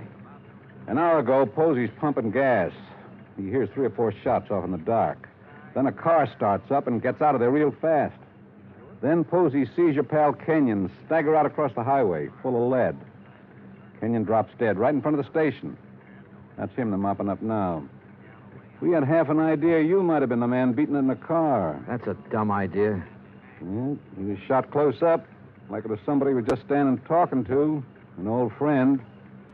You're an old friend of his. Blair, you got it all wrong. Huh? We haven't been friends for 3 hours. His full name was George Blair. He'd been on the Los Angeles force 12 years. Then they retired him at half pay when a holdup man shot off part of his right foot. He'd taken the San Ladillo job because it was the only police force he could find that would take a man who limped more than a little. Expense account item 4, 20 cents coffee for Lieutenant Blair and myself. I don't know. Maybe we went at you the wrong way in that hotel room. That's my fault. But a man's been murdered, and I get excited about things like that. I don't blame you. No hard feelings. No. As long as I don't have to do business with your boy, Tom. Yeah, I got Tom LaFrida and 3 other boys. None of them worth the press in their pants. I need help, darling. What? This town's popping open tonight. Your buddy got it, and it's tied in with this Desalles thing somewhere. You're sure he didn't have anything new for you? No. You wouldn't want to tell me about that bump in your head, would you? Not right now, no. My boys are so green, they tromped all over the boat the night Desalles drowned. They loused up anything that might have helped me to find out how he went over the side. They banged his head against the dock a few times, bringing him in. I couldn't tell if the bruises were there before or after he was in the water. You don't think Desalles was accidental? I was murdered. She had somebody do it. Well, why didn't any of that come out in the coroner's report? My coroner runs a drugstore when he isn't being a coroner. If you feed him enough scotch, he'll tell you whether somebody's dead or not. He don't know from nothing. You know, the thing that kind of got me was this Kenyon. He went along with that coroner's report. I know that. We both know that. All right, I'll lay it on the line. I need help, Dollar. If I'm going to get anything done, find out who killed Kenyon, and get at this Desalles thing, I need help. All right, I'll help you. I was hoping you'd say that. More coffee? No. Dollar. What? You can start by telling me about that bruise in your head. Kenyon. He sold out, did he? Yeah. To Mrs. Desalles. He covered up for her in the reports he sent in. A man back in Hartford got suspicious and sent me out to make a recheck. Yeah, I guess something like that. No dummies, those claims men. Look, who'd he say was in on it? He didn't say. I don't think he really knew. At least not any more than you and me. No wonder you didn't want to talk up that kind of news. Kind of hurts, doesn't it? Like having a bad cop around. You should know. I know. Well, How do you feel? Mister, I feel lousy. A friend of mine's been shot. What's more, he died a bum. Well, I'm talking about dropping in on people while the smoke's still hanging around. Mrs. Desalles? Yeah. Let's go. It was about 6:45 in the morning when we left the diner. By 7:30, we were winding up the driveway to the Desalles mansion overlooking the ocean. Blair mumbled things about the fog lifting and what a nice day it would be. I smoked cigarettes and looked and watched the contented smile he kept on his face. Well, what do you know? Tommy LaFrida's car. Oh, what does that mean? Well, let's find out. Tom was off duty at 6 o'clock, as far as I know. I told you it was going to be a nice day. Yeah, you did it then.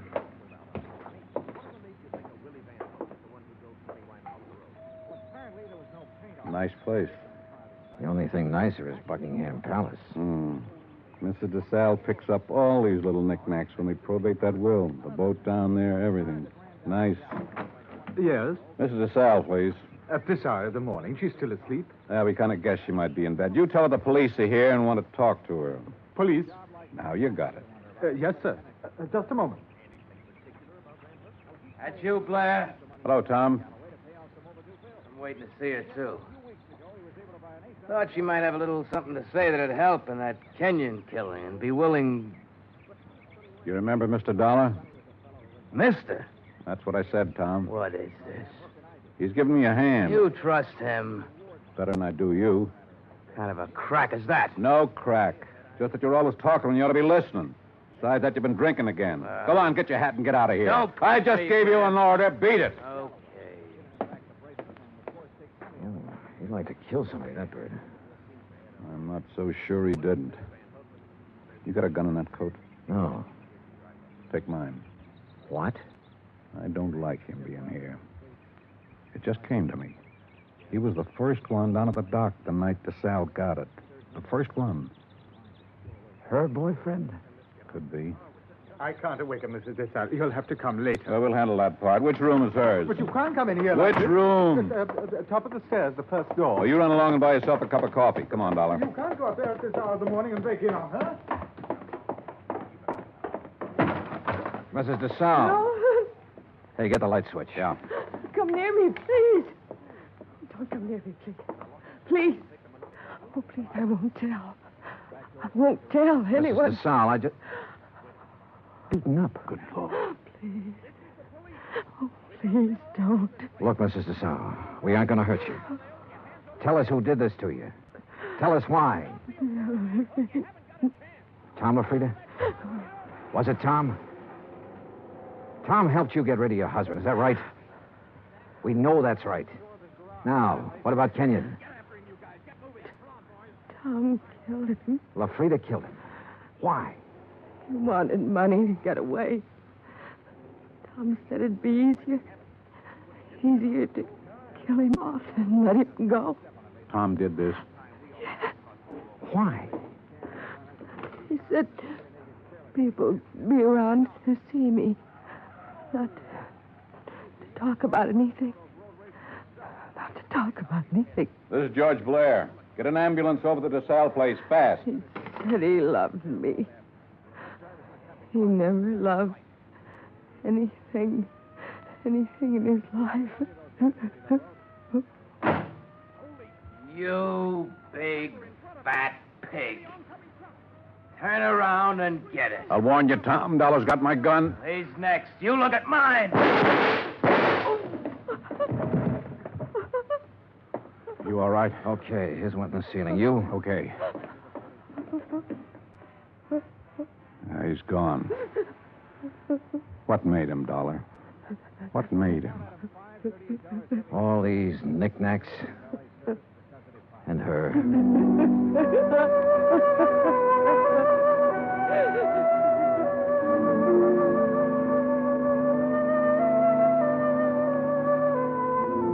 Expense account item 5, $25. One phone call to Hartford. I told Hilary Fuchs the whole story, and he promised to send out the necessary legal aid. Item 6, $10. Flowers for Bert Kenyon. Item 7, $2. One drink. To one good cop with a bad foot. The drink cost $1. The glass cost $1. The drink for the good, the smashed glass for the bad. Oh, yeah, it was hammy, but it made me feel... Expense account total, $416. Remarks, none. Yours truly, Johnny Dollar.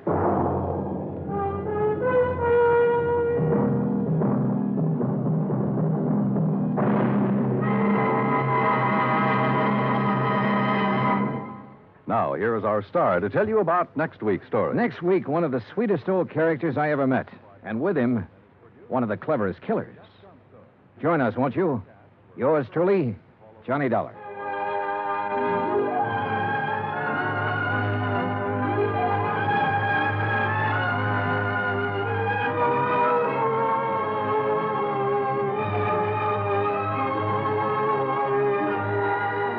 Yours truly, Johnny Dollar, starring Bob Bailey, originates in Hollywood. It is written by John Dawson and is produced and directed by Jack Johnstone. Heard in our cast were Virginia Gregg, Harry Bartell, John Stevenson, Will Wright, James McCallion, and Ben Wright. Musical supervision is by Amerigo Marino.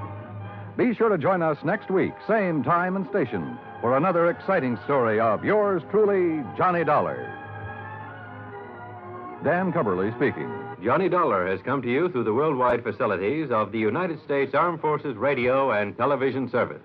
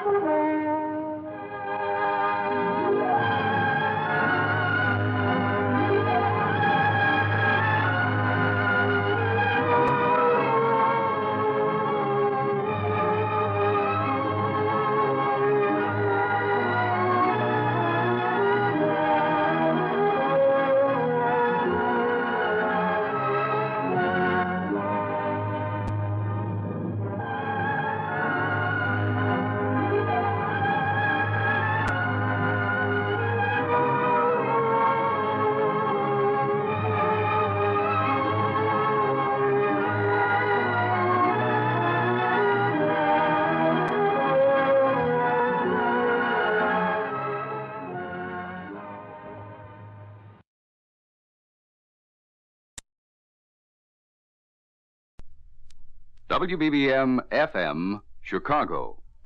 Gum, the refreshing, delicious treat that gives you chewing enjoyment, presents for your listening enjoyment John Lund as Johnny Dollar. Donald Maynard, Johnny. Oh, hello, Mr. Maynard. You employed? No, not a bit. Just closed out a case. Fine. Can you go to New York? Yeah, I guess so. What's it all about? Well, this company insures Morey Productions Incorporated. It's a film television company shooting in New York. The star is Philip Morey. Uh-huh. Well, production stopped last Wednesday. We were notified that Morey had suffered a breakdown and couldn't continue for a while. It's costing us plenty. They've got a pretty big company. Cast and crew are all under contract and have to get paid. Well, what do you want me to do? Well, anything you can. The doctor definitely confirms the breakdown, but he says he's sure it's due to some personal crisis. See what you can find out. See if you can't do something to snap Morey out of it. Okay. Right away, huh? As soon as I pack a bag.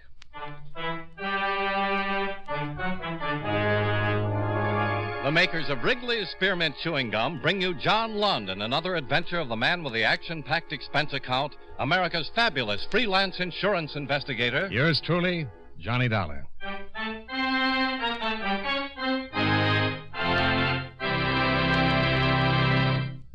Friends, the makers of Wrigley's Spearmint Chewing Gum present these weekly adventures of Johnny Dollar because they know that millions of you enjoy Johnny Dollar. That's true of Wrigley's Spearmint Chewing Gum, too. It's enjoyed by millions, day in and day out. People find that chewing on a smooth, delicious piece of Wrigley's Spearmint Gum somehow makes time pass more pleasantly. Whether you're working, driving, shopping, or just taking things easy, that good, tasty chewing gives you enjoyment and satisfaction. So always keep a package of Wrigley's Spearmint Chewing Gum handy. And whenever you want a refreshing, delicious treat, chew a stick. You'll like it. You really will.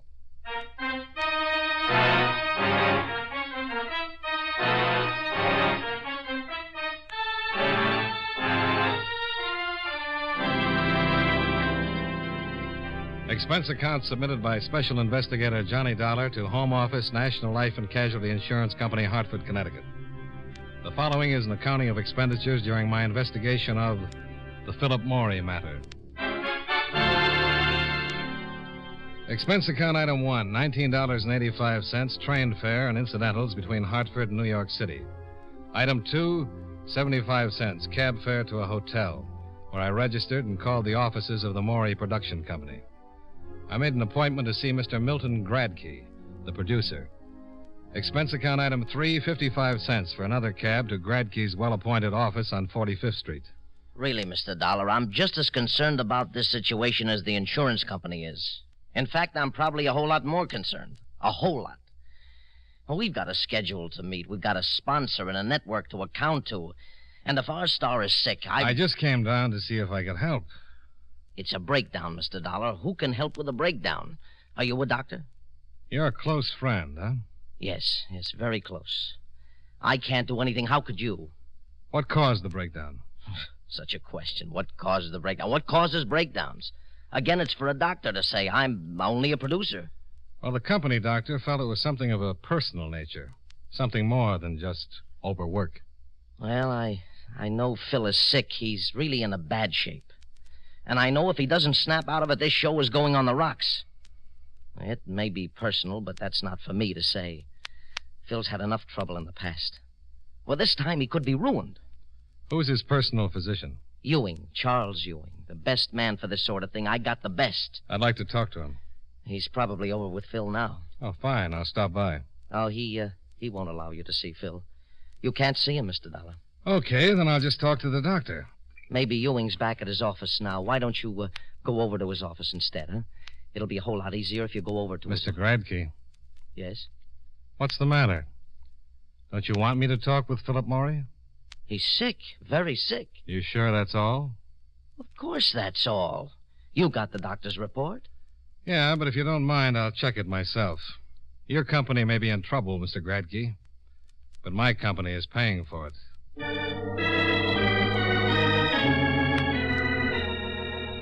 Expense account item 4, $1.25 for still another cab. Philip Morey was residing in an apartment on Park Avenue. I had trouble getting by the doorman, the receptionist at the switchboard, and the elevator operator, but I got by them. I walked down the third floor of the building and knocked on the door to Philip Morey's apartment. Yes? Dr. Ewing? No, he just left. My name is Dollar. I'd like to see Mr. Morey. I'm sorry, no one can see Mr. Morey. He's quite ill. Who are you? What business is that of yours? I'm a special agent for National Life and Casualty. I was sent here to make a report on Mr. Morey's condition. Then I suggest you talk to Dr. Ewing. Now, wait a minute. Look, I told you to... Hey, Richard. What's the beef? What's going on? Mr. Morey? Yeah? Phil, you better go on back in your room. Why? What do you want, Edward? My name is Dollar, Mr. Morey. Okay. What's it all about, huh? I told him you weren't seeing anyone. Yeah? He's from the insurance company. I don't want any. You already have it. I just came down here to see if I could help. Wait a minute. I don't want any insurance. I'm a lousy risk. Phil. No. Go on, fella. Beat it. Do you hear me? Go on. Okay. Don't get rough. You're in no condition. You think so, huh? Look, Mr. Morey, my company got a report that you'd suffered a breakdown. Yeah. Well, good for them. It looks to me more like a 90-proof breakdown, and it smells like it, too. Well, what's it to you? Plenty. My company's paying a lot of money while you're laid up. As long as it's a legitimate illness, they're obligated to keep on paying. And if I'm just drunk? I doubt if my company would think kindly of you, Mr. Morey.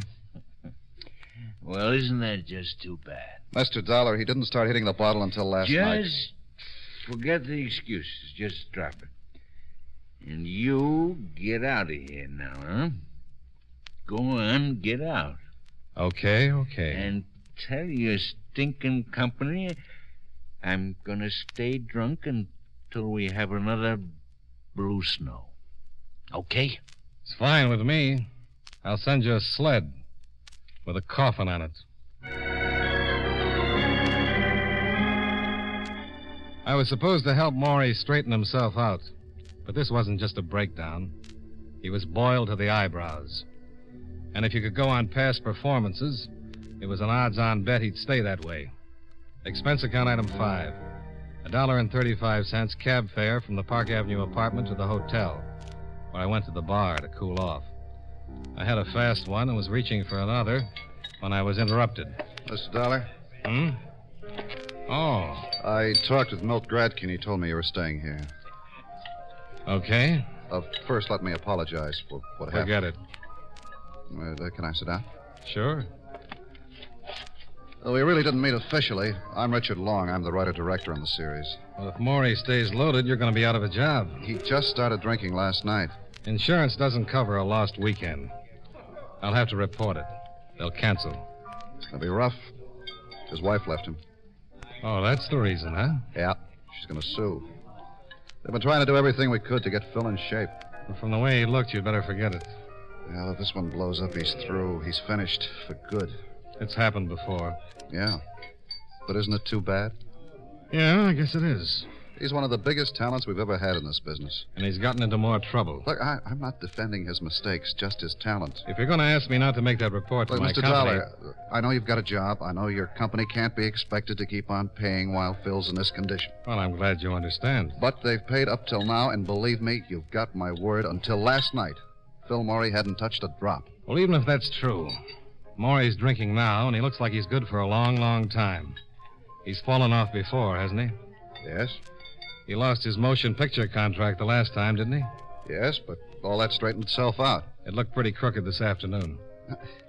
This would never have happened in a million years if it wasn't for that wife. Well, that's another one of his patterns, isn't it? He's been sued by more ex-wives. Mr. Zoller, I've never said he was right. I never said any of the trouble was anything else but his own fault. But you don't know him. Not many people do. This guy is the most considerate, charitable... When he's sober. Listen, if you've got about 12 hours sometime, I'd like to impress you with some of the good things on the other side of the ledger. He's given Janet everything she could want. Sure, he was wrong. He should have belted her one and told her to keep in line. He's made the same mistake with every woman he's ever been involved with, and they've all taken him. Nearly everyone's taken him. Business managers, agents. You think them up, and they've had their fingers in the pie. For a while, there was a pretty big pie. Sounds like fodder for a good psychoanalyst. Yeah, but... Well, Janet's leaving him was too much. Even as bad as he was, he didn't hit the bottle. He just kind of folded up, but he stayed on the wagon. Until last night. Yeah. Her lawyer called, and Phil got to the phone before I did. He was almost well, didn't care if he ever saw her again. The lawyer said lawsuit, and Phil headed for the bar. Well, a breakdown is one thing, but a drunk is something else. And he doesn't exactly have the cleanest record in the world. A couple of his binges turned into marathons. Well, I don't know what to do. That's why I wanted to see him. I was sent down here to straighten him out if I could. Get that dame to lay off the lawsuit and you can. Well, maybe she thinks she's got a case. The other wives did all right. Well, that's why he flipped. He just can't afford it. You got any idea how much alimony he's paying right now? Yeah, I've heard. And it's more than just the dough. This one's taking him. He's played it straight all the way. Gave her everything she wanted. Laid off the booze. Really, I know. He tried to make this one work. And why did she leave him? She figured it was the right time. He's going good. Still got a lot of money. She's a tramp. Does he think so? Well, he does now. I never said anything to him while they were together, and there was a lot I could have said, but, you know, you just don't do those things. No, it never helps. After she left him, I finally sat him down and gave it to him straight. He got sore, but he listened, and he started putting things together. She played around all over the place while she was with him, but she did it smart. It's the old story about the husband being the last one to know. And he took it? Yeah, and it helped. I really gave it to him, everything I knew. He must have made quite a study. Well, she threw a few pitches my way. Well, if you know all these things, why not let her take it to court? Sounds like you've got enough on her to stop any kind of a suit. Oh, no. I said she played it smart. It's all hearsay. She'd just deny it, and who's going to call her a liar? The guys she was mixed up with? Maybe. Not these guys. They were hand-picked. You said she threw a few pitches your way. Look, Dollar, Maury's my closest friend. What do you think I'm going to do? Well, I came down here to see if I could help. But it looks pretty hopeless. I don't know. He looked like he was headed for a wet evening. Anyone holding his hand? Yeah, I left Milt with him. We've been working in shifts. His wife's name is Janet, isn't it? Yeah. Where does she live? 55 West 125th Street. Okay. Why don't you wait for me here? You going over to see her? I'm supposed to save my company money, Mr. Long. Maybe Mrs. Morey can suggest something. Are you kidding? Yeah. But have you got a better idea? Good luck.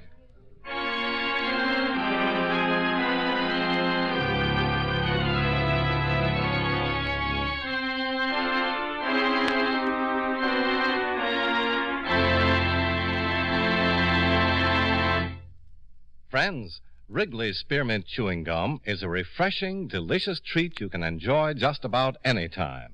Even when you're busy working, you can slip a stick of Wrigley's Spearmint in your mouth and enjoy that pleasant chewing. The lively, full-bodied spearmint flavor cools your mouth and freshens your taste. The good, smooth chewing helps relieve pent-up tension, gives you satisfaction. As a result, you seem to feel more relaxed and get more enjoyment out of what you're doing. So enjoy chewing Wrigley's Spearmint Gum while you work, and at other times, too. Get a few packages next time you're at the store. That's Wrigley's Spearmint Chewing Gum. Healthful, refreshing, delicious.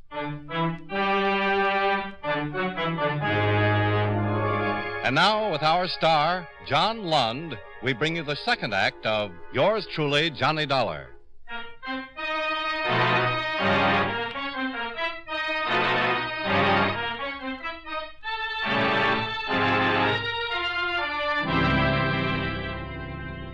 I left Long in the hotel bar and ran up expense account item 6, $1.45, for one more cab to take me to Mrs. Philip Morey's apartment building.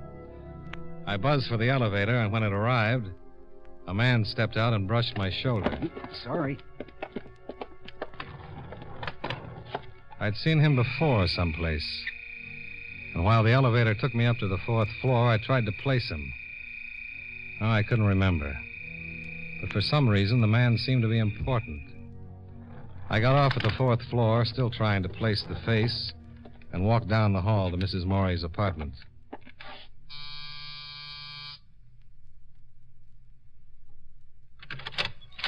Yes. Mrs. Morey? Yes. My name is Dollar. I'm a special investigator for National Life and Casualty. Insurance? Yes. Well, I'm sorry, but My company insures your husband's television production. Oh, You mind if I come in and talk to you?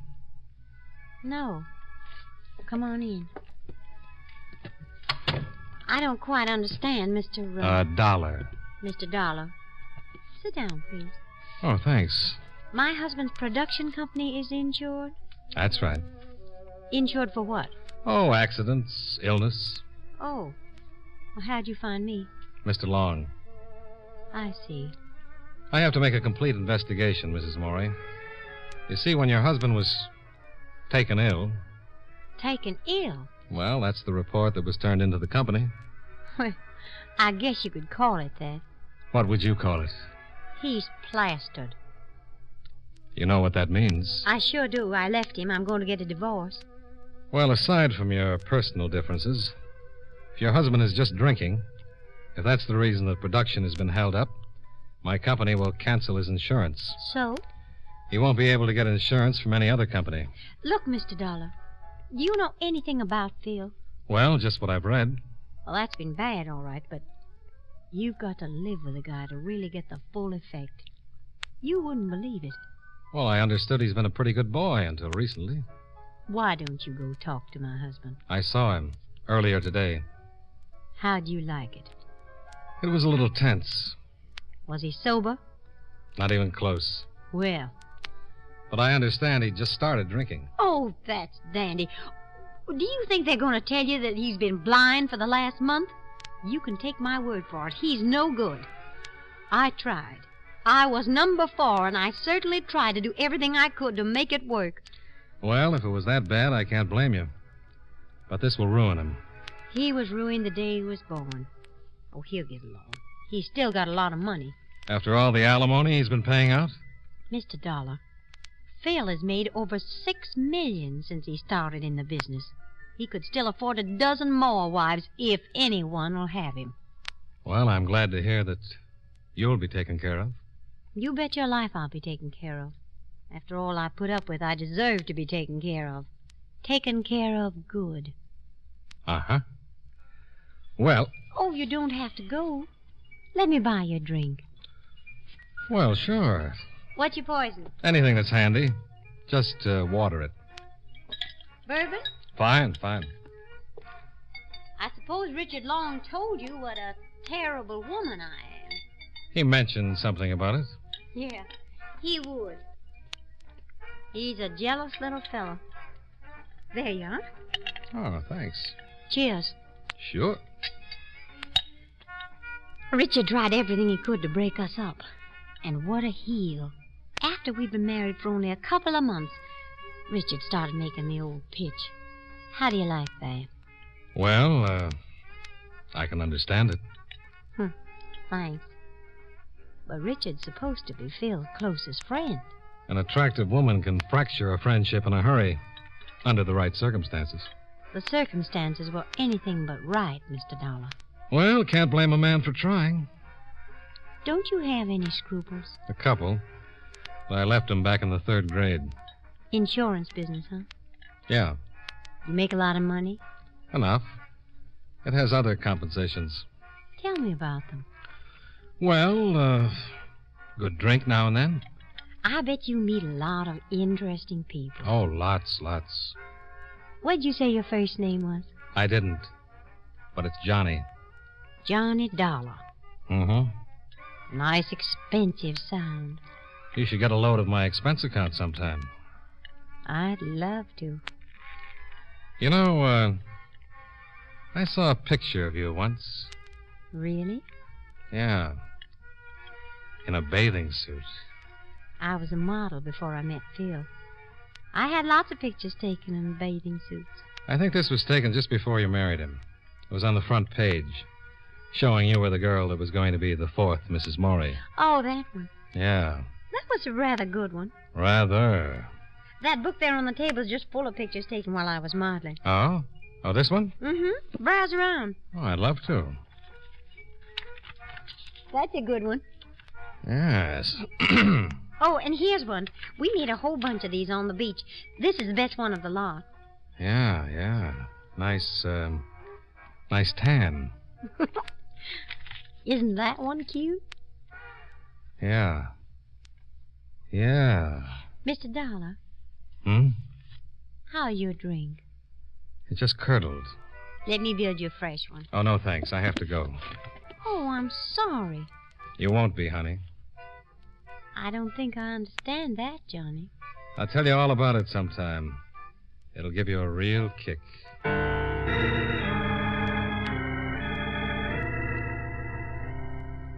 I left Mrs. Morey looking a little worried. And whether she knew it or not, she had a right to be. In one of the pictures she's shown me, I'd spotted the man I'd bumped into coming out of the elevator. And I remembered who he was. Expense account item 7, $1.45. Cab fare back to the hotel, where I told Richard Long about the man in the picture. Eugene's Sweet. Ever heard of him? No.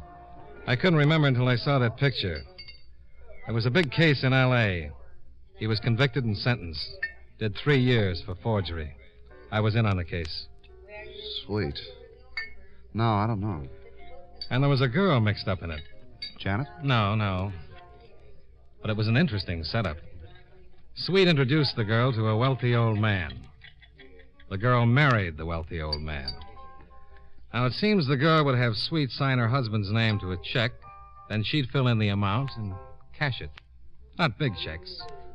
But after about 4 years, they added up. Well, a man named Swift introduced Phil to Janet. I never did like him. He used to hang around all the time. Phil got tired of him in a hurry and gave him a bounce. What did he look like? Oh, he was tall, kind of greasy around the edges, weighed about, I don't know, about as much as I do. Where does he live? I don't know. Only seen him a couple of times since Phil got rid of him. Why, you think Swift might be this Sweet or whatever his name is? Well, it's a long shot, but you never know. I guess I could find out. Milt might know. Would Janet? Sure. She might. Why don't we ask her? Yeah. Why don't we just go back to her place and you have a look at that picture book? I'm with you.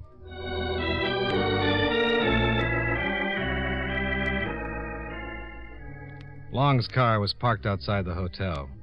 We piled in and drove back to Mrs. Morey's apartment building.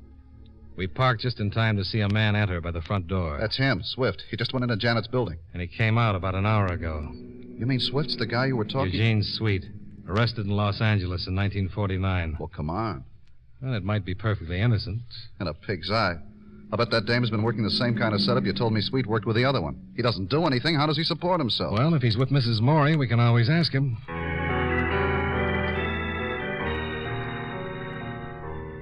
We went into the lobby and waited for the elevator to come down. Long looked happier than a kid in an acre of new cement, and there was just a chance he had a right to be. The elevator arrived, and so did Milt Gradke, the producer, who came busting into the lobby from the street. Milt? Richard, I've been calling you all over the place. What's the matter? Phil, he's loose. I couldn't keep him in the apartment. Oh, no. I tried, but he got rough. He tried calling Janet, but she hung up on him. Then he went wild. You think he's here with Janet? Yes, and that's not the half of it. Come on, we better get up there. There's no telling what he might do. You know about it? What do you mean about Sweet? Who? Sweet. I'll tell you later. I thought you meant the gun. Gun? Yes, Phil's got a gun with him. On the way up, Long explained as much as he could to Gradke, and Gradke continued to apologize for not being able to restrain Morey. We left the elevator on the 4th floor and hurried down to Mrs. Morey's apartment. The door was ajar. Sounds like they're all in there. Well, what are we going to do? Well, if he's got a gun... He sure has. I'm going in. Get back! Get back. Get back. Frankie, do something! Put down the gun, Morey. Don't come near me. Get back. I warn you. Don't anybody get near me. I swear I'll shoot. Phil. Not even you, Dick, no. You too, Milt. Get back. This dame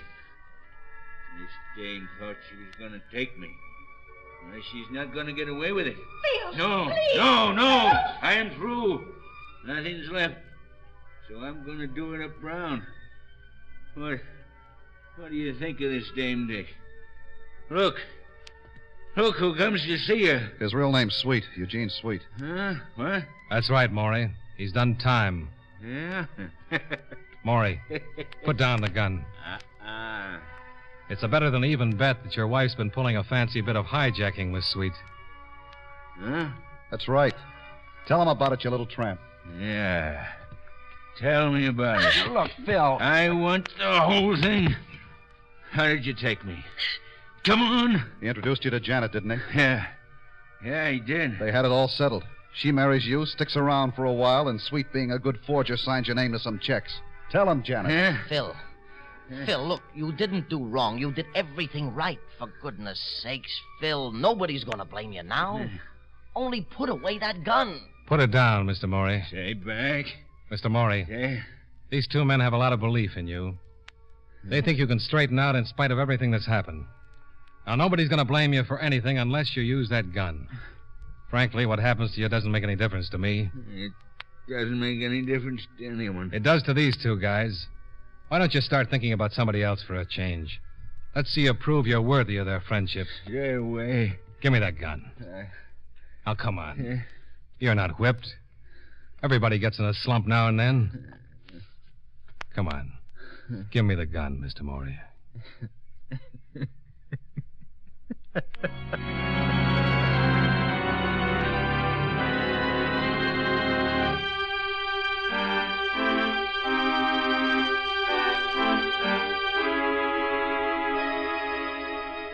By the time the cops got there, Janet and Sweet had told me the whole story.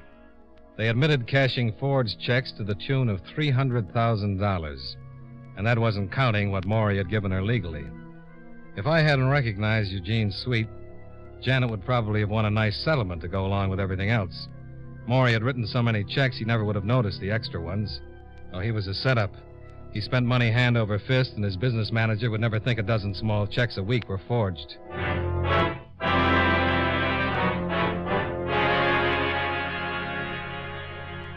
Expense account item 8, $54, hotel bill. Item 9, $18.83, train fare and incidentals back to Hartford.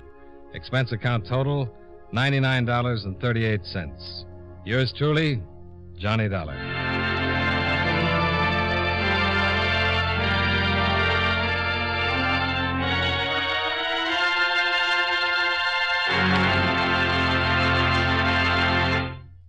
Remember, friends, Wrigley's Spearmint Chewing Gum is a refreshing, delicious treat you can enjoy just about any time.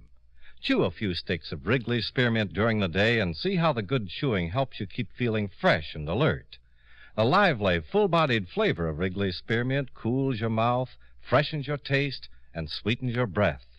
The chewing itself gives you a nice little boost, helps you keep going at your best. Millions of people get real chewing enjoyment out of Wrigley's Spearmint Gum every day, and we know that you'll enjoy it, too. Get a few packages and always keep some handy. That's Wrigley's Spearmint Chewing Gum. Healthful, refreshing, delicious.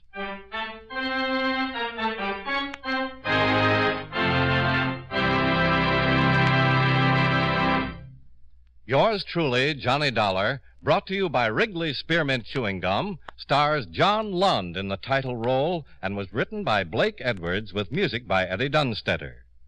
Featured in tonight's cast were Joe Duvall, Sidney Miller, Hy Averback, Bill Johnstone, and Jeanette Nolan. Yours truly, Johnny Dollar, is produced and directed by Jaime Del Valle.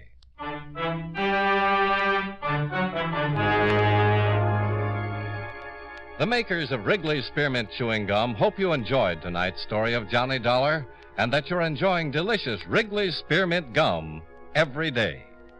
This is Charles Lyon, inviting you to join us again next week at this same time when, from Hollywood, John Lund returns as... Yours truly, Johnny Dollar.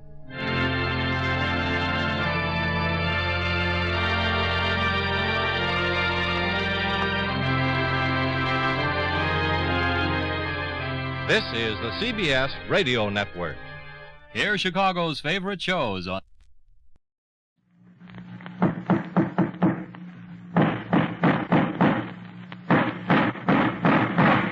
What's the matter? What is it? Another case for Nick Carter, master detective.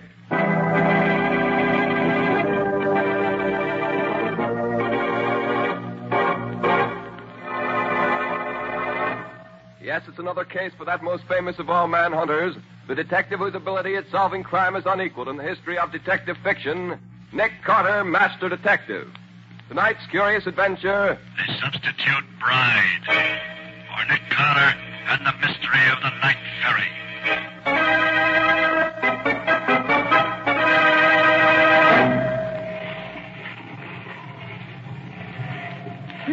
Here, take your hands off me. No, what are you doing?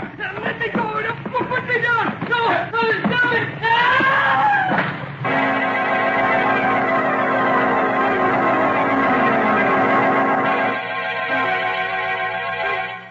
Nick, there's a young man here to see you. Says he's an old friend of yours. Well, hello, Nick. Helen Marvin. Well, Helen, it's good to see you again. And what brings you to this part of the country? I came east to get married, Nick. Well, congratulations. Now, wait a minute. I'm afraid your congratulations are a little premature. What's the matter? I don't know. I can't find her. Can't find her? Well, what on earth do you mean by that? Well, look, it's like this, Nick. Alice Evans and I have been engaged for about 4 years. But for the past 3 years, she's been living in South America with friends of her family. She was due back in this country yesterday on the Gallia, so I came on from Chicago to meet her. Her boat got in ahead of schedule, and my train was late, so we missed connections. I'd already told her I was coming, but in spite of that, she was gone by the time I got to the dock last night. Didn't she leave any message for you? No, not a word. That's odd. And she has no friends in this part of the country that she could stay with. Well, didn't anyone at the boat know where she went? Well, apparently not, Nick. The stewardess says a boy brought her a note, and as soon as she read it, she got dressed and went ashore. There was a taxi waiting for her, and she went off in it. An hour later, an expressman called for her trunks. Perhaps she went to a hotel. Hotel? But why should she do that when I told her that I'd meet her at the boat? No, Nick. Something has happened to her, I'm sure of it. Nick, the morning paper says that there's a Miss Alice Evans registered at the Hamilton Park Hotel. What's that? Would that be the same girl? Here, let me see that, will you? Quick. Right here. Well, and she did go to a hotel. Oh, gee, what a fool I was for worrying you, Nick. I'll think nothing of it, Alan. Glad you found her. Well, if you don't mind, Nick, I think I'll... Sure, go right ahead. I know how anxious you are to see her. Hey, look, Nick, why don't you come with me? I'd like very much to have you meet her. Well, Alan, this seems hardly the time to... Oh, come on. No, Nick, come on. I want you to meet her. You'll like her. Well, all right, if you insist. But I've heard it said that three is usually a crowd, especially after two of them been separated for 3 years.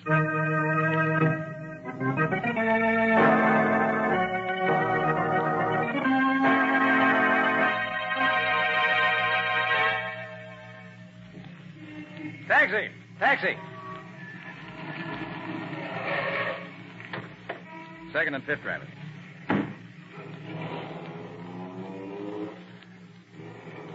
Well, Ellen, I gather that you feel that our visit to the young lady was not a complete success. Nick, something's wrong. I don't know what. So I noticed. That's why I stayed until you left. I tell you, she's changed. I can't put my finger on it, but she's different somehow. Well, 3 years is a long time, Ellen. Some change would be quite natural. Oh, but it isn't that kind of change, Nick. Well, doesn't she look the same? She does, and she doesn't. You mean you don't think she is Alice Evans? She must be, and yet... Then you're not sure. I wish her father were here. He'd know immediately whether she's his daughter or not. Where is he? Chicago? I don't know. He told me he was meeting the boat, but as far as I know, he hasn't shown up. She said she hadn't seen him. Well, he probably was delayed in getting away. Look, you don't suppose anything could have happened to him, do you? You know, like so many rich men, he always carried several $100s with him. Well, it's possible, of course, Ellen. Was there anything distinctive about his appearance? Well, he was a shortish man, stout, white hair. Oh, yeah, he wore old-fashioned side whiskers. Well, those should make him easy to identify. I'll have Lieutenant Riley get in touch with the Chicago police and see if they know anything about him. Oh, good. Then I'll have Patsy make the round of the hospitals here in town. I'll send Penny to the terminal and the ferries to see if we can pick up any information about him there. Mm-hmm. Well, we ought to find out something that way. And I think my next step will be to visit the galliot or dock. See what I can learn there.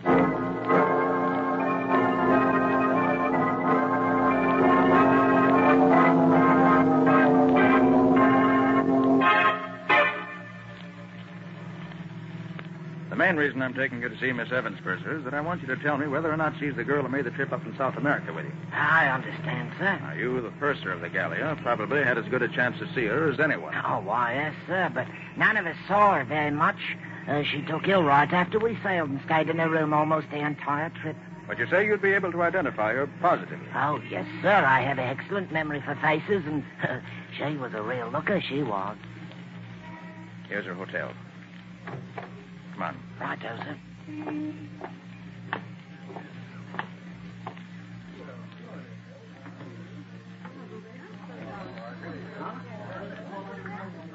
Here, we can take this elevator. 3, please.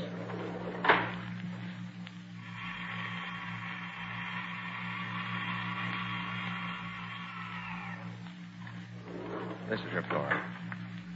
Her room's right across the corridor here.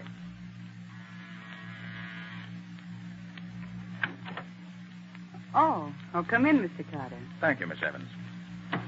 You, of course, know this gentleman, Miss Evans?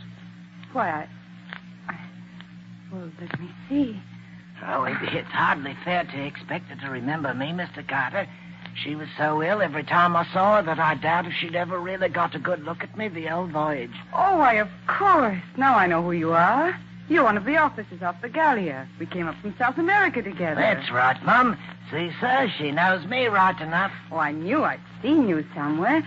If I hadn't been so sick, I'd have remembered you at once. I see. Well, Miss Evans, our call is really in the nature of business. The purser found a valuable lot of jewelry left behind in the ship, and I was called in to help find the owner. As it was near your cabin, we come to you first. I haven't missed any of my jewels, but I'll let you know if I do. Thank you. Have you had any word from your father yet? No, not a word. Do you suppose anything's happened to him? What did he look like, Miss Evans? Why, he was... I'll show you his picture. You can tell better by that. Here you are, Mr. Carter. That's my son. Are you a detective? Yes, Miss Evans. I am. Then you must find him for me. I don't care what it costs. Very well, I'll see what I can do. Shall we go, Purser? Oh, yes, sir. Good day, miss, and good luck to you. Goodbye, and thank you. I'll let you know as soon as I learn anything, Miss Evans. Good day. Well, Purser, was that the Miss Evans who made the trip with you in the Gallia? Oh, positively, sir. I'd know her anywhere. You're sure? There's no question whatever, sir. I'd swear to it on a stack of Bibles afoot, I would.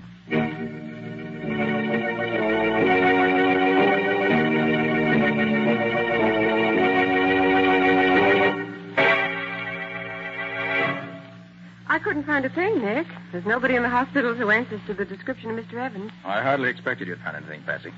But we had to be sure. Well, did the Chicago police know anything about him? Riley said they had no report of anything having happened to him there.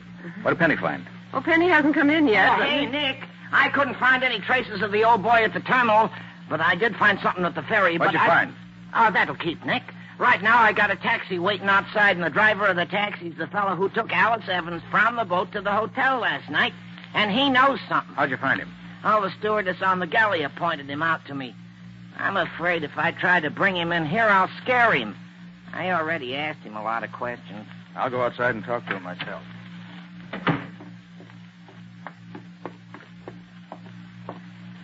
Oh, driver, I'm Nick Carter. So what?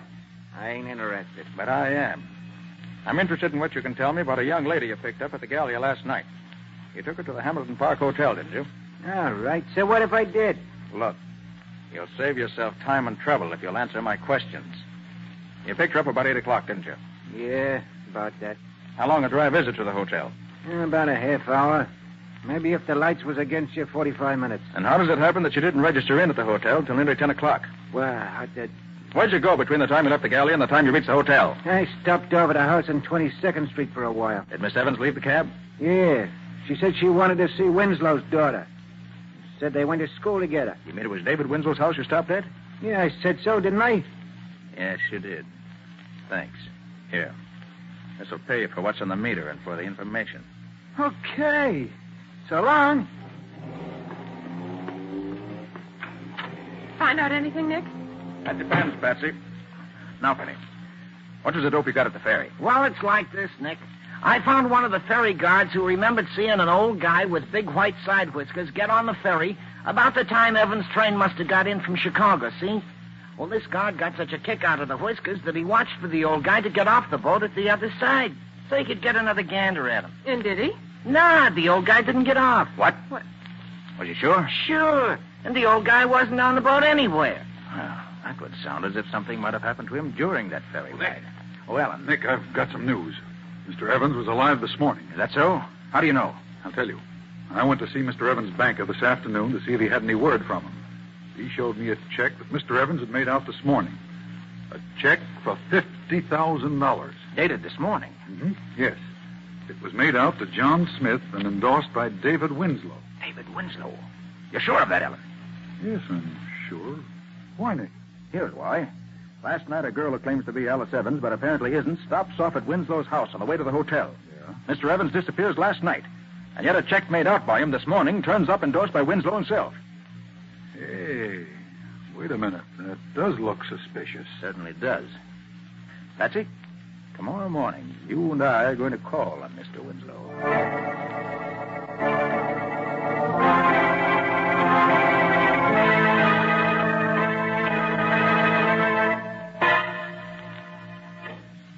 Very good of you to see me, Mr. Winslow. I'm Nick Carter, the detective. Yes, I've heard of you, Mr. Carter. Miss Bowen, my assistant. How do you do, Good Mr. morning, Bowen? Mr. Winslow. What can I do for you, Mr. Carter? Mr. Winslow, do you know James Evans? Only very slightly. Are you acquainted with his daughter, Alice? No, Mr. Carter, I'm not. I see. Did a check of Mr. Evans recently pass through your hands? Why, yes, it did. I cashed one of his checks yesterday. Did you know that Mr. Evans disappeared the day before the date on No, that I check? didn't. Well, he did. You don't say. Would you be in a position to know if the signature on the check were a forgery? Oh, the signature was genuine, all right. When Mr. Smith presented for payment a check in the amount of $50,000, I naturally sent the check to Mr. Evans' bank for verification. They said it was good, so I paid Smith the money. I see.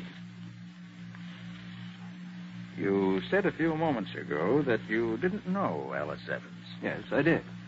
But didn't she call here night before last? Why, yes, she did. She called to see my daughter. They were classmates at school. My daughter was not at home, so she talked to my wife for a while and left. Thank you for your trouble, Mr. Winslow. Not at all. Come on, Patsy. Time we're running along. Okay, Nick. Good morning, Mr. Winslow. Good morning. Good day, Mr. Winslow. Good day to you, sir. Patsy, I'd be tempted to believe what he said, even if I didn't know that he has an excellent reputation in banking circles here in town. Well, what he told us certainly sounded straightforward enough to allay... Hold it, Patsy. Hmm? See that man going in the house next door? Oh, yes. What about it, Nick? I saw that man in court a few weeks ago, charged with murderous assault. What? And now we found him going into the house next door to Winslow's. Patsy, I want you to get back to the office immediately. Tell Penny to see what he can find out about that house. The address is 832 West 22nd Street. Yes, Nick. I want to know more about that place.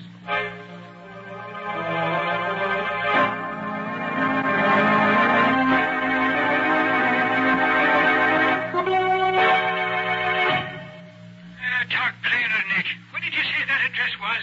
832 West 22nd Street, Riley. Well, now, Nick, that's a curious thing. One of the boys picked up a bum this morning, and when we searched him, we found a slip of paper in his pocket with that same address on it. Swell, Riley. Hold him. I'll be right down.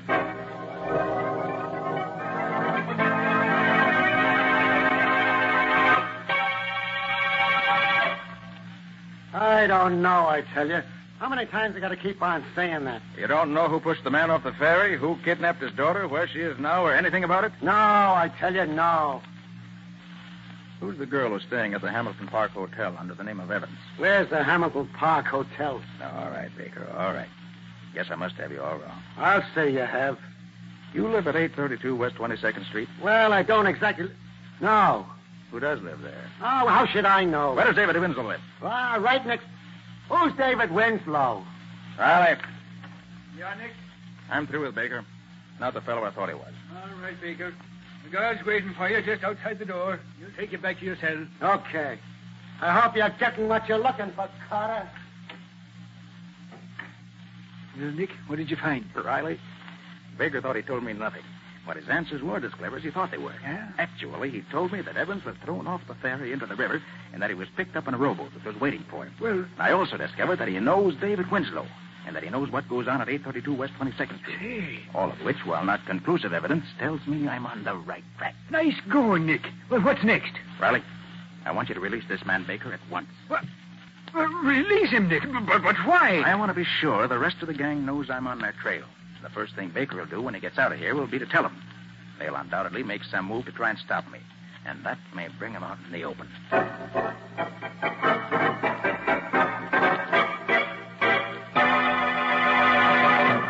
Penny, what'd you find out? Well, I'll tell you, Nick. Whoever's running that gang's keeping it pretty secret. None of my old pals know anything about it. All I could find out is that the address is the hideout of what they call the Secret Six. Yeah? An ex-convict, they call the butler, takes care of the place during the day and keeps it cleaned up. That would be the man Patsy and I saw. What about David Winslow? Nah, nobody connects his name with it nowhere. He must be extremely clever, or I'm extremely much of a dope. Ah, you're no dope, Nick. Dope. Hey, where's Patsy? She asked me to bring her back some peanuts. Oh, she went to see that girl who's posing as Alice Evans at her hotel. Hey, wait. I didn't realize it was so late. She should have been back by now. Found this note at her desk when I came in about lunchtime. Yeah. Again, Nick. Girl who calls herself Alice Evans just called to say she had information on her father's disappearance. When I told her you weren't here, she asked me to go over and she'd give it to me and I could get it to you. We'll take a run over to the hotel and see what she wants. See you at the office when I get back, Patsy. And that was almost 5 hours ago. Say, look. Should we go over there and have a look-see? Well, first I'll phone Miss Evans. Hamilton Park Hotel. That's, Shermore 32423. Gee, if that bunch of crooks has tried anything on Patsy... Hamilton Park Hotel. Good afternoon. Miss Alice Evans, please. Miss Evans, I'll connect you. Thank you. You know, I ain't known Patsy long, but she's a pretty swell kind of dame for... I'm sorry, Miss Evans does not answer. Thanks. Nobody home? No, Penny. And I don't like it. I think I better get going and... Wait a minute. Nicholas Carter's office. Nick Carter? Yeah? Who's this? If you want to see your girlfriend Patsy again, Carter, Keep out of the Evans case. What do you mean? If you make another move to try and find out what happened to old man Evans or his daughter, you can kiss your girlfriend goodbye. It'll be curtains for her.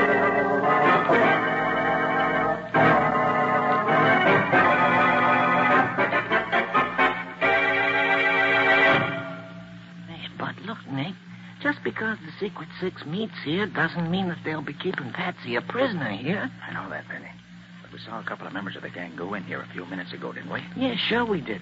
Well, if I can't make them tell me what they've done with Patsy, my name isn't Nick Carter. Oh, whatever you say, Nick.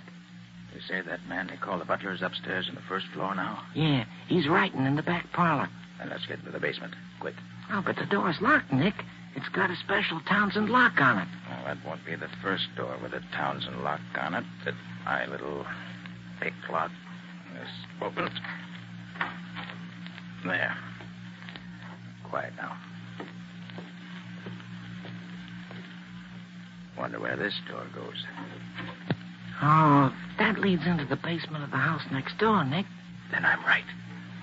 That's the basement of the house where that banker Winslow lives. He is in on this.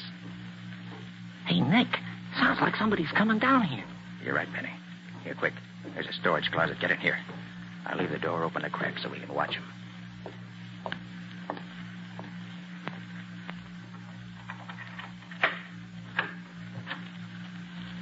It's that butler, Penny. You're not going to gag me again, are you? That must be old man Evans. What's that stuff you have there? Oh, if you call that food, you can take it away.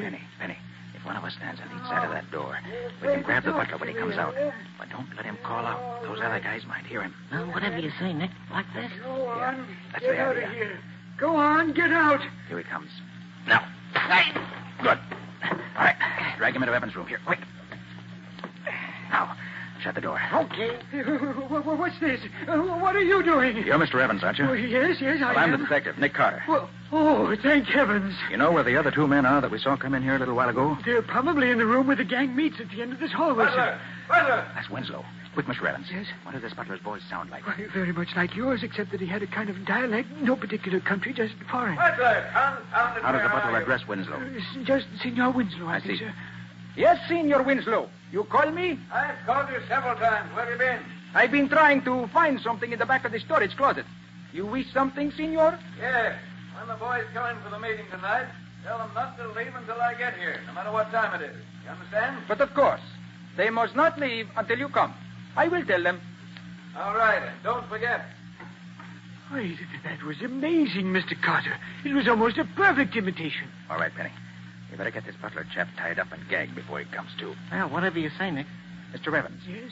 You know why you were kidnapped and brought here? Why, yes, Mr. Carter. They want my fortune. I know they've kidnapped my daughter and substituted in her place a girl who looks enough like her to be her double. They plan to have her get possession of everything she can, sir. Then they forced you to write that check for $50,000, didn't they? Yes. But, Mr. Carter, do you know where my daughter is? I'm sorry, Mr. Evans, I don't. But I expect to know very soon. Oh. Come on, Penny. Let's get down the hall and let those thugs tell us where Patsy is. Whatever you say, Nick. What do I do then? Yeah, all right. Hold it, Benny. I'll turn the knob on the door very gently. Then when I give the word, we'll rush them, just in case there may be more than two in there. Whatever you say, Nick. Easy now. Yeah, all right. Get your hands up, all of you. What is it? Nice shooting, Nick. He should have known better than to pull a gun on you. All right, you get up. It's only your wrist that's hurt. Come on, get up. Now drop your guns on the floor. Come on, let's have 'em.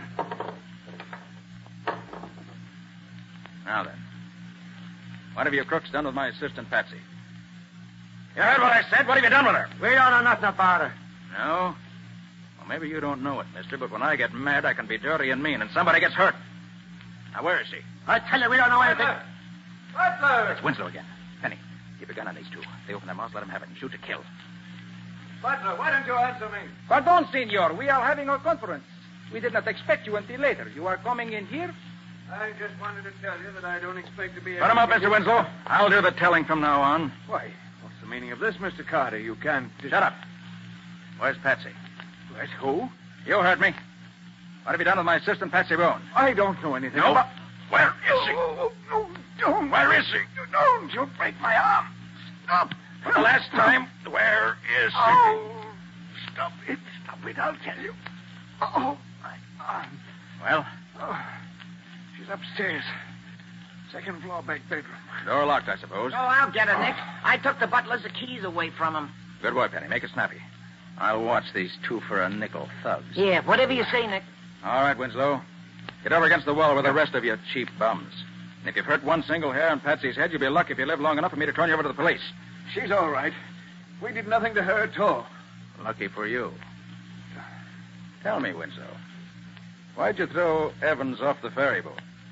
Wouldn't it have been easier to have kidnapped him someplace else? I had the ferries watched for several days and found at the time of night, in the bitter cold weather we've been having, the rear deck of the ferry is almost always deserted. So we planned it that way. We had other plans ready in case that didn't work out. Oh, Nick, am I glad to see you. Oh, Patsy, are you all right? Anybody hurt you? No, Nick. They're a little rough, but they got as good as they gave me. Look at that black eye on the guy on the left. Good for you, Patsy. Hey, Nick, after I got Patsy loose, I looked in some of the other rooms, and I found this dame in the front room up there. Says she's Marion Blake. My name is Marion Blake. You're not Marion Blake. You're Alice Evans. No, I'm not Alice Evans. I'm Marion Blake. Aren't you saying that you're Marion Blake because you're afraid the gang will hurt your father if you admit you are really Alice Evans? What? Well, you're quite safe now, Miss Evans. Oh, Mr. Evans. Yes? Will you come in here, please? Yes, Mr. Carter. My father here. And free? Yes, Miss Evans. Here he is. Oh, Alice right here. Oh, I've been Penny, so worried about you. you better go get Riley. You'll find him waiting just around the corner. He can take over now. Tell me where you were. Mr. Carter, I can never thank you enough for what you've done. We owe you our lives, Alice and I. You don't owe me anything, Mr. Evans. Getting rats like these out of circulation gives me more satisfaction than anything else ever could.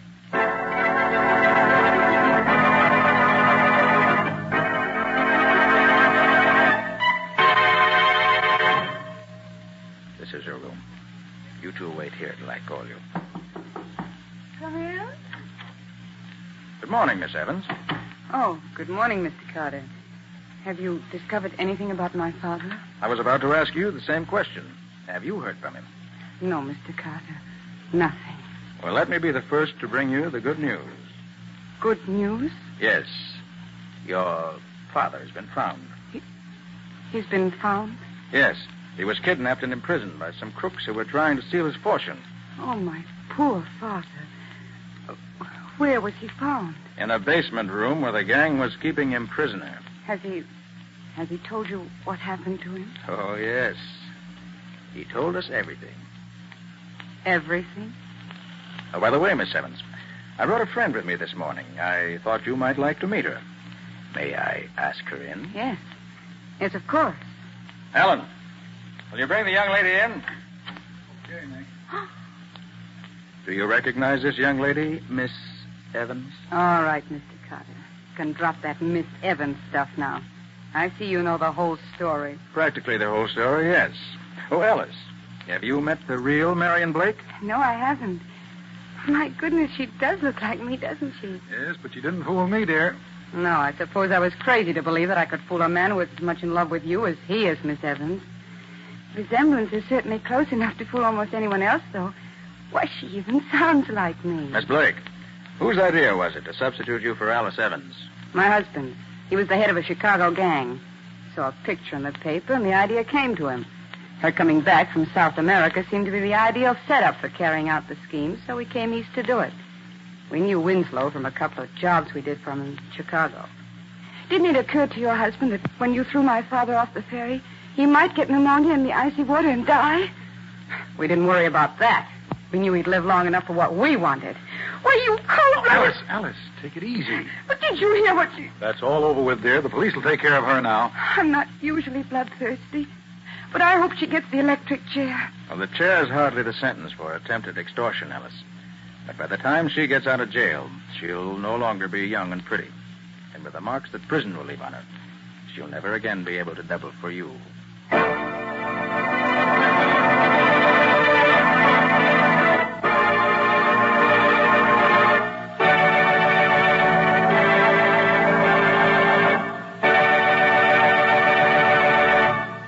This was another strange experience of Nick Carter, Master Detective, called The Substitute Bride, or Nick Carter and the Mystery of the Night Ferry. Another of the curious adventures of Nick Carter, which are brought to you regularly at this time by WOR Mutual. And now, Nick, what strange adventure are you and Patsy going to tell us about next week? Next week, I want to tell you about a case that never seemed to be twice the same. What do you mean by that, Nick? Well, what Nick means is this. The case started out as a suicide, turned into a murder, and then disappeared entirely. And I disappeared with it. Well, all this sounds very screwy to me. Are you sure you're talking about next week's story? Nothing else but. But I'm afraid that if you want any more details, you'll have to listen to the story itself. And if you're wise, you won't miss it. It's one of our best. That it is. But for now, so long, folks. So long. And so long to you both until next week. In the strange adventure you have just heard, Nick Carter was impersonated by Lon Clark, Patsy by Helen Choate. Original music was played by Lou White. The entire production was written and directed by Jock McGregor.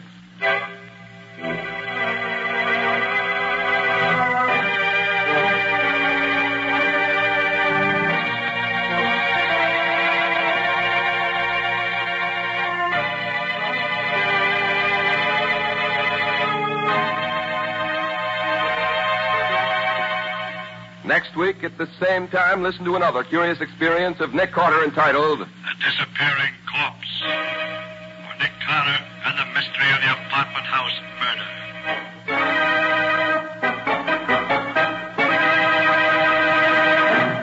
This story is a copyrighted feature of Street and Smith Publications, Incorporated. The Return of Nick Carter is produced in the studios of WOR and is broadcast over most of these stations every Wednesday evening at 8:30 Eastern War Time. This is Mutual.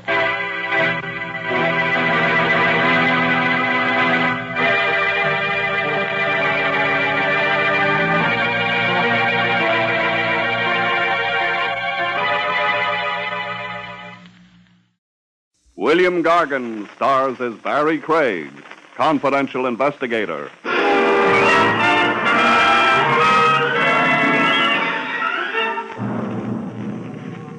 Murderers rarely have many friends.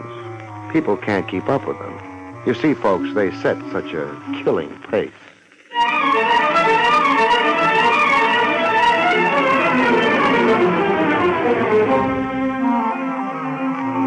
The National Broadcasting Company presents William Gargan in another transcribed drama of mystery and adventure with America's #1 detective, Barrie Craig, confidential investigator.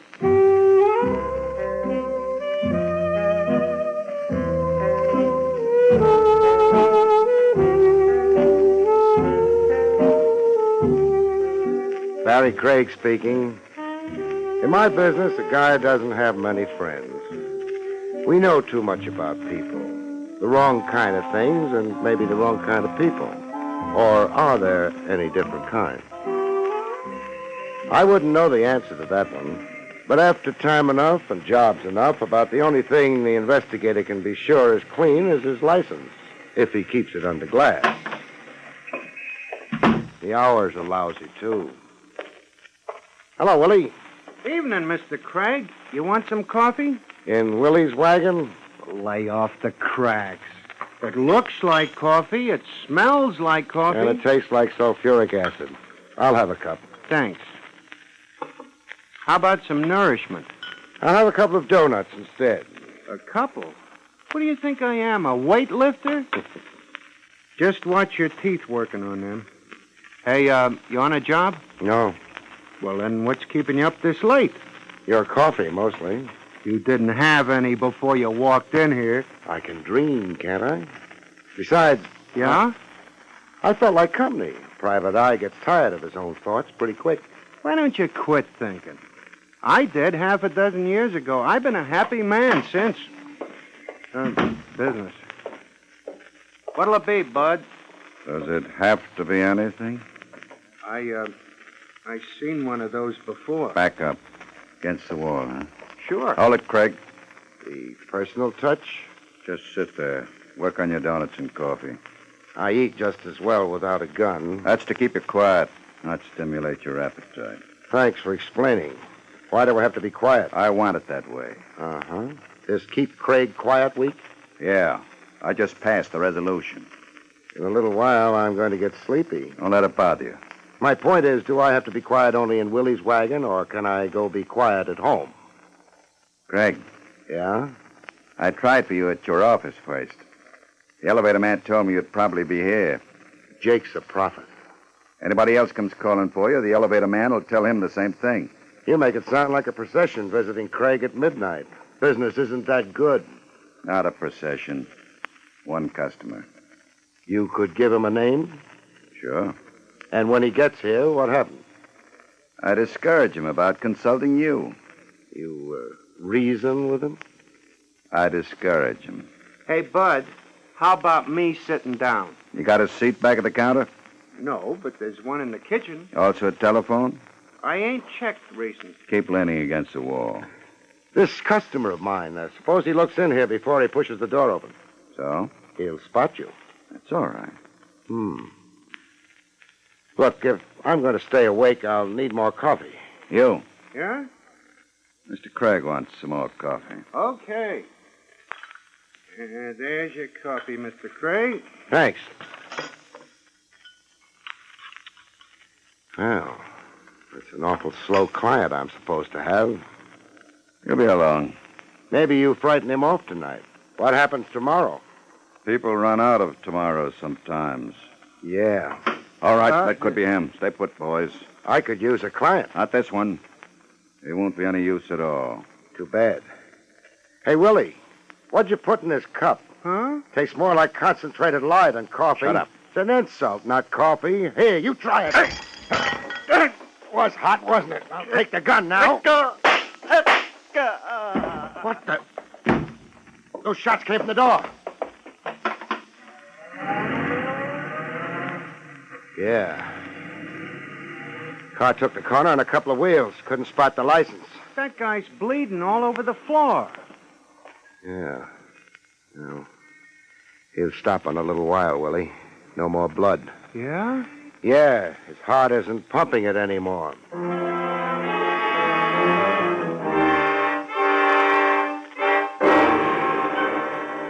The coffee I'd spilled in his face caked before the cops got to Willie's. It made him look very untidy. The deceased's name was John Largo, Mr. Craig. Thanks for telling me, Lieutenant Rogers. It would appear he was an executive from St. Louis. You mean executioner? A little early for indulging in theory, Barrie.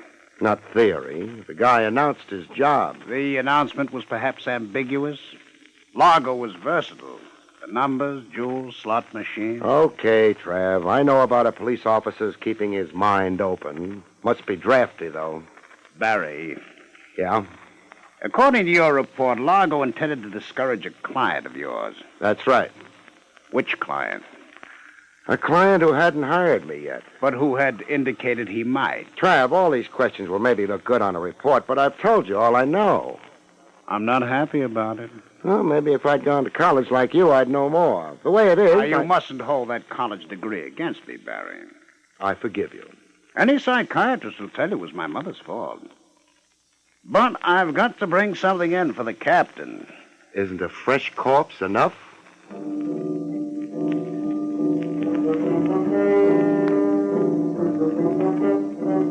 Trav let me go after a while. It had been a dull night. Willie's wagon was lousy with the press, and Trav had to concentrate on the department's public relations. I started for home, made a detour, and headed for the office on Madison Avenue. Jake would still be on duty, making sure nobody stole the building. Jake. Jake. Any cow wants to get milk, she can come to me. I ain't going out in the middle of the night. Jake, you're not on the farm anymore. What? Oh, too bad. You should have stayed up in Vermont. No, I got tired of it. Why? Too close to New Hampshire. I've been kind of expecting you. Yeah, I noticed your wide eyes. Jake, a little over an hour ago, a small, fair-haired man was here asking for me. Yeah, I remember him. I told him you was out getting poisoned over at Willie's. He find you? He found me. What I'm more interested in is the second person who asked for me tonight. I don't blame you. What? I said I don't blame you. Must be your Vermont accent. Never mind blaming. That second person was a client. I know that. That client of mine, from the looks of things, committed murder a half hour ago. Your office must be getting pretty crowded. My office? Jake, didn't you tell my client where I was? Client didn't ask. Preferred to wait in your office. In my... Oh, that's what you meant about it getting crowded. Yeah. But the murder didn't take place in my office. Not the one I'm talking about, anyway. That's nice. Makes less work for the cleaning women. But in that case... Never mind. Take me upstairs. Yep. Going up? Where else would I be going? I don't know. Them's my instructions. Always ask the passenger which direction he's going. Jake, what kind of a man was he? Who's that? The one up in my office. Well, up in Vermont, we wouldn't call him a man. You wouldn't? No. What would you call him? A girl.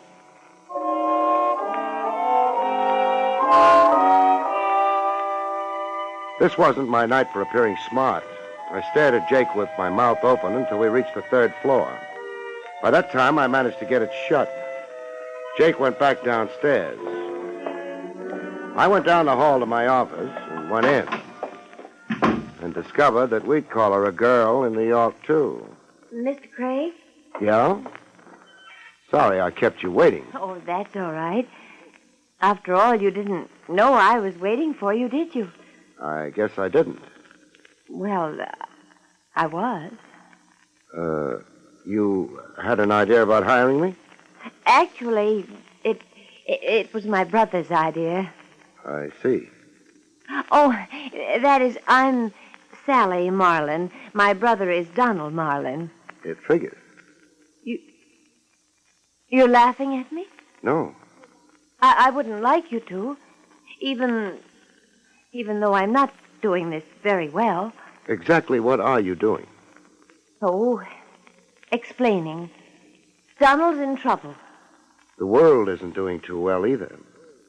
Are you trying to make me angry? Yeah. Why? Maybe you'll get around to telling me why you're here. My brother Donald has been in trouble ever since he came back. He thought perhaps he might hire a good private detective who would help him. And for some reason that I can't understand, he decided to hire you. Thanks. Then why didn't he come here? He was afraid to leave the house. He sent you instead? Yes. What kind of trouble is he in? Well, the kind of trouble where he might get murdered. Usually a man in that kind of trouble goes to the cops. Donald can't. Why not? Well, he doesn't want to get into the papers. Things like that. He's shy? Mm-hmm. Good night, Miss Marlin. When it comes to protection, a private eye can't come within a couple of light years of the cops. Nobody afraid of being killed was ever that shy. Well, I'm sorry. It's because of the purple cow. The one nobody's ever seen? Oh, no. No, this one is a little statue of a cow made out of purple glass. How much is it worth? Well, it's kind of an antique, and... Your brother has it, but neglected to get legal title to it? Something like that. That's why he can't go to the police. I'll have to see him. Oh, of course. We live at 39 Barchester. 39 Barchester. Mm-hmm. Donald gave me some money to...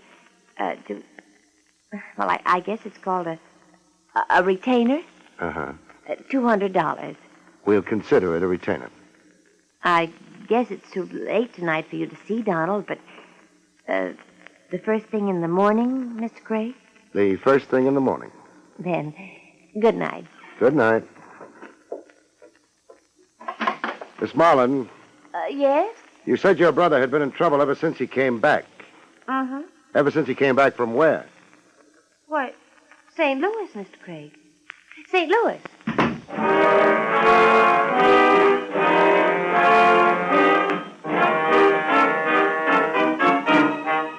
The dead Mr. Largo had also been from St. Louis. I crossed to the door and opened it. Sally Marlin was waiting for the elevator. Jake would have his troubles waking up. The elevator would have its troubles climbing all the way up to the third floor. I used the back stairs. By the time Sally Marlin would make it to the lobby and the street, I ought to be ready for her. In my car halfway down the block. I was. She used a cab. And we went riding.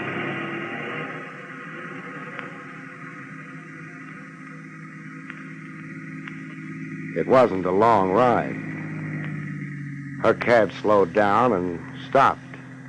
I stopped. She paid the cabbie off and went inside. The cab scrammed. I started up. I drove past the place she'd gone into and memorized the address. It was not 39 Barchester.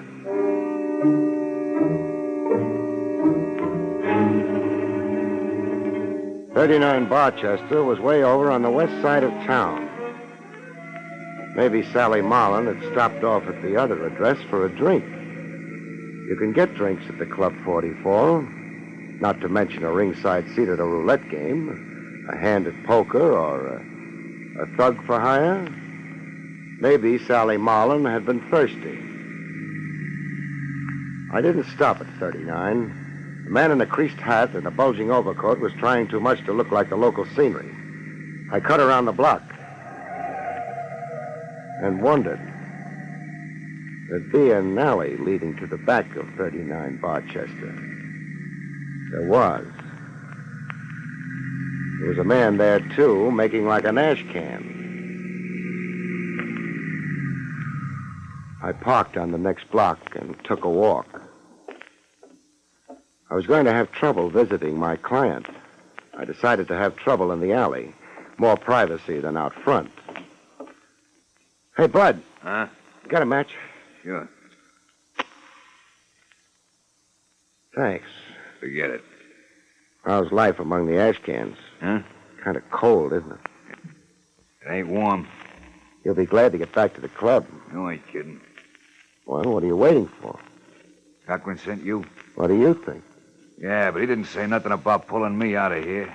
Hey, wait a minute. I seen you before. Is that supposed to be a big surprise? I seen you before. Your name's Craig. Word gets around. You're a dick, a private dick. Says confidential investigator on my door. You don't need a gun. Keep your hand away from... Wise guy, Not tonight, you won't.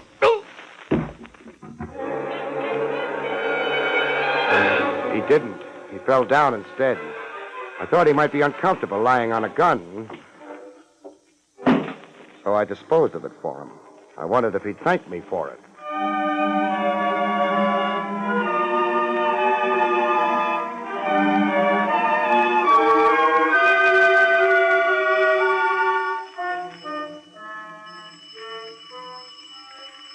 Who's there? Craig. Say it again. Craig. You want me to wake the neighbors? Listen. Go open the door slow. I want your hands in front of you and clean when I do. Okay. Otherwise, I start shooting. Hold it. Yeah. Come in. Thanks. I have to be careful. Sure. Sit down. Thanks. Man with a purple cow can't be too careful. What's a purple cow supposed to be? Something you find in St. Louis, the way I heard it. Just making sure Sally got to you. She got to me. She's a good kid. Uh-huh. Marlin. Yeah? I could stand a little more information. For example, how did you get the purple cow in the first place? A friend of mine handed it to me. He ran an antique shop in St. Louis. Just gave it to you? Sure. The thing isn't worth more than a couple of bucks. And that's when all your trouble started? That's when it started. You could have yelled for the cops. Sure, I could have, but look, first of all, there were no witnesses around when I got that cow. Second, I didn't know what importance it had. Not until after I left St. Louis. Why didn't you get in touch with the man who'd given you the cow? I tried to. And? Found out somebody had pumped him full of lead.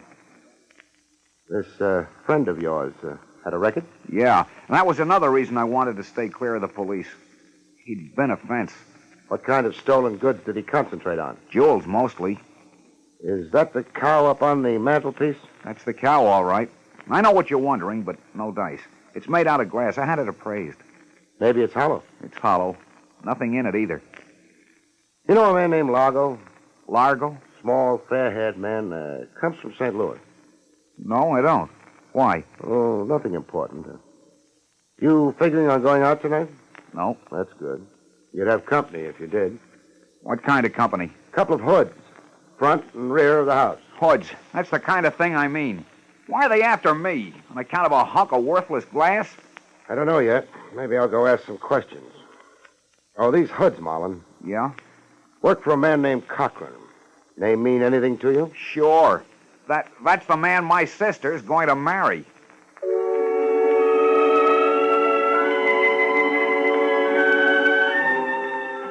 I used the front door. The mug in the alley might be resentful. I had no time to soothe him. I had a headache. I wanted to go home and kill a couple of beers and sleep. Marlin was safe for the night. So was the cow. No reason why I shouldn't go home. Maybe that's why I didn't go home.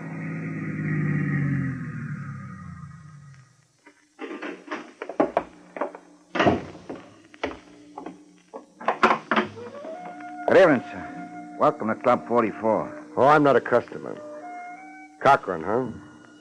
Mr. Cochran? All right. Let's be formal. Mr. Cochran. Mr. Cochran's not in, sir. Okay.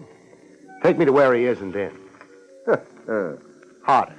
Listen, you. No, I'm too tired. Stop crowding. You're all alone compared to what I could do to... Tough? Big. You could be cut down. Let Cochran try it. Come on. Okay, take your hands off me. Just a sample. Let's go. Mr. Cochran isn't going to like this. Maybe I won't like Mr. Cochran. The gentleman to see you, Mr. Cochran. Gee, thanks. Mr. Craig. Frank. Hello, Miss Marlin. Hello, Cochran. I couldn't start nothing out in the club, Mr. Cochran. Don't be silly, sir. Mr. Craig is always welcome. Run along, huh? Yes. What are you doing here, Mr. Craig? I confused it with 39 Barchester, maybe. The same way you did. Nice to meet you, Mr. Craig. Uh-huh. Of course, I'm curious about why. Sally Marlin hired me for her brother. She was worried about him, so she left my office and promptly headed here. She, didn't want to worry alone. Exactly what I was thinking. So I went on to 39 Barchester. Oh? The man watching the alley may have a little trouble with solid food for a while. I see. Marlin and I had a nice visit. And you know about Sally and myself? Sure. I also know you put those men on Marlin. To protect him. Then why'd he want me? I didn't know that Mr. Cochran would be able to help my brother. You did say help? We've had a lovely conversation. I think it's over now. I think it isn't. You must have a reason. I was hired to do something about the trouble Marlin's in. And you're doing it here? Let's say I'm trying to. I hardly appreciate your sweaty efforts. But you're the one who's sweating. Know a man named Largo Cochran? Yes, Never mind. He's dead. Surprise? Wonderful thing. The radio. Uh-huh. Largo made a nice haul in St. Louis. Jewels. He turned them over to a fence who ran an antique store. How interesting. It gets better as we go along. The fence then turned around and handed Marlin a purple cow. Marlin left town. Largo left town right after him, to wind up dead on the floor of a hamburger joint. What a distressing place to die. I don't think Largo was bothered about the decor. He killed the antique boy when he found out his jewels were gone. He was therefore after Marlin, presumably? Presumably. In that case... I was in the hamburger joint when Largo was killed. If you will eat such dreadful stuff. You knew Largo. You knew all about Marlin and the purple cow through Sally here. You have a couple of boys sitting on Marlin's tail. Mr. Cochran, how much of a chance do you think you'd have in front of a jury? Well, you agree with me. Not much of a chance. Phil, that gun. Shut up. What Mr. Craig has forgotten is that he's the only one outside of ourselves who knows all these things. So? I have no intention of being brought before a jury. There's a pretty well-known road paved with intentions, Cochran. I'm not traveling as yet, Craig, but I rather think you are. Keep your hands still. Sally, see if he has a gun. Bill, I don't... See if he has a gun. All right. He had a gun, Bill. Throw it here. All right. Sally? Yes? Run along home. Bill, I won't let you. Don't be a fool. You can put me in the chair. I don't... Sally, I told you. I can't let You're you in do my it. way, you idiot. Craig, killing the lights won't help you. You've no gun, Craig. Be still, I can't hear. My arm! Don't twist arms for fun. Grab it! Grab it! All right. Thanks. The lights, Sally. Yes, I'll put them on. The thing to do in the dark is keep quiet, Cochran, then nobody knows where you are. I'll know better next time. Sure, if there is a next time. Speak up, Cochran. I'll feed you the answers if it's your boys. Who? Who's there? Lieutenant Rogers, homicide. What do you know? Come in, Trav. Oh, Lieutenant Rogers, and hello, Marlin. Hello. Donald. I decided to yell for help to the cops. About time, too. After you left me, Craig, I began to worry. About those men watching the house, keeping me tied up, waiting. Now, take it easy. I'm all right. I worried about you, too. I knew you were coming here. Thanks. And about Sally. I didn't want her to commit herself. This is ridiculous. What is, Cochran? The insinuation that I killed Largo. That why Craig was holding a gun on you? He thought he was mistaken. Barrie? He might have killed me, Trav. A very solid vote of confidence. One thing bothers me. A modest man. That's because I never went... Barrie. Okay, I'll save it. The thing that bothers me is, how did Largo find out Marlin was going to hire me? Seems like a fair question. Would anyone here like to answer it? Maybe we could throw a couple of possibilities out. Marlin wouldn't have told Largo for a lot of reasons. Among them, the fact that Largo was gunning for him. Marlin, therefore, didn't. Would Sally? I never even knew this Largo. A reasonable reply. You're accepting it, Barrie?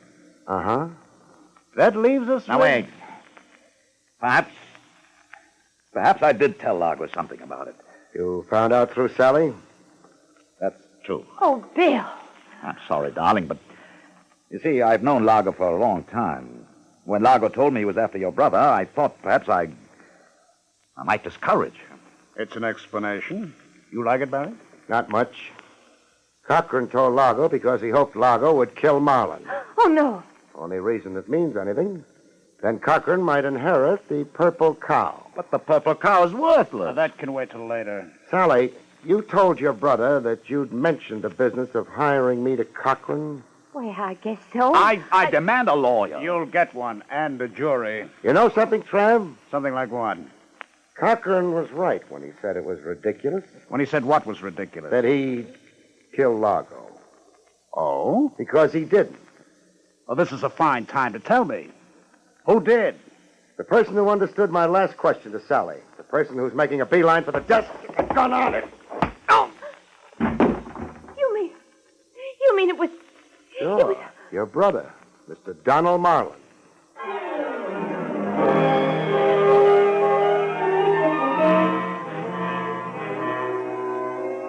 Mr. Marlin was very silent after that. It didn't take long to book him. Cochran didn't bother going along for the ride, but Sally did. That's that. Sorry, Miss Marlin. Well, I've always known Donald wasn't very... Barrie. Yeah? Before the DA embarrasses me, suppose you tell me why I've locked him up? Sure. He was the only possibility who didn't know Largo. I refuse to stand here and feed you questions. Use the narrative form. Won't take a minute. Largo, back at the hamburger joint, when he was waiting for my client to show up, said he wasn't worried about being spotted before he could kill him. That meant my client didn't know Largo. It was Marlin's idea all along to kill Largo and implicate Cochran for the killing. But for a purple cow? You've got Marlin's keys. One of them must be for a safe deposit box. The boys are already checking. Nice work, Trav. Now, once you pointed a finger at Marlin, I realized that he was the only source for the purple cow fantasy. Actually, the antique store fence in St. Louis must have slipped the jewels to Marlin in an effort to defraud Largo. So Marlin invented the purple cow as a red herring? We're getting our colors mixed, but that had to be the idea. Yes. Good night, Mr. Craig. Good night, Miss Marlin. I can't think of a last line. Well, I can't either, but... Oh, you've been sweet, Mr. Craig. You never suspected me. Does there have to be a last line? No. Good night, folks. See you next week.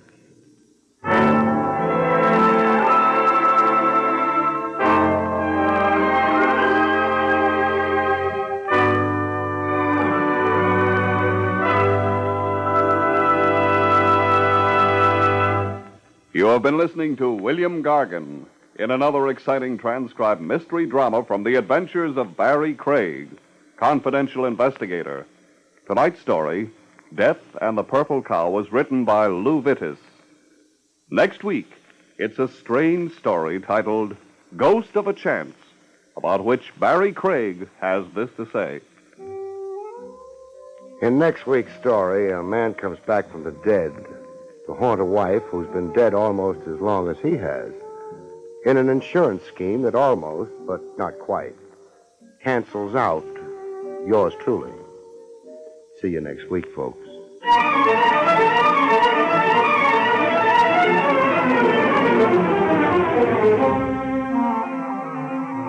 Featured in the role of Sally was Arlene Blackburn. Barrie Craig, starring William Gargan, was under the direction of Hyman Brown. This is Don Pardo speaking.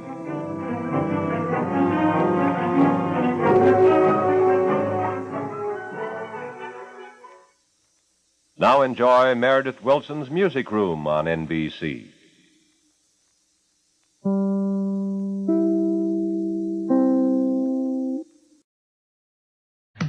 Cricket, I'm glad to say, still holds the attention of many superior minds.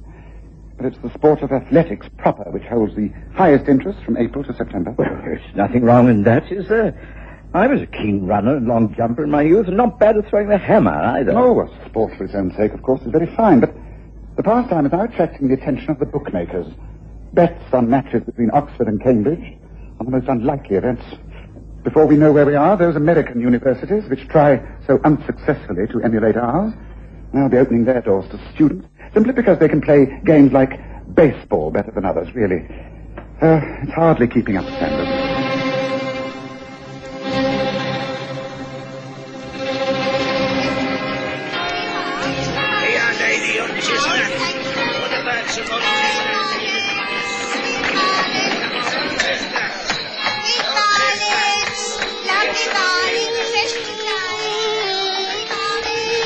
We present the stories of Sherlock Holmes.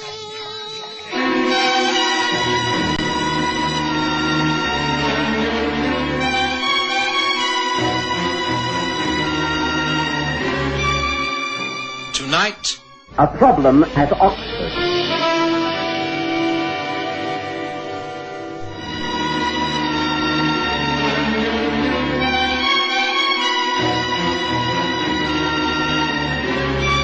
It was but 2 days after Holmes had expressed his doubts about British sporting habits with reference to universities that I found Sherlock Holmes at the task of answering letters. It was an occupation that he thoroughly disliked. He rarely engaged in small talk and found casual correspondence a waste of time. If the matter required his attention, then it was usually answered by a short telegram. On this occasion, he looked up with a slight smile of welcome and said, "This may interest you, Watson. I've had a letter from the Dean of St. Mark's College, Oxford. There's been some trouble about a cheque, which he's asked me to investigate privately. It appears that some person, posing as an undergraduate and wearing the St. Mark's colours, cashed a cheque at an Oxford bank. Later, Lord Farewell, from whose private account the cheque was drawn, denied all knowledge of the transaction and claims the signature is a forgery. Not unnaturally, the Dean would prefer to have the problem solved without publicity." How much was the amount? £100. Quite a tidy sum, even for Lord Farewell. Actually, I know the young fellow slightly. His father is the Earl of Hartland, and we soldiered together out in India. I was able to treat his wounds after a skirmish near Rawalpindi. Then you must be interested. I've wired the Dean saying that I'll accept his invitation to travel down to Oxford tomorrow morning. Are you able to accompany me? I can manage a day off. Yes, I think I'd like that, Holmes. Thank you.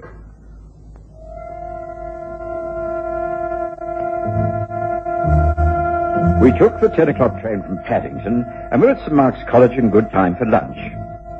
The Dean entertained us with a most pleasant meal, refusing to discuss the reason for our visit until we had eaten and were comfortably seated in his study. Now to business.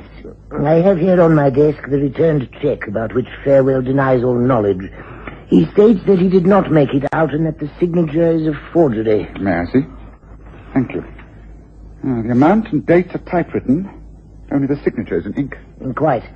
I understand that typewriters are as easily identified as handwriting, and this newfangled business of taking people's fingerprints. Oh, yes. To the observant, typewriter key impressions are very easily identified. There are typewriters available in the college, of course. In the staff room, yes. The college business employs them. I can't say if there are private ones used by undergraduates. I imagine there must be. I read a number of typewritten manuscripts. Then we've got something to go on. Yeah? You sent for me, sir? Yes. Farewell. Please come in. Meet Mr. Sherlock Holmes and Dr. John Watson from London. How do you do, Mr. Holmes? Your name is, of course, well known to me. And, of course, Dr. Watson. How do you do, sir? Hello there, Christopher. How do you do? Haven't seen you for about 3 years when you won the mile at Harrow. Your father was very proud of you. I hope he will have reason to be more proud in the future. I suppose the Dean has told of my present trouble. We have called to see if we can help.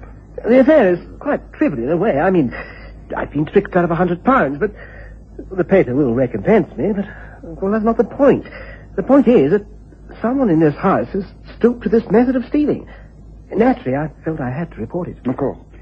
I was just studying the check when you came in.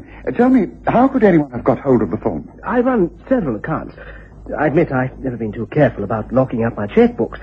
I often find them in the inner pockets of my suit, or blazers, for instance. The whole form and the counterfoil were ripped out of a checkbook I found in the drawer of my desk. I see. And you stay here in the college? No. I'm at Falcon Lodge, across the playing fields. It's private. I have the first floor. I don't think there was any form of burglary or anything like that. I mean, anyone could have got at my checkbook, taken it from my coat or briefcase when I was at lecture or out on the sports fields. I see. So any of your colleagues could have seized the opportunity to tear out a check form and counterfoil from the book you were carrying.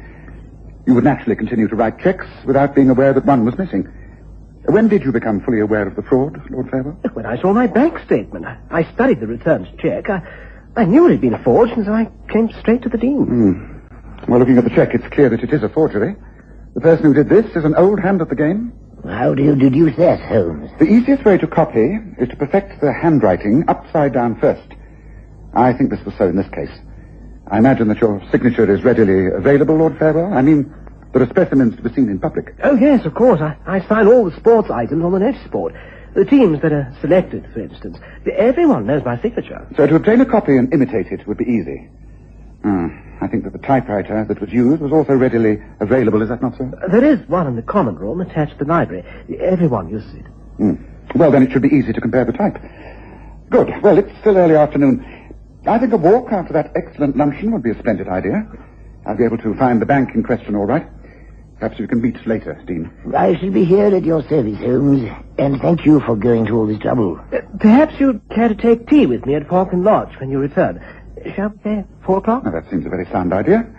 Thank you, Dean. Thank you, Lord Farewell. We shall see you around about 4 o'clock. Come, Watson. It was but a 15-minute walk to the main road and the bank where Lord Christopher Farewell had his accounts. The bank manager seemed to be expecting us. He listened intently to what Holmes had to say, and then called in a young man who was on duty at the banking counter when the fraudulent check was cashed. Together, they listened to Holmes. I'm undertaking a private investigation into the cashing of this forged check. So far, we've only established that it was typed on a communal typewriter at St. Mark's College.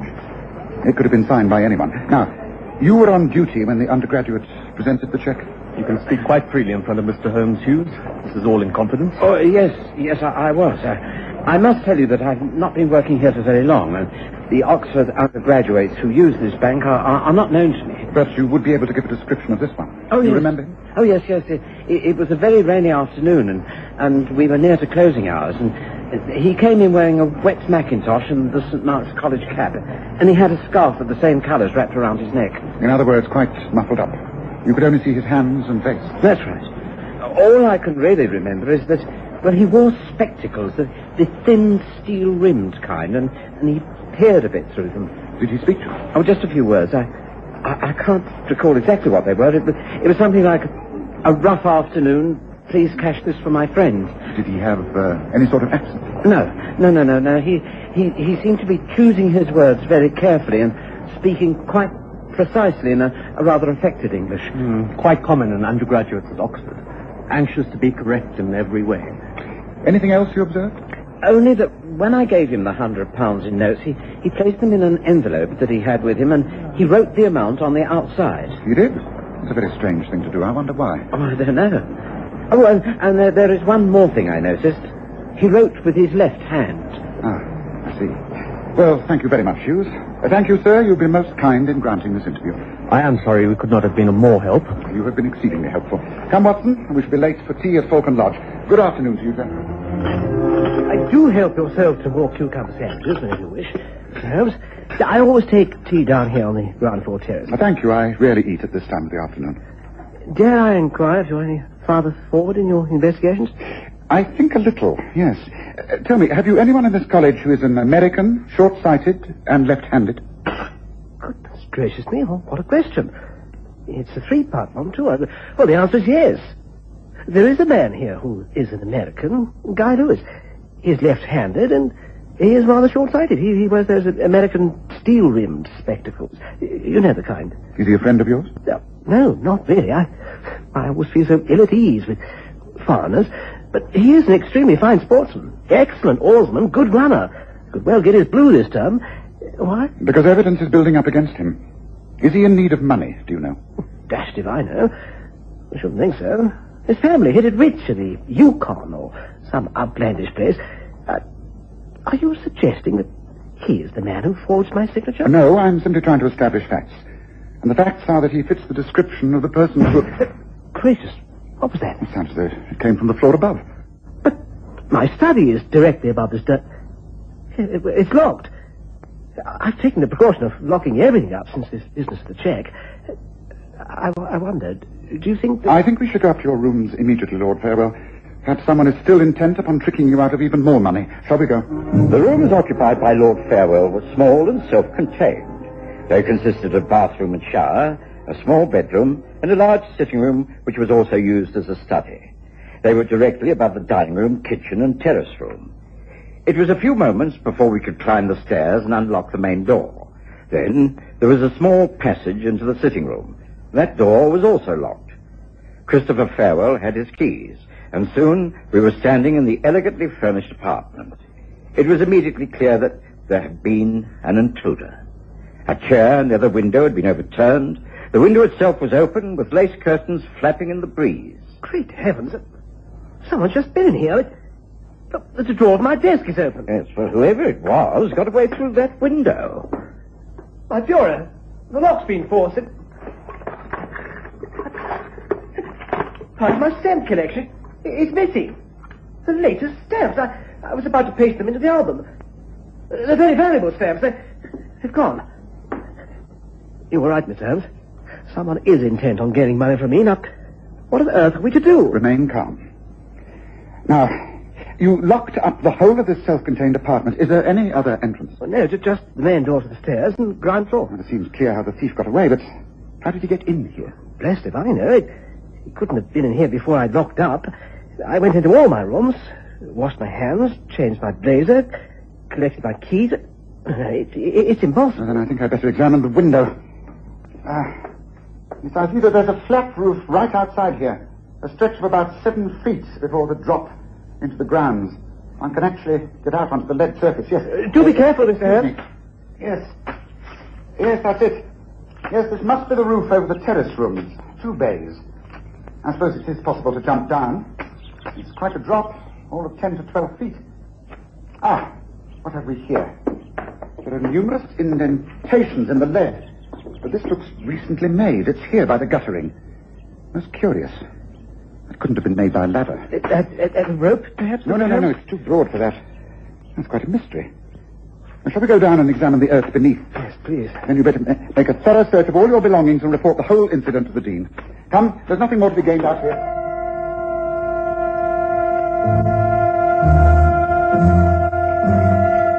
Holmes and I made our way down to the grounds, while Christopher Farewell made a thorough check of all his possessions. We knew the alarm would soon be raised and the whole of the college agog with the news.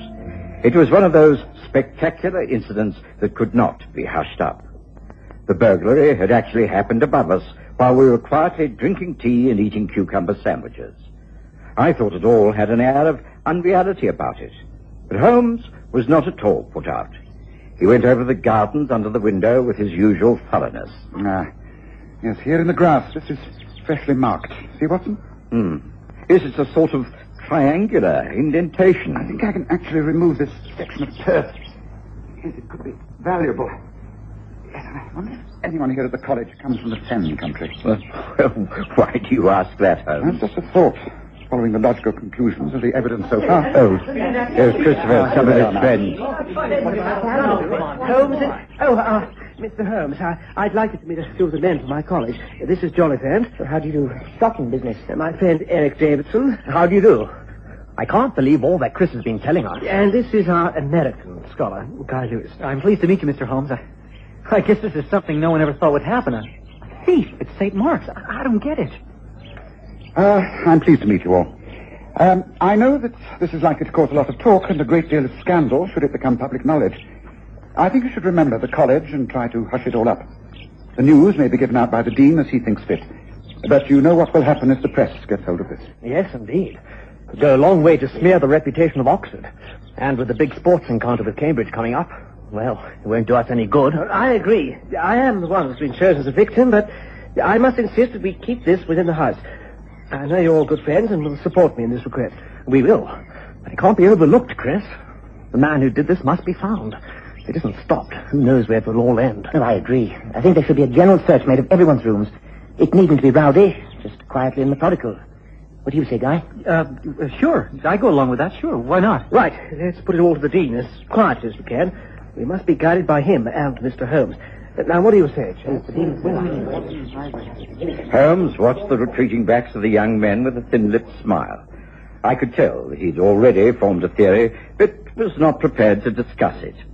It wasn't until over an hour later, when we were gathered in the dean's study, that Christopher Farewell entered hurriedly. I'm sorry, sir. I wondered if you were available, and Mr. Holmes. Good, you are still here, sir. My stamps have been found. Ah, they have. And may I ask where? They were found at the back of a drawer in Guy Lewis's study, sir. I see. This is a very serious matter, Farewell. What does the young man say? He protests his innocence. Says he knows nothing about the stamps. He maintains that he's not responsible either for the forged check or the theft of the stamps. He must be given a fair hearing, of course, but it does seem that he has a great deal of explaining to do. Mr. Holmes, you are the expert on these matters. What do you recommend? Well, with your permission, I should like a select group of your friends, including Mr. Guy Lewis, to gather here in the dean's study as soon as possible. Yes, I think I can rely upon you, Lord Farewell, to choose the right men. Those I've just met, for instance, Jolliphant, Eric Davidson. A few more who are chosen athletes. They must all be sworn to secrecy for the sake of the college. Can you arrange that for me straight away? Of course, it was arranged. And within 20 minutes, the half a dozen young men were seated quietly in front of the dean. Holmes immediately took the floor. This is the first time I've had the opportunity to address a group such as yourselves in a place of learning such as this. I'm very pleased to do so. I'm just disappointed that the circumstances are so unpleasant. As a private investigator, I've always maintained that crime is never what it appears on the surface. Not big crimes or international intrigues, or small crimes such as fraud and theft. I don't think the trouble here lies with the usual motives of love or money. As you all know, Lord Farewell has been cheated out of £100 and has had part of a stamp collection stolen. He's the first to admit that these are petty crimes, but they are not what they appear on the surface. Oh, no. If I can reveal the name of the person responsible for all this trouble, would you drop any charges against him, Lord Farewell? If it were for the sake of the college, then yes, of course I would. And what does the sake of the college mean? It means maintaining the good reputation that St. Mark's has when entering for the next games. Is that not so? I'm afraid that is where the danger lies. Athletics is a branch of sports that has hitherto been almost entirely free from professionalism and the evils of betting. But now, competition has risen to such a state that it has become work and not play. Now, this is the basic reason for the petty crimes we are investigating. A most interesting thesis, Holmes, but I'm blessed if I can see how. Well, let me show you. But first, to get back to the crimes themselves. Excuse me, sir. Wouldn't it be better if we just asked the man himself to admit his guilt? Quite. Come on, Lewis. You know you've been caught out. I have not. And I don't admit to anything. I'm not guilty. Just one moment, just one moment. Well, Now, let me start with you, Mr. Lewis. When I carried out an investigation at the local bank regarding the cashing of the forged checks, the cashier described the man to whom he gave the money as muffled up in cap and mackintosh. Then it could have been anyone. At the time this took place, you were nowhere to be found? I was out walking. It was a dreary day, but I wanted exercise. I was quite alone. That is no alibi. The man was wearing spectacles and was left-handed. He spoke very precise English, which could be an effort to conceal an American accent. Now look here, this just isn't fair. The check, which was typed out, had the dates of the day and the month transposed. In England, we put the day first, then the month and the year. Of course, correct. In America, it's the month, the day, and the year. All this adds up. As the stamps were found in your study, the case against you looks complete. But, as I have said, most crimes are not what they appear. Supposing there was someone in the college who wanted you to be disgraced, dismissed from the college and the sports, then wouldn't it be a simple matter to imitate you? A pair of steel-rimmed glasses, easily obtainable.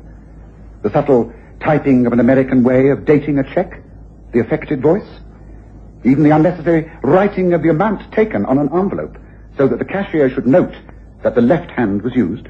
Look here, Mr. Holmes. Do you mean someone was trying to get Lewis wrongfully accused? Yes, that is exactly what I do mean. It's all too obvious. It's all too pat. Guy Lewis is quite innocent. You're right, Mr. Holmes. Thank you. Then who has committed this annoyance? Well, it would be someone who, in the first place, would like £100 in ready cash. A gambling debt, perhaps. 2, someone who wants very much to be included in the Oxford sports team, desperate for his blue. 3, someone who is jealous of you, Lord Farewell. Perhaps a lady friend. Well, but that can only be... It can't be. 4, someone who is a fine athlete and a very fine pole vaulter. What? A pole vaulter? None of us is a pole vaulter. Except Eric Davidson, Lord Farewell's best friend. A man whom I suspect is rather in debt. A man who is in love with your current lady friend, Lord Farewell. A man who is desperate to get into the Oxford team and has probably got a lot of money on certain events, particularly the pole vault. The distance from the ground to the lead roof outside your rooms is over 10 feet, Lord Farewell. Eric Davidson is the only one who can clear that distance. At least, according to your sporting records, which I took care to examine. This isn't true. You can't prove a thing against me. No, I think we can. I took an impression from the turf outside Falcon Lodge. I'm willing to bet that your vaulting pole has a triangular base, such as is used up in the Fend district. The spikes will fit the turf specimen exactly. You've been a little too clever all along, haven't you, Davidson? Well, gentlemen, I've concluded my investigation. If you examine all the facts I've placed before you, you'll find my conclusions are perfectly correct. What steps you take against this man, who has so outmaneuvered you, is not my business. I just regret that jealousy and deception can exist to this degree in an institution such as this. Well, that is all.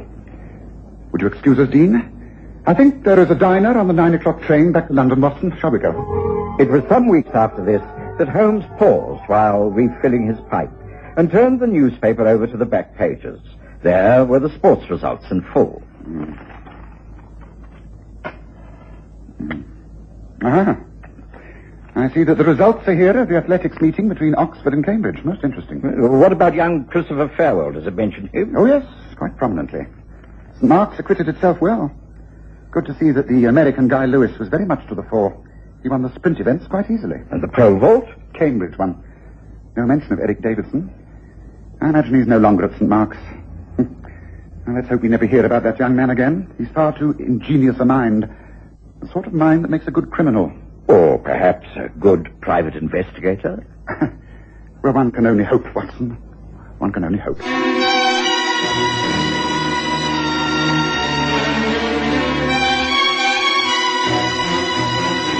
Listen again next Sunday to The Stories of Sherlock Holmes, with Graham Armitage as Holmes and Kerry Jordan as Dr. Watson.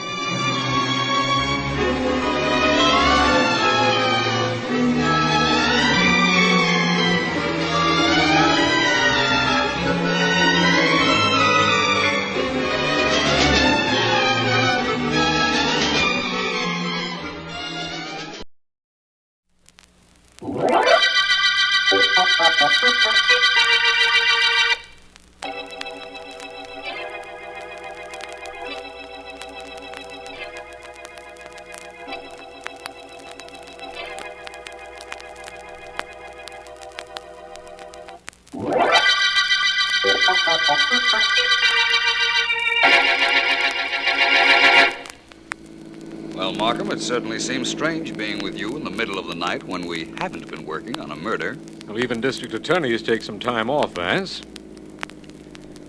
And here's your apartment house. That it is. Well, thanks for taking Ellen home and for dropping me. No trouble at all, Vance.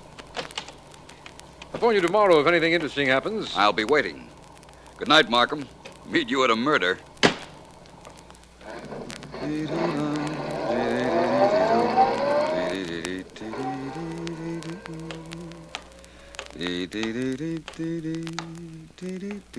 I beg your pardon, Mr. Vance? Yes, I'm Vance. I've been waiting here in front of your house for hours. Mr. Vance, I'm Edgar Walters. I must talk to you. It's about my wife. She's missing. There's nothing I can do about that tonight. Not at this hour. But you've got to do something, Mr. Vance. I'm desperate. You know that gambling ship that's anchored offshore? Yes, I know about it. Why? Well, my wife went out there this evening to gamble with Lucky Saunders. He owns the ship. She can't help gambling. She has to. Cards, roulette, horses. It doesn't make any difference. Well, there are people like that. But as long as you know where she is, Mr. Walters... I know where she was, Vance. But all gambling stops on board at 2 a.m. And it's almost 4 now. She should have been home an hour ago. I know something has happened to her. And you want me to find out what, if anything? You're a private investigator, Vance. And I'll pay you well. I'll go upstairs and change my clothes. Be on my way in half an hour. Here's my card, Vance. Call me as soon as you find out anything, will you? And thank you. Thank you very much. You're quite welcome, Mr. Walters. I only hope I give you a real reason for thanking me before long.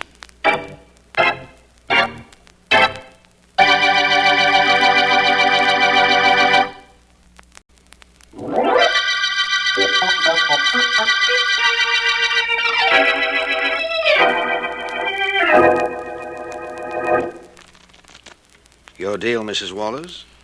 Your cut, Mr. Saunders. How much did I owe you before we started this evening's session, Mr. Saunders? 12,000. And now I owe you 3,000. It's time to quit, isn't it? I have a stateroom fixed for you, Mrs. Walters. We could go on with the game in the morning. Lady Luck's smiling at me right now. Tomorrow she might be laughing out loud. One cut, double or nothing. For 3,000? That's right. If I win, you join your friends, Mr. and Mrs. Henderson, and leave, huh? Oh, if I win, I'll stay here on board. There are no more water taxis to shore. I sent the last one off an hour ago. The Hendersons don't mind spending the night aboard ship. Your cut, Mr. Saunders. As you say. There we are. 9 of diamonds. And mine's the Queen of Clubs. That makes 6,000. Queen of Clubs again. That's the third time you've picked that queen, Mrs. Walters. I suggest we quit. You won 6,000. I have it here in my safe. I'll get it for you. Maybe you won't have to get me anything. Or 12,000. Double or nothing, Mr. Saunders. One cut? One cut. They say never fight the cards, but there is also a law of averages to be taken into consideration. Your cut first. 12,000 or nothing. You are a gambler, aren't you? Very well. My cut. The... Queen of Clubs. Why, yes. You seem surprised. You shouldn't be. You've had a strange affinity for that card since we started. Perhaps we'll discuss that a bit after I've cut. There. Oh, Jack of Diamonds. You win 12,000. Once more. Hardly. You want the cash now? I think so. Then in the morning, with my friends, Mr. and Mrs. Henderson, as bodyguards, I'll leave the ship. Really, Mrs. Walters? Would you like to cut double or nothing on that, too?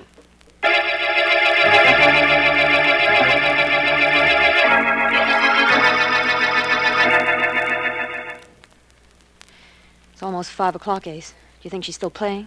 Well, she hasn't come to a stateroom, has she? Lucky Saunders told me he had the one next to this fixed for her. She'll be here as soon as she wins enough. Edith Walters mustn't win. She mustn't. When she plays with Lucky Saunders, the weather's clear and the track fast. But if she does win, maybe she'll take care of the markers I've been holding. She's in my book for 10,000 she dropped on the horses. You don't generally let anyone get into you for that much, Ace. You know, I think that... honey. You're the one I married to, and I like it that way. There's nothing between her and me. I suppose we just forget all this and go to bed. I've got to know whether she won or not. I've got to. In the morning. Comes the morning, we'll both find out. Go ahead to sleep if you want to. I'm waiting up until I hear her come in. And if she won tonight, I'm going to get that money she owes you. If she lost... Yes, honey. What if she finished out of the money? Then I'm going to fall asleep laughing.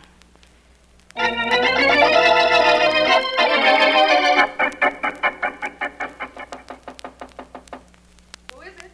Mary Henderson. Wait a minute. What do you want? You mean, what do we both want? Me and this gun. Same answer, though. We both want you. You're being a little dramatic, aren't you, Mary? Maybe.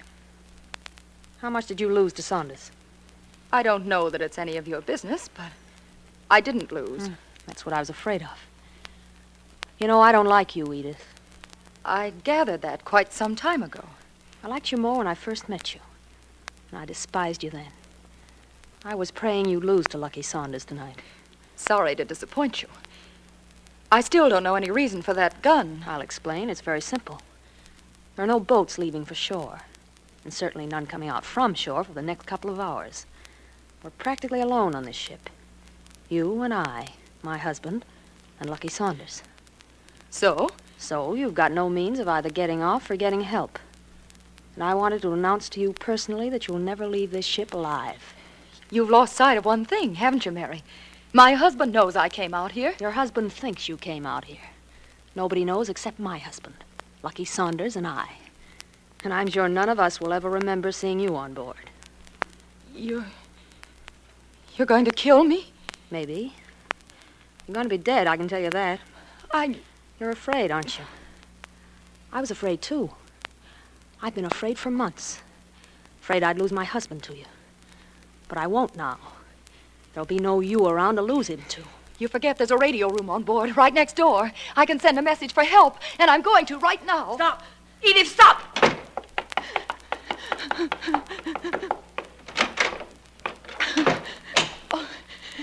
One of these switches turns on the microphone.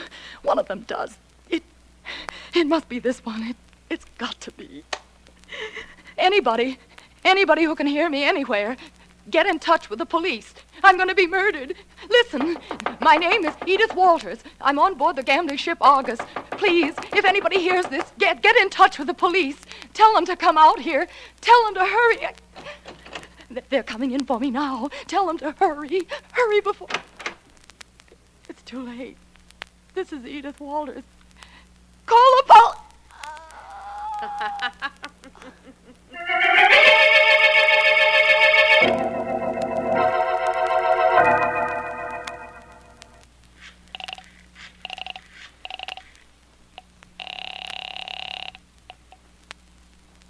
Hello? Markham, this is Vance. I didn't wake you up, did I?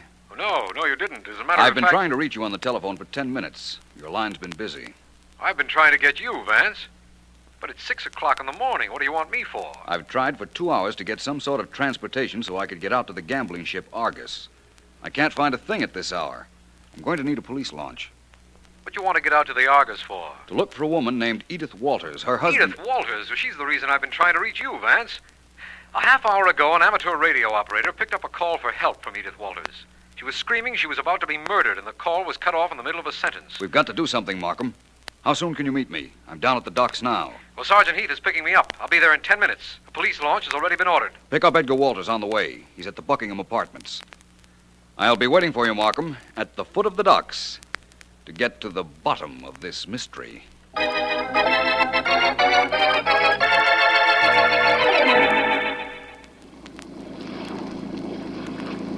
Take it easy, Walters. We'll be out at the gambling ship very shortly now. I know, Vance. It's just that I'm afraid of what we'll find when we do get there. Vance, we're a little bit lost. This fog is so heavy, the launch pilot says he can't see a thing. We're going by compass, but we don't know exactly where the Argus is anchored. Oh, I know, Mr. Markham. It's exactly 2 miles along the coastline from the dock. Then we round a blinker light and head due east into the ocean. I was out there only the other night with my wife, and that's how we got there. Oh, that's fine, Walters. Thanks. I'll tell the pilot. Sergeant Heath. Don't take it so hard, Walters. Things may not be as bad as you imagine. No, maybe they aren't. All I'm sure of is that they couldn't be any worse.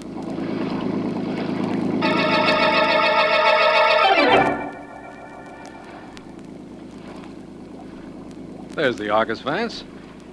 Thanks again for those directions, Mr. Walters. Don't forget it, Mr. Markham. Let's worry about my wife. I'll try to find her for you, Mr. Walters, believe me.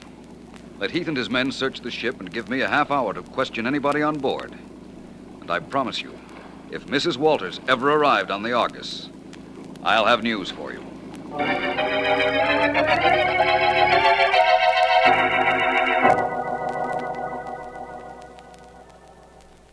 You're going to use the master's cabin as an office, Vance? Temporarily, Markham. What luck has Sergeant Heath had? None at all. He's had men searching this ship for a half hour. They can't find Mrs. Walters' body, and they can't even find any evidence that she ever was aboard. This is really a case, Vance. Yes, I know. I'd like to see the owner of this ship, Markham. He's waiting outside. In fact, I'll see him and Mr. and Mrs. Henderson together. All right, I'll tell them right now, Vance. Mr. and Mrs. Henderson and Mr. Saunders, will you come in here, please? Yes, of course. Certainly. Glad to come in. Please sit down and make yourselves comfortable. What do you want with us, Vance? I'm not quite sure. You say you haven't seen Mrs. Walters in 2 days, that she was not aboard this ship last night? That's right. Mr. Saunders, how do you account for the radio message that was picked up and relayed to the police? I've got no idea how, why, or from where it was sent. The message did say it came from the Argus. And we do have a radio sending set aboard. But there's no way in the world to prove it came from here. No, there isn't. Mrs. Henderson, your story, I take it, is the same as Mr. Saunders? Not at all. I beg your pardon. He said he hadn't seen Edith Walters in 2 days. I haven't seen her in a week. I see. And you, Mr. Henderson? I was supposed to meet her at the track yesterday afternoon, but she never got there. That proves nothing one way or another. Mr. Saunders, how long have you been operating this gambling ship in these waters? About a month. It's all very legal, Vance. That's a matter of opinion. It's legal. Well, let's say it's within the law. It's outside the state's jurisdiction, so state laws do not apply to it. Has the ship always been anchored in just this spot? No, we move it around every night. A few miles up or down the coastline, just to prevent any possible hijacking. We move it every night, but we keep it outside state limits every time we do. I understand. They call you Lucky, don't they, Mr. Saunders? Well, most gamblers are called Lucky, Mr. Vance. I've got an idea, though, that your name isn't complete. Offhand, despite the fact that we can find no evidence that Mrs. Walters was here, and certainly none that points to your having murdered her, I'd say your name should be Lucky up to now.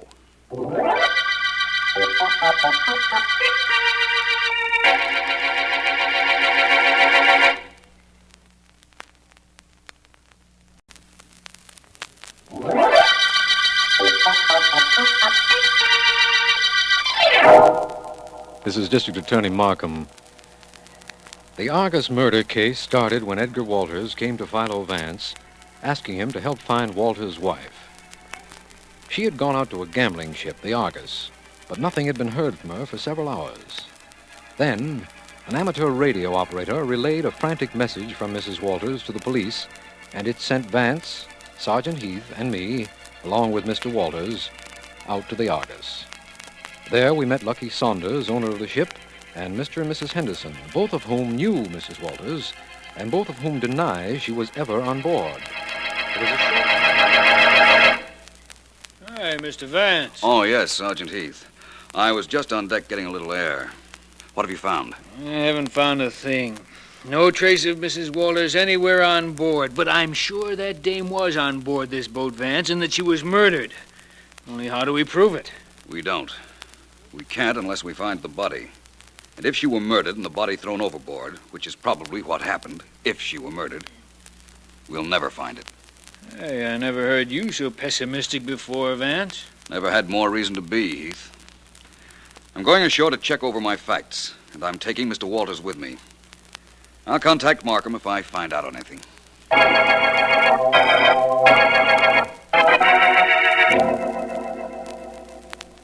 Well, that's it. Up to date, Ellen. You've got all the facts? Yes, Vance, all of them. Can you think of anything to add to what I've dictated to Miss Deering, Mr. Walters? No, I can't. You've been very thorough, Vance. Ellen, when will you have those notes typed up so I can see them? Oh, I don't know. I'm not sure. Please be sure. I'd like them in a half hour. Come into my private office, will you, Mr. Walters? Wait a minute, Vance. I beg your pardon. I'm not going to transcribe these notes today. I'm taking the rest of the day off. I'm sorry, Ellen. Some other day, if you like. Come along, Mr. Walters. Vance, I said I was taking the rest of the day off. I'll be back in the morning. You may take all day tomorrow if you like, but Ellen, those notes must be transcribed now. Sorry, there is something I've got to do, but that's not it. Goodbye. Ellen, if you leave now, I'd just as soon you didn't come back to work for me. Okay, if that's the way you want it. Mr. Vance, I'm sorry. You had nothing to do with it. I've felt this coming for quite a while. Let's get back to your wife, Mr. Walters. Who were her friends? Who might she have been with if she actually didn't go out to the Argus last night? She had few friends, Mr. Vance. Nobody she was very close to. Most of the days she spent at the track. Oh, the track, eh? Where would she be at the racetrack if she were going there? Oh, somewhere around Ace Henderson's box. He's a bookmaker. You met him on board the Argus. I'm going out to the racetrack this afternoon. Maybe I can pick a winner. And that has nothing to do with horses.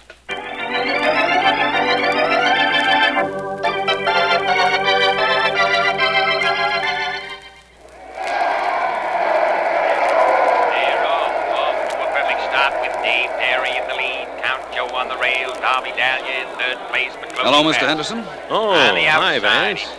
Didn't know you followed the ponies. I don't, generally. I got something good going in the next race, if you're interested. I'm interested, but not in races. Mrs. Walters? Come on, Joy! Come on, Joy! Yes, Mrs. Walters.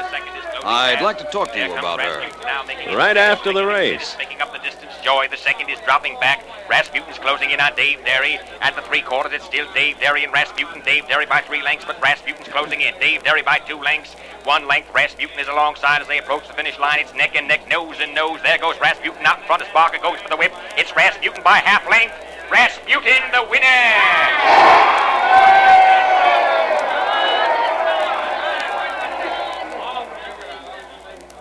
In second place, Dave Derry.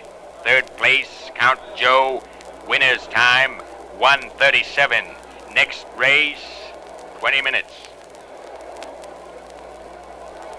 Well, Vance, I dropped a few on that one. We won't bother then about the good thing you had for me in the next race. Henderson, how much did Mrs. Walters owe you? Oh, a few... 10,000. How did she intend to pay you? That's never my problem, Vance. Isn't there some way bookmakers have of making sure that their clients do pay them? Yes, there is. What is it? What happened to Mrs. Walters?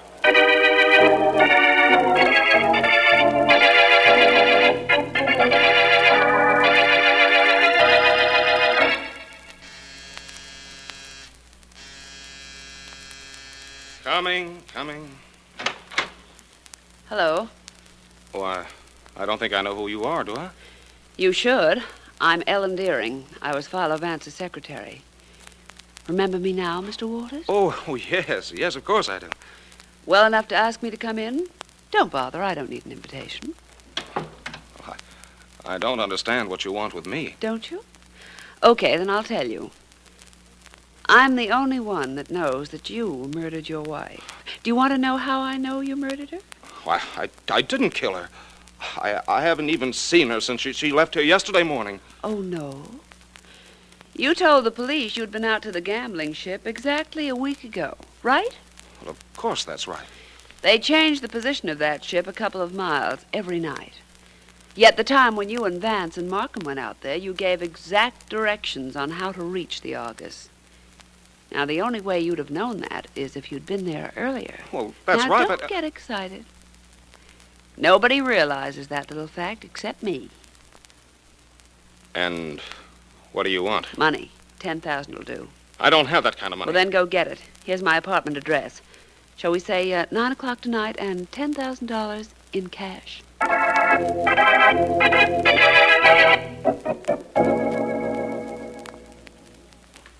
What time is it, Vance? A few minutes to 9. Frightened, Ellen? Yes, but I'll go through with it. You were right about Walters, of course, but What happens when he gets here? I'll be in the next room. You get him to talk and tell the whole story. Take the money. Then I'll come out and take him. Well, suppose he has other ideas. Ideas that he can pay me less expensively with a bullet than with a bundle. What then? Don't worry, Ellen. Nothing will happen to you, I promise. Oh, listen, that's the door. And that'll be Walters. Vance, please stay close. Hide, but stay close just in case. Don't worry, Ellen. I'll be here. Well, right on time, Mr. Walters. Come on in. Oh, no. You're coming out. Out here in the hall. Come on! Hey, listen, you're hurting my arm! Your apartment might have been a trap. Taking no chances. We'll talk out here in the hall. I just locked your door, and here's the key right here in my pocket. Now, come on. You can't make me. See this knife? I'll slash it across your face if you don't come. What happened to your wife? You tell me that first. She's in the cellar at my house. All dressed up in concrete. Oh. And you'll be keeping her company. Are you coming, or do I use this knife? I think I'm coming. And this guy's going. Hey, what's this? Oh, Sergeant Heath. Am I glad to see you? Didn't you expect me? Oh. Didn't Vance tell you he asked me to be here in the hall in case this guy got cute? No, he didn't. And that reminds me. I've got something to say to Mr. Philo Vance.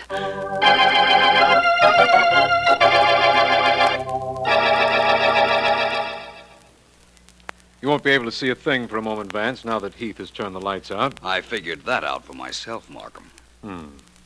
The FBI have done this, Vance, taken movies of an actual confession, but it's not done too often in police work. I think you're entitled to see the film, though. The film featuring Edgar Walters in his first and last starring role. Okay, Markham. Let's see and hear it. All right. Heath, let's have the film. Right. This is Edgar Walters. Of my own free will and volition, I'm confessing that I murdered my wife by going out to the gambling ship, Argus, in a small boat I had chartered the day before. I met her by arrangement, and I killed her as soon as we reached land. Her gambling was ruining me. I had to kill her. I don't know how anybody could have figured my actions, but Philo Vance did. That is all. All right, Heath, let's have some lights. Right, Mr. Markham. Very interesting, Markham. Very interesting explanation. Which reminds me, I've got some explaining still to do to Ellen Deering. She won't be satisfied till she knows the whole story. But then, neither was I.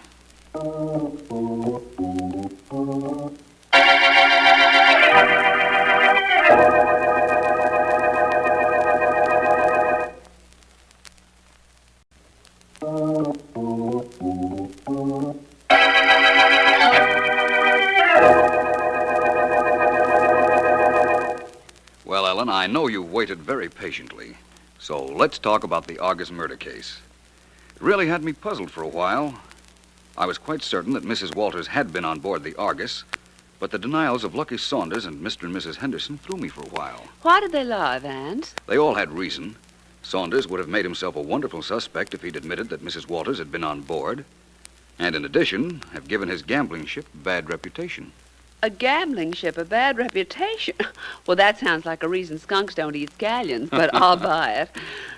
Why did the Hendersons lie? Mrs. Henderson hated Edith Walters, and Edith Walters was welching on money she owed Ace Henderson. Both would be ready-made suspects if they told the truth. I suppose I'm dumb, but it's hard to figure out why Walters came to you in the first place. He was trying to be smart. He figured it was a perfect alibi to ask me to work on his wife's disappearance. He knew I couldn't possibly get out to the gambling ship at 4 a.m, but he could, and he did. But what about that radio message that Mrs. Walters sent? Mrs. Henderson admits now that she threatened Edith Walters, that Mrs. Walters ran into the radio room and sent the message that brought us out to the Argus. And then? Then, while she was sending the message, Saunders came along, let himself into the radio room with his own key, and put his hand over Mrs. Walters' mouth. He didn't want the police out on his boat, naturally. Commonly known as Natch. Then what? Then Saunders talked Mrs. Henderson out of any desire for personal revenge against Edith Walters, and saw to it that Mrs. Walters got to her cabin. But she had arranged with her husband to meet him, as we know, and she rode with him to the shore and her death. It was a very clever plan Walters had. There's a moral in this somewhere. Something about wives, not gambling. Or playing around with gamblers. That was the beginning of Mrs. Walters' trouble. Yes, I suppose it was. And this is the end of the Argus murder case.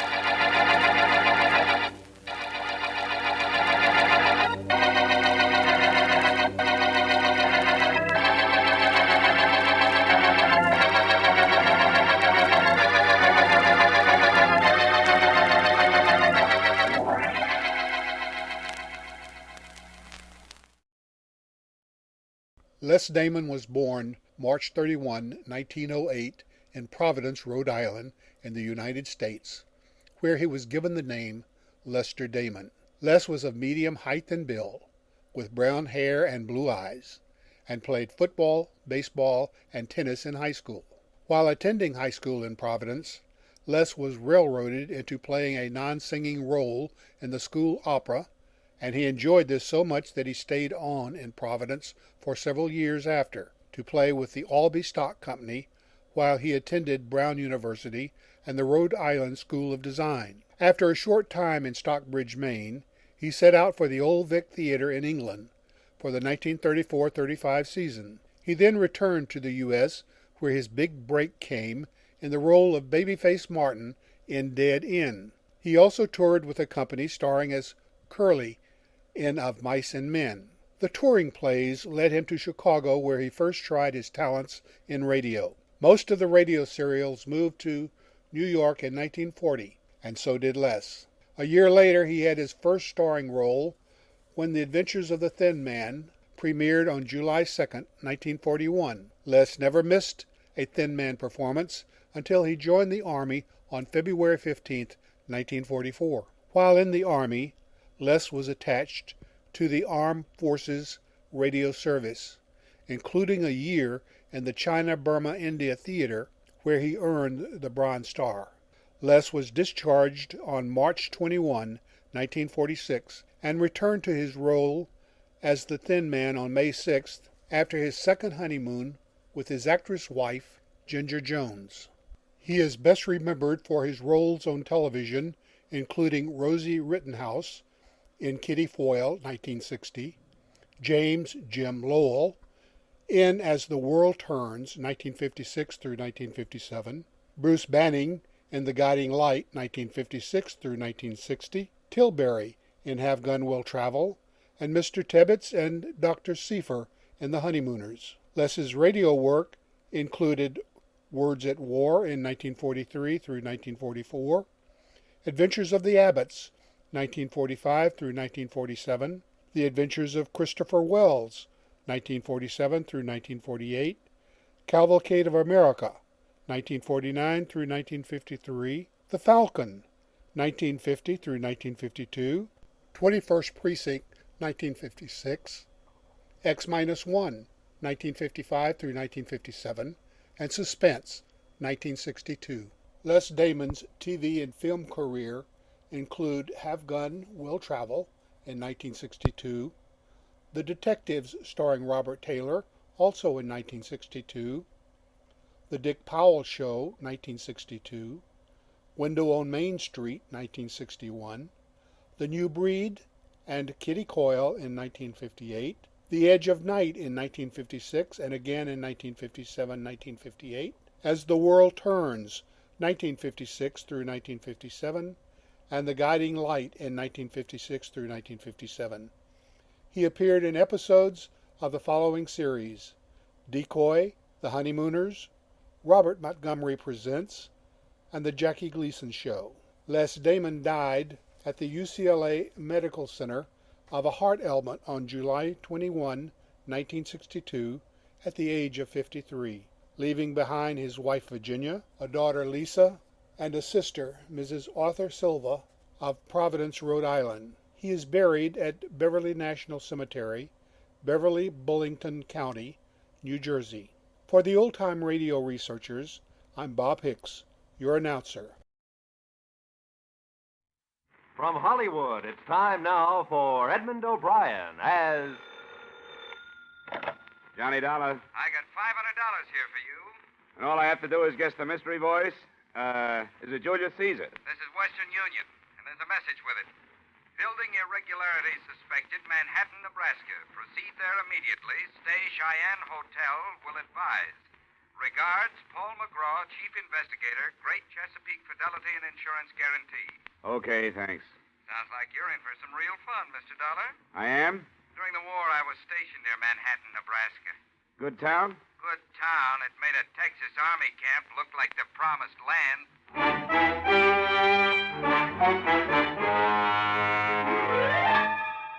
Edmund O'Brien in another transcribed adventure of the man with the action-packed expense account, America's fabulous freelance insurance investigator. Yours truly, Johnny Dollar.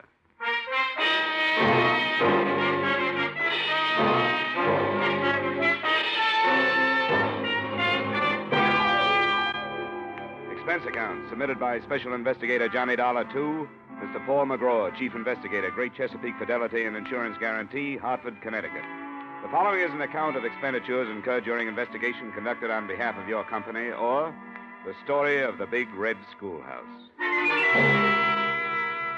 Expense account. Item, transportation, $134 plane fare, New York to Omaha. Item, transportation, $3.95 bus fare, Omaha to Manhattan, Nebraska, which a fellow passenger told me was a quiet, sleepy little town. But which seemed to be celebrating Rip Van Winkle Day as I stepped off the bus. Nobody was walking and everybody was running. I followed the crowd in the general direction of the excitement. 2 blocks north of the main street, the fire crews were hard at work playing the hoses on what was very shortly not going to be the new high school building. And that's where a little man with black curly hair introduced himself. I am Paco Gonzalez. I carry those bricks myself. Watch fine new school grow up under my own hand. What's the matter? How come these buildings I worked so hard on for 16 months goes down in 16 minutes, huh? I ask you, mister, how come these... Oh, now, calm down. What are you talking about, you?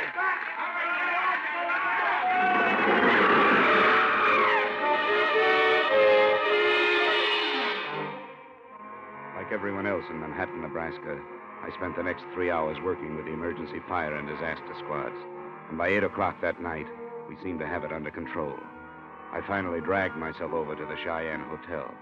But before I could leave the front desk, I had a long-distance call from you, McGraw. Johnny, where have you been? I've been trying to There's been a big fire here in town. Everybody had to work on it. Did Joe Stankovich get in touch with you yet? Who's Joe Stankovich? A guy who lives there. He tipped us, said something about a building we're covering being in bad shape. What building's that? New high school, just put up 6 months ago. And it fell down tonight. What? In a heap. The building will retail now at a junkyard for about $35. Well, you better start with this Joe Stankovich and see what it's all about, Johnny. Right. Mac, I'll keep in touch. So long. So long. Room clerk, have you got city directory around here? Yeah, city directory in this burg? Yeah. Who do you want to find, Mr. Dollar? I know everybody in and out. Man named Stankovich, Joe Stankovich. Yeah, oh, him. City morgue. What? When? He just came over the radio. They picked up what was left of him out of the fire. Yeah, and that ain't much.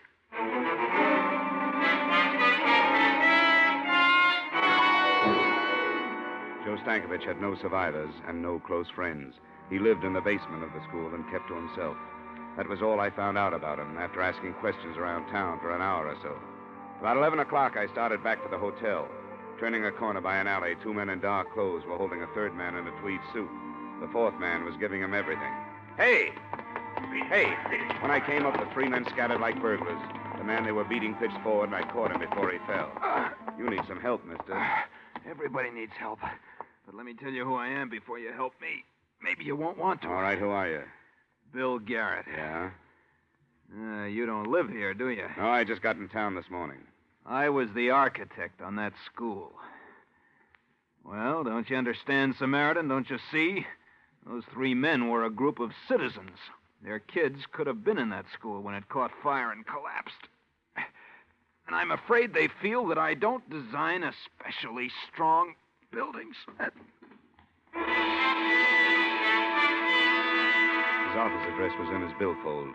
I hailed a cab and took him over there, after stopping by a drugstore for bandages, iodine, and something to take off the chill.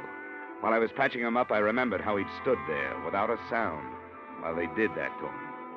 When he came around, I told him who I was and what I was doing there.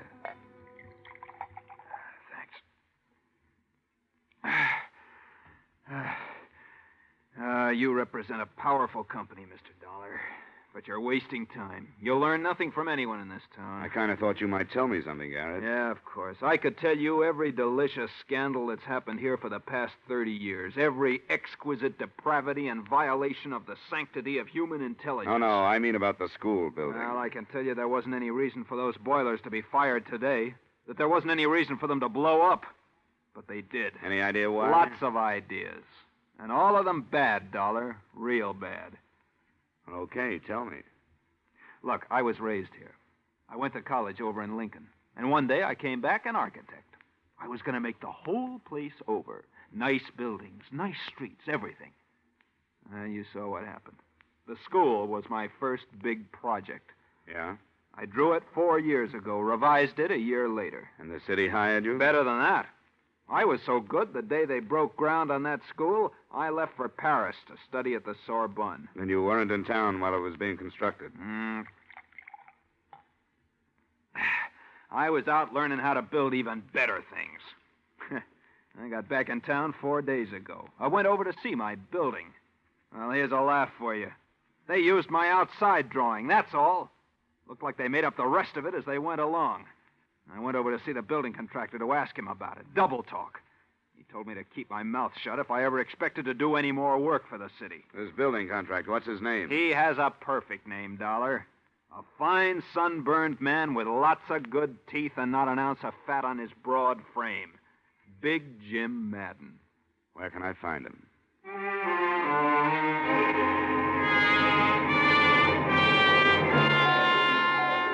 20 or 30 irate citizens of Manhattan had already gathered outside Jim Madden's home, with the 10 uniformed men from the local sheriff's office forming a half-moon circle across the close-clipped lawns, as well as the 2 standing guard over the yellow convertible in the driveway, meant there'd be no kind of beating up around there. My identification card got me inside, where I waited around in a den that was stocked with good liquor and good leather chairs. Finally, a big man in a blue suit walked in. Dollar? Uh-huh. I'm Jim Madden. You're the insurance man. What can I do for you? Tell me everything you can about that high school building. The city made a claim yet? I don't know. Uh-huh. You just happened to be in town. We heard something might be wrong with that building. Apparently there was. Who told you a thing like that? 2 boilers explode and there's something wrong with the building? Is that the way you people figure? We check into things. Well, so do we, and we couldn't find anything wrong. Who's your we? Me and the boys. Officially with the city construction department. We just had a big meeting. Yeah? I figured those people hanging around outside ought to be worrying you. Well, they don't worry me, and you don't worry me. Drunken janitor goes to sleep last night without turning down the boilers. The pressure kicks way up, the joint blows apart and burns down. That what you decided in that meeting? That's about it. It was a terrible accident, and we'll have to use an old garage or something for a school. But then we'll get around to building another with the insurance money we have coming. Good walls don't tumble out from that kind of explosion. We have to have some kind of specifications on that. Easy, Dollar, easy. Of course you do, of course you do. Anything at all. Yeah, there you are. All the building specifications on the high school, okay? That'll do for now. Good. Now you can get out of my house. You smell smoky.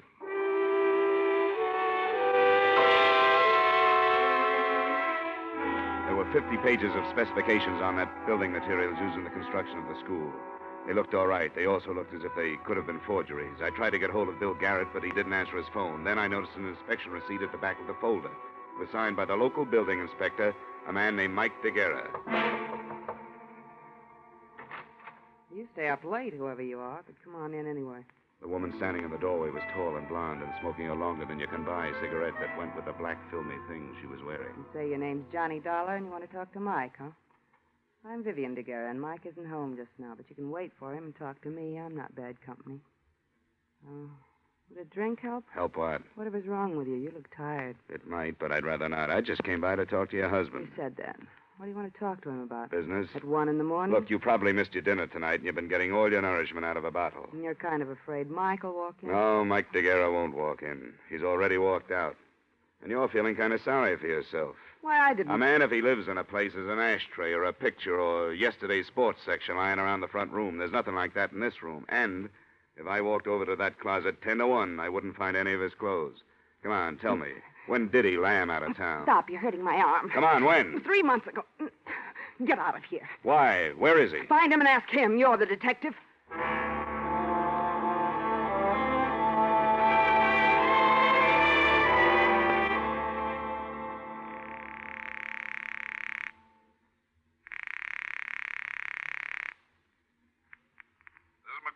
Paul, Johnny Dollar. It's a mess here. Your man Stankovich's dad was killed in the fire. Well, political wraparound. The school was a fix on something or other, dough somewhere, the town sewed up tight, all kinds mixed up in it, somewhere. Yeah, that kind of thing, huh? Well, stay where you are, Johnny. I'm sending you 8 men. If they want to play that way, we'll play that way. Get to the bottom of this. 3 seconds after I hung up the phone, I found out how much of a mess it really was. That's when my hotel door opened and a man lurched across the room toward me. Dollar. He stood in front of me, swaying back and forth, his hands clutching his coat. He fell before I could get to him. 3 bullet holes formed a neat trio across where his tie pin should have been. I ran my fingers through his coat, pulled out his wallet. The driver's license read Mike DeGuerre, age 39, occupation, building inspector.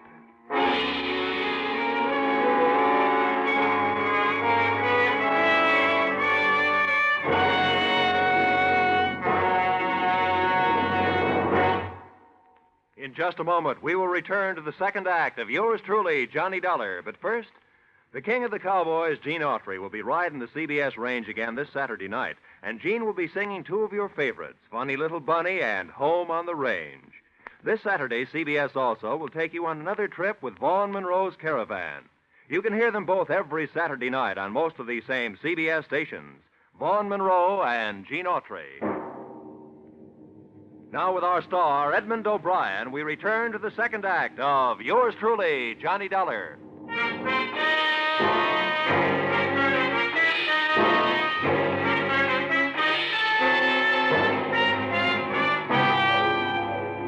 After they took Mike DeGuerre's body to the morgue, the local constables held me all that night in custody.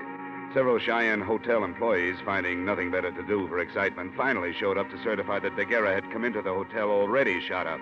So I was clean, and they let me leave a little after dawn.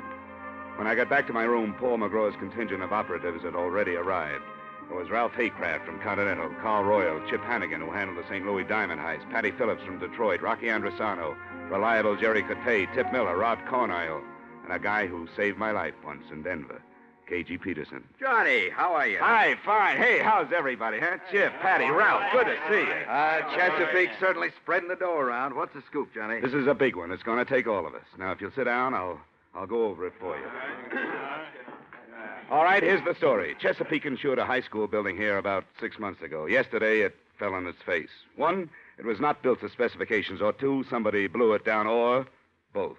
In any case, we don't pay off. But we have to prove our case. Now, there are too many leads for one man to follow before they evaporate. The guy who signed the building inspection papers was killed last night, a guy named Mike DeGuerre. Carl and Chip, that's your job.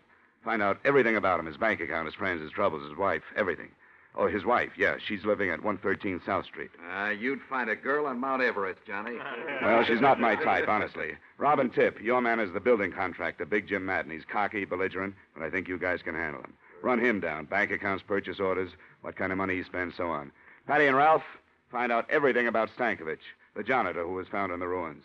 Rocky and Jerry, start talking with anybody in town who might know anything. Bars, restaurants, street corners, teachers, pupils, anybody, anywhere. And report back to me anytime you want. Now, don't push anybody around, but don't let anybody push you guys around. Anyone have anything to say? Yeah, just one thing. Let's get this thing over so I can get back to Philadelphia. I'm about to become a father.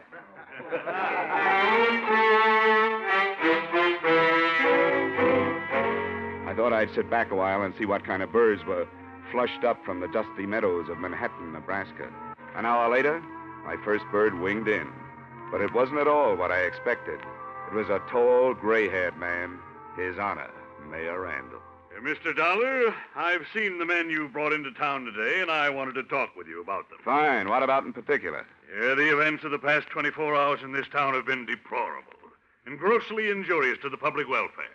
The collapse of our beautiful schoolhouse, the death of our beloved janitor Stankovich, and the untimely murder of one of our respected public servants, Mr. DeGuerra. All have grieved me deeply.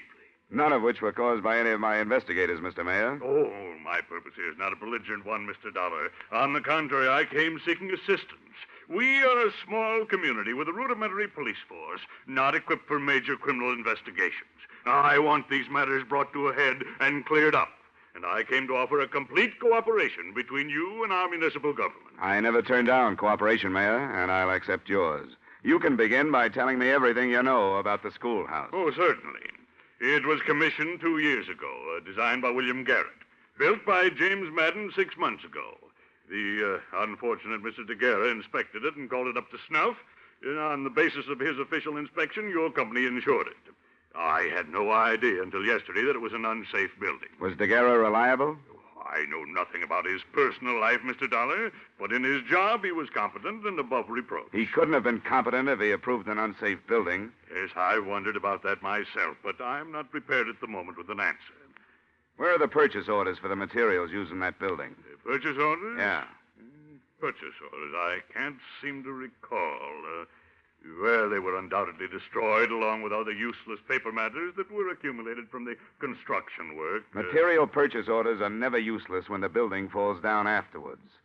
If you find them, I'd like to be invited in. Well, I will certainly look for them, Mr. Dollar. I want to cooperate with you in every way. I'm sure you do, and you'll hear from me when I need something.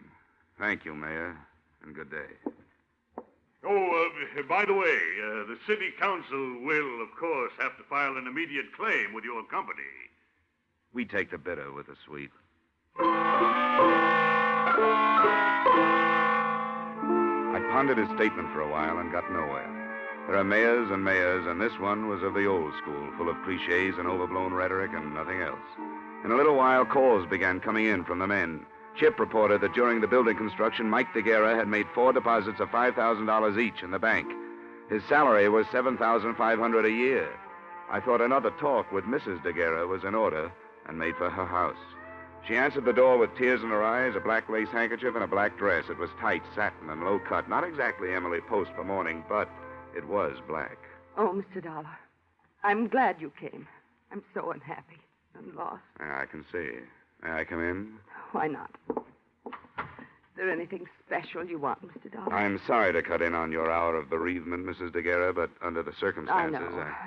I'm not sure I can help you any. I'm so broken up. If you're not careful, you might drown in those tears. You cheap gumshoe. You dropped your act. Well, don't bother to pick it up. And that dance hall dress and shoes. Is that what you thought was expected of you? Look, this setup creaks from top to bottom. Come on now. Your late husband made $7,500 a year and deposited $20,000 in 6 months. Does that figure? I don't know anything about his money. All I know is the bank told me he only had $300 left. What did he do with it? What do you think? He spent it on other women. And why the tragic act? Not very good at it, am I? Not the best? I really loved him. He loved me. We kicked it away because we both wanted more excitement than this town or his salary could give us. There was no place to go. We just didn't get along. He was out spending his money on other women, being a big shot. I can't blame him, though. I helped make him do it. What about the money? He got it for falsifying the school inspection papers, didn't he? Well, he didn't get it inventing the telephone. Who gave it to him? I don't know. Well, who do you think killed him? And why? I don't know that either. What do you know? Look, he didn't leave any insurance, see, and I got to live the best way I can.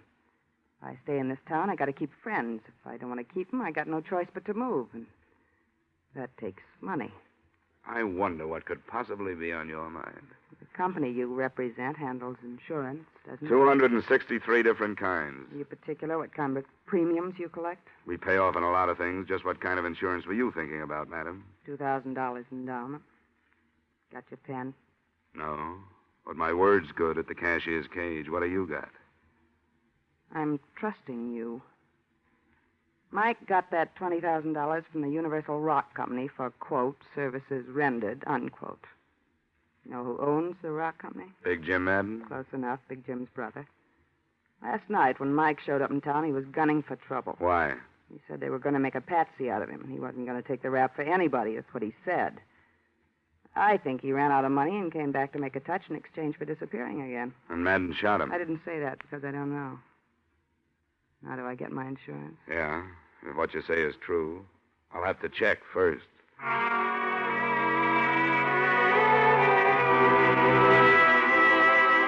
finally tore myself away from the grieving widow and headed back for the hotel in case any of the boys called.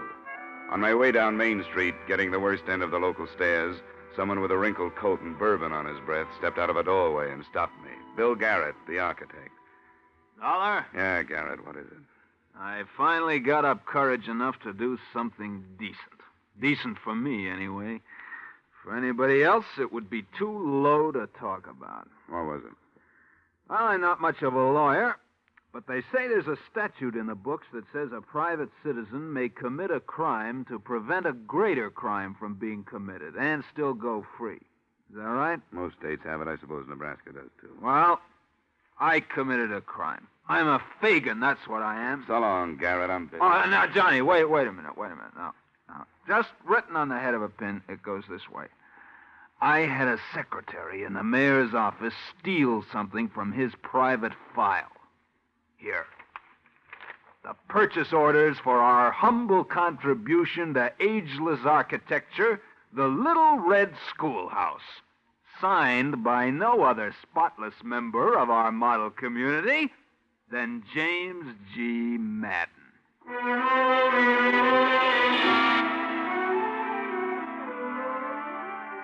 I looked at them, and they were as advertised. Purchase orders complete down to the last 10-penny nail. Not being a technical expert, I decided to shoot them back to Paul McGraw for his perusal.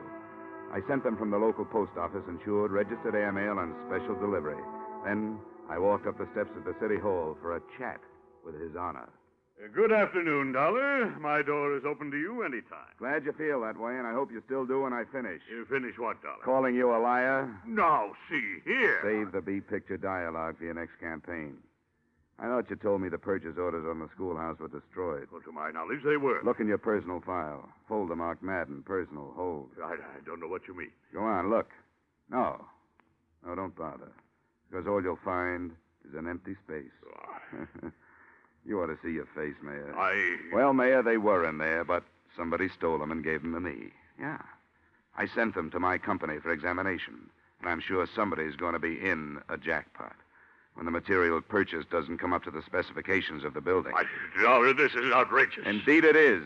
And it was outrageous from the day your city started to build that school. Well, all right. I'll tell you why I did what I did. For money. Keep your filthy insinuations to yourself. Insinuation? Your Honor. That was a plain statement. I wanted to spare this city the loss of faith it would suffer, seeing one of its most prominent citizens exposed and driven out. A man is entitled to one mistake in his life, and Jim Madden is no exception. I planned to bring him to a private accounting and make him replace the money he made on that building and repair it to specifications. Only the tragedy occurred before I took matters in hand. You had 6 months to do it. And every day of that 6 months, 1,800 students might have been killed. And one man was killed. No one knows that better than I. But once having decided on this course of action, I didn't know how to go about rectifying things.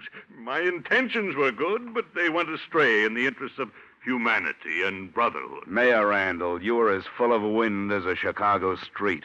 You are not only windy, you're corny, stupid, careless, and you're criminal. On the strength of what you told me here, my company will never pay that claim. Dollar, I was trapped. Look, I'm going to pick up Madden right now, and Randall, I suggest that you give yourself up to your own police chief before I have him do it for me.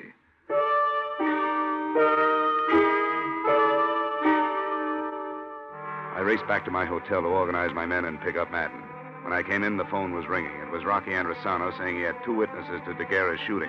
I told him to pick up the boys and come right over. I hung up just as the door opened, and 3 sullen characters with brick dust on their shoulders came in, uninvited. Want to come with us, Dollar? What do you need? 4th at Bridge? Come on. No, thanks. Guys, that'll do it. It was strictly no contest, and with one on each side working a punishing arm lock, I casually strolled out of the room and down the elevator to the street. We were coming out of the hotel when I saw Rocky, Chip, KG, Ralph crossing the street. My boys did real well, especially KG Peterson, who was in a hurry to get back to his wife. After we subdued the Hoods, I said a few words to their leader. Don't ask me nothing. Sorry, this is quiz night. Madden sent you, didn't he? Never heard of him. You wouldn't do that by yourself. We're not proving that. Talk. Lay off. Lay off. Of course he sent us. Who else? Where were you supposed to take me and why? Why, I don't know. Where? The Universal Rock Company on the edge of town.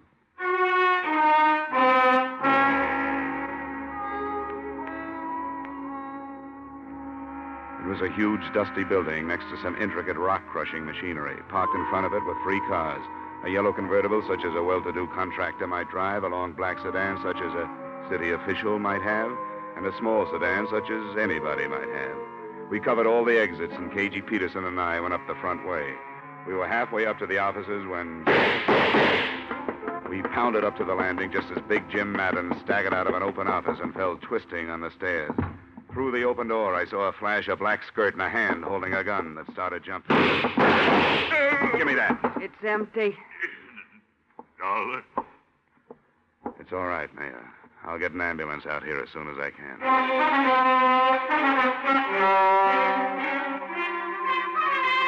We took Vivian DeGuerra into custody. Randall was in bad shape, and he died 2 hours later. But before he died, he told me the whole story. It was my idea, from beginning to end.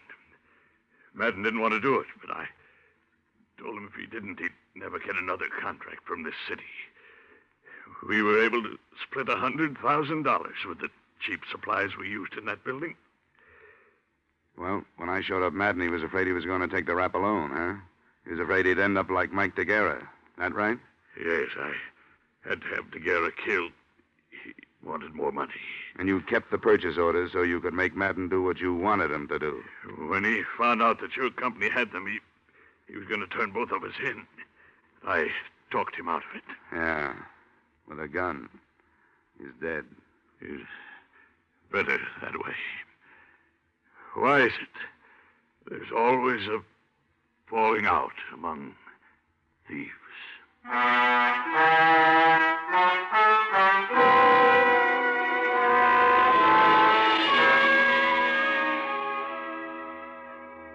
That was the last question Mayor Randall ever asked on Earth. And like other men before him who had lived with deceit and treachery, Randall didn't live long enough to get an answer. It turned out he had an ex-wife in Detroit and a daughter living in Miami, but neither one of them claimed his body. His estate was tied up by the city, and the county buried him in Potter's Field, right next to another thief named Jim Madden. No one wrote anything on their headstones. No one cared. The reform city government was too busy floating a bond issue for a new high school. Bill Garrett's going to design it, and this time, I'm pretty sure they'll follow his plans. Expense account total, $3,227. Yours truly, Johnny Dollar.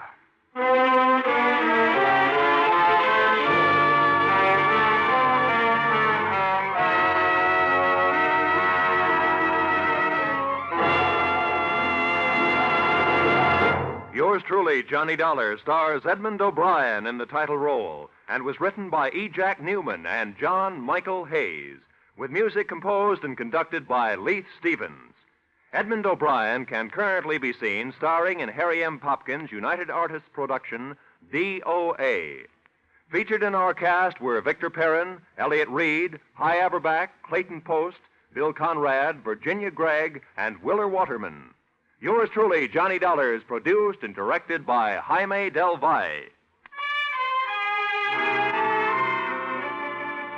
Join us next week when, from Hollywood, Edmund O'Brien will appear in another transcribed adventure of... Yours truly, Johnny Dollar.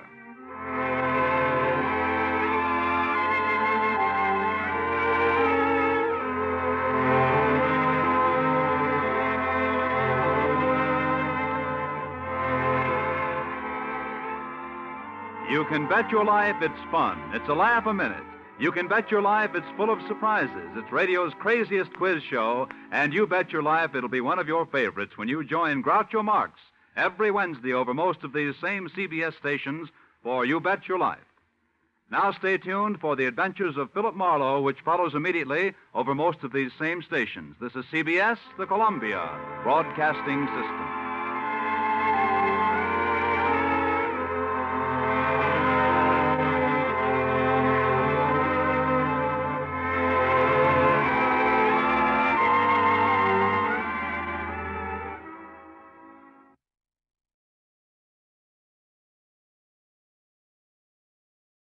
From Hollywood, it's time now for Johnny Dollar. Paul Brennan, Inter-Allied Insurance Company, Johnny. Oh, hi, Paul. How's the world doing by you? Oh, I got troubles. Oh, like what? Like Albert W. Winkler. Winkler? Who's he? Maybe you mean who was he? Well, which is it? Well, that's the trouble, Johnny. We don't know. Huh? Well, he's disappeared, and with him a hunk of emerald worth exactly 100,000 clams. Wow. Well? Sure.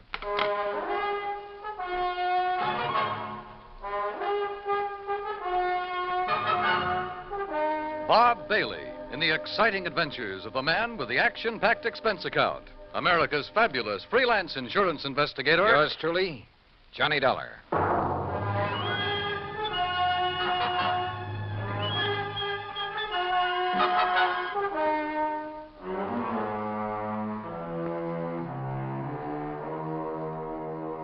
Expense account submitted by Special Investigator Johnny Dollar to the Inter-Allied Insurance Company, Dawson Building, Hartford, Connecticut. Following is an account of expenses incurred during my investigation of the Blooming Blossom matter. Expense account item 1, $1 even. Taxi from my apartment to the offices of Inter-Allied, where Paul Brennan wasted no time in getting to the point. Albert Winkler was a partner in a small jewelry firm down in New York. Real exclusive type place. Floyd and Winkler? Yeah, that's the outfit. Well, a few days ago, they got hold of an emerald. It's called the Green Eye of Calcutta. And, Johnny, the darn thing's big enough to choke a horse. Okay, Paul, okay. I don't think you need go any further. No, wait. They plan to put it on an exhibition at the big international jewelry show in Chicago next month, and Winkler took it home to work on it. Oof. Insured for 100,000, you said. Yeah, and Winkler's insured for 10. Okay, so who killed him and stole the rock? Listen, will you? Go ahead. Well, Sunday morning, his partner Blewett tried to phone him at his apartment. No answer. So Blewett sauntered down to the office thinking he might be there. But no sign of him? Right. Nor of the Green Eye of Calcutta. Only a note Winkler had left the night before saying he was taking the stone home to work on it. Well, that makes it look as though maybe Winkler... Listen. About that time, the phone rang there in the office. It was the police department, also looking for Winkler. Oh? Yeah, they'd been called by Winkler's landlord after a chambermaid had found his apartment completely ransacked and the old boy missing. Uh-oh. Who's working on it? For the NYPD, I mean. Sergeant Randy Singer, 18th Precinct, homicide. Old friend of yours, I believe. Yeah, good man. Has he come up with anything? Nothing. Well, Johnny? Sure, Paul. Now? Now. Item 2, another $1 for a taxi back to my apartment where I slicked the stubble off my face, showered, dressed, and was about to head for New York when the phone rang.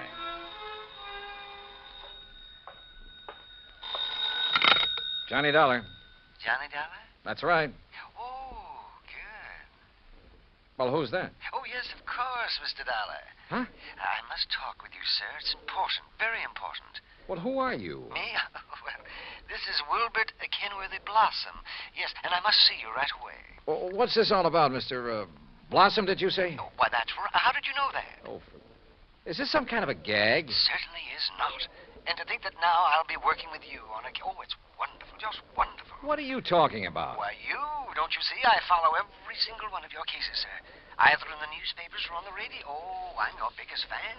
Is that all you call to say, Mr. Blossom? It is not. I'm calling about the mysterious disappearance of Mr. Albert Winkler. Winkler? You know something about him, his whereabouts? I certainly do. Where are you, Mr. Blossom? Here at my house in New York, and I'll be waiting for you, sir. Goodbye. No, wait. Give me your address. Oh, yes, of course. How could you know where to come if I hadn't given you that? Yeah. That was silly of me. Well, goodbye. The address, man, the address. Oh, of course. Yeah. It's 825 East 73rd Street.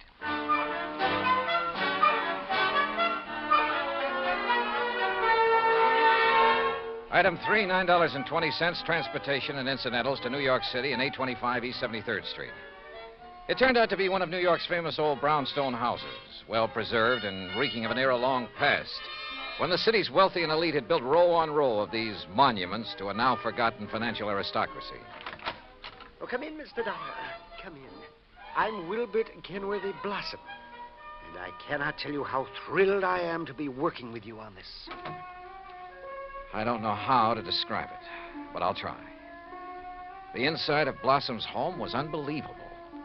Ornate pre-Victorian furnishings, heavy velvet draperies, huge lamps and chandeliers, gilt-framed mirrors, even an ancient horsehair sofa. It was also filled with dusty piles of newspapers and magazines, hundreds of old books. Travel books, Mr. Dollar, and mysteries. Oh, I just love mysteries. One corner of the high-ceilinged living room was piled with old trunks and handbags, an old carpet bag even. Boxes of tools and utensils were stacked about, an ancient Victrola, beat-up sewing machine. You just never know when you might want to sew something, do you? Old guns and pistols, some of them museum pieces. A stringless tennis racket, a pair of rusty handcuffs locked to the base of a floor lamp without a shade, a broken bicycle pump. That's just in case I ever find a bicycle to go with it, you understand. Yes. Against one wall stood an old metal cabinet loaded with rusty surgical instruments and a worn-out catcher's mitt. Yet directly opposite was a corner shelf full of priceless porcelain figurines and rare pieces of china. Some of the old clocks and jewelry on the mantelpiece were collector's items. Fine original oil paintings lay among piles of old shoes. All in all, it looked as though the contents of half a dozen pawn shops had been dumped into it. At auction sales, Mr. Dollar. Oh, yes, sir. I just cannot resist an auction sale or a bargain. But what are you going to do with all this stuff? Oh, just keep it. I like it. I like a lot of things. Yeah, so I see. Including 12 gross of Spencer's superlative steel-tip shoelaces, patented 1841. But they were a bargain, Mr. Dollar. Just like all this fine artwork is, too. Yeah, I'm sure. Some of my friends pamper me a bit, though. You know, send me things they pick up at sale. Yeah, now look, Mr. Blossom, you told me you know something about Albert W. Winkler. Oh, yes. Yes, indeed. Well? And think of that magnificent emerald. Gone. Disappeared. Yeah, but now you said... And that poor Intralite Insurance Company. Oh, my. That's how I knew you would be called on this case. But $100,000 and $10,000 on Mr. Winkler. Well, at least they're off the hook on him until he's proved dead. Aha. And that's where I come in. With proof. Proof? What proof? Have you seen Winkler? Mr. Dollar, I have. Well, where is he? You understand, of course, that I know Mr. Winkler very well because I've seen him at his office so many times. Yeah, okay, go on. Oh, go on. Yes, indeed. Such beautiful, beautiful jewelry he had there. And, of course, he was always trying to buy some of the things I had. But you say you've seen him where? Well, Saturday I'd planned with a couple of old friends to attend a railroad auction. That was the Canyon City and Metropolitan Railroad. Winkler was there at the auction sale? Oh, yes. Did you speak to him? Oh, no. Well, why not? You said you knew him. Oh, I didn't go to the auction. I wasn't feeling very well that day. I had a little cough. It was kind of like that. Then how do you know he was there? My friends went, and at least they talked about going. Mr. Blossom. And I'm sure they did, too, because they sent me something from... And what do you suppose it was? I don't know. I don't care. Now, look here. You got me to... It was the very thing that has solved this whole case for you. What? And think of it.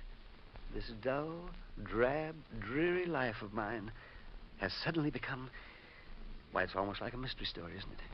Adventure and... Look, Mr. Blossom, Think of it. I'm being a detective. I'm working with my idol, the famous Johnny Dollar.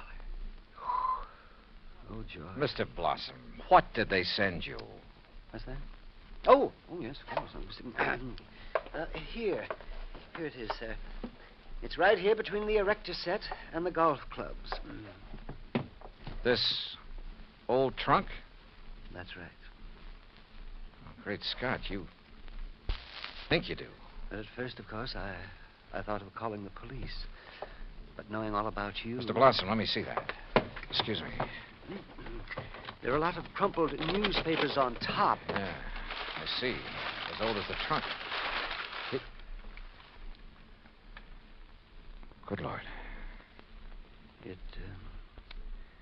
isn't pretty, is it?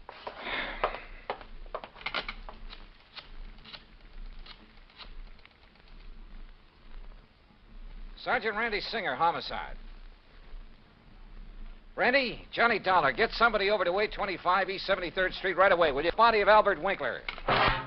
Randy got there in a matter of minutes. Got the same story from Blossom that I had, then called for the lab crew to come and take over. Now, who delivered this trunk, Mr. Blossom? Why, it was just a delivery man. Can you describe him? Would you know him if you saw him? Yeah, well, he was big and strong. He was very strong. Distinguishing features, scars or a limp or a beard or Well, something? I told you, Johnny, he was big and strong. How old? Well, I would say he was somewhere between 25 and, Yeah? 50. Yes, I'm sure. Well, that's a lot of help. Yeah, you better have those thick spectacles changed. But he was big. Yes, we know, and strong. What about his truck? Oh, I didn't see that. He left it outside. No. Now, look, these friends of yours who did attend the auction, who were they? Oh, yes. Now the investigation proceeds. Now the excitement. Who were they, Mr. Blossom? Well, there's Randolph Harrison and Percival.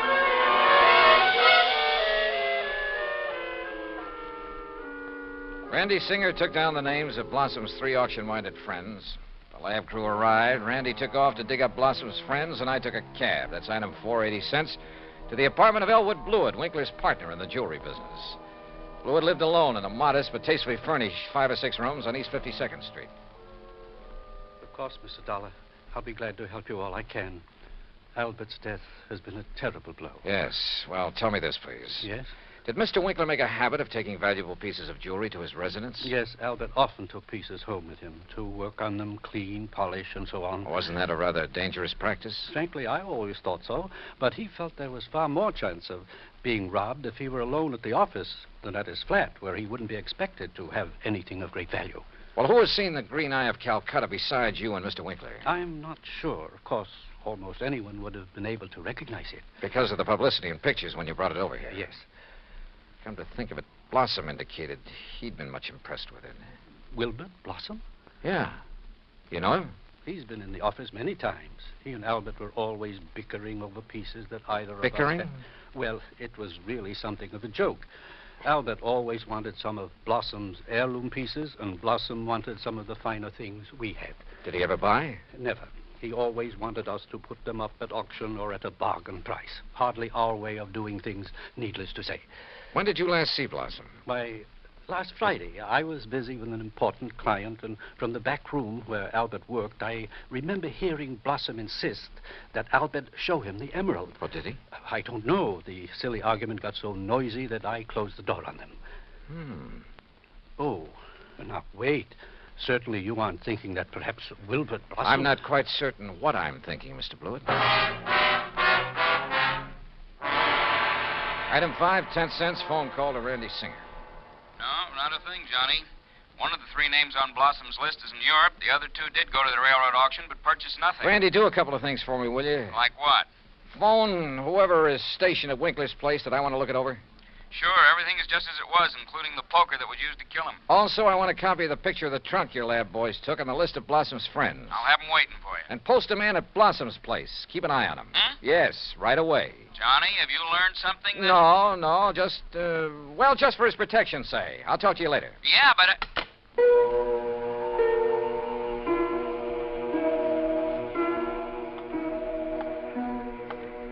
Blossom. Yeah, Blossom. Maybe I hadn't given enough thought to the strange little character. Or to why the trunk with Winkler's body had been at his place. But if he were involved, why call me in? Cover up? Possibility. But Wilbert Blossom kill a man? Yeah, maybe he could. Maybe he did. I'd better see him as soon as I get through with the inspection of Winkler's apartment. Mr. Dollar? Oh, hi, officer. Did Sergeant Singer call and tell you that... He's on the phone here in the Winkler apartment now. Wants to talk to you. Says it's very urgent, sir. Okay, thanks. Johnny Dollar. Johnny, how did you know? Huh? The man I sent to cover Blossom's house for you got there too late. What? Whoever got in and attacked the poor old coot got away. Attacked? Blossom? Yeah, really did a job on him. Johnny? Okay, Randy. Thanks.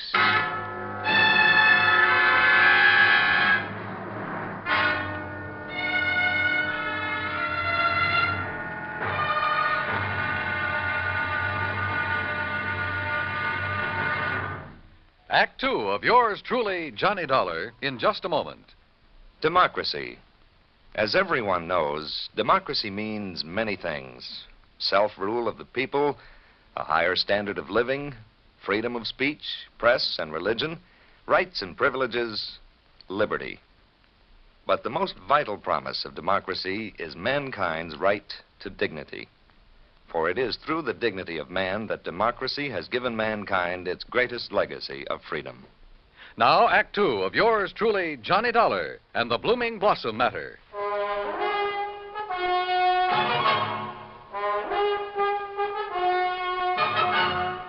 Expense account item 6, $2.25 for a fast taxi ride to 18th Precinct Police Headquarters. All right. As soon as I got your call, Johnny, I sent a uniformed man over to Blossom's house. From the way you talked, I thought maybe you suspected him. Yeah, Randy, I'm afraid I did. Boy, how wrong can you be? Anyhow, when he got there, he found the front door open and Blossom lying in the dark hallway. Where's Blossom now? The hospital, but he's okay, just bruised up a bit. They're letting him out. Fingerprints? Anything to go on? The lab's checking on the prints right now. Uh-huh. Let me know. Yeah. Anything else? Nope. So, now let's find out who tried to put Blossom out of the way, and we'll have the guy who killed Winkler. And stole the $100,000 worth of emerald, then shipped Winkler's body to Blossom. Oh, and by the way, here's the picture of the trunk you asked for and the 3 names Blossom gave me.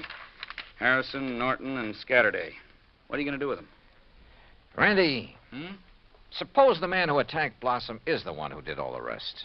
You got a better suppose? Well, look, Randy, whoever wielded that poker on Winkler couldn't have been very strong. A really hefty wallop would have bent it out of shape. And the lab agrees with you. But, of course, it didn't take much of a blow to finish off old Winkler. He didn't weigh much over 100 pounds, you know. Yeah. Any strong arm could have finished him off easily and without messing up the whole apartment. And don't forget, whoever did him in also put him in the trunk and delivered it to Blossom's house. But why? Yeah. Yeah, and where's the emerald? That's what you should be worried about. $100,000 worth of worry for your insurance company. Now, what are you going to do with that picture of the trunk and the list of Blossom's friends? Oh, yeah, sure. I'll see you later.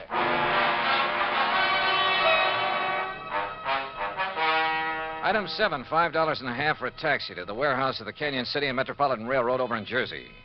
There, I finally managed to track down a man who knew something about their occasional auction sales of unclaimed baggage and stuff.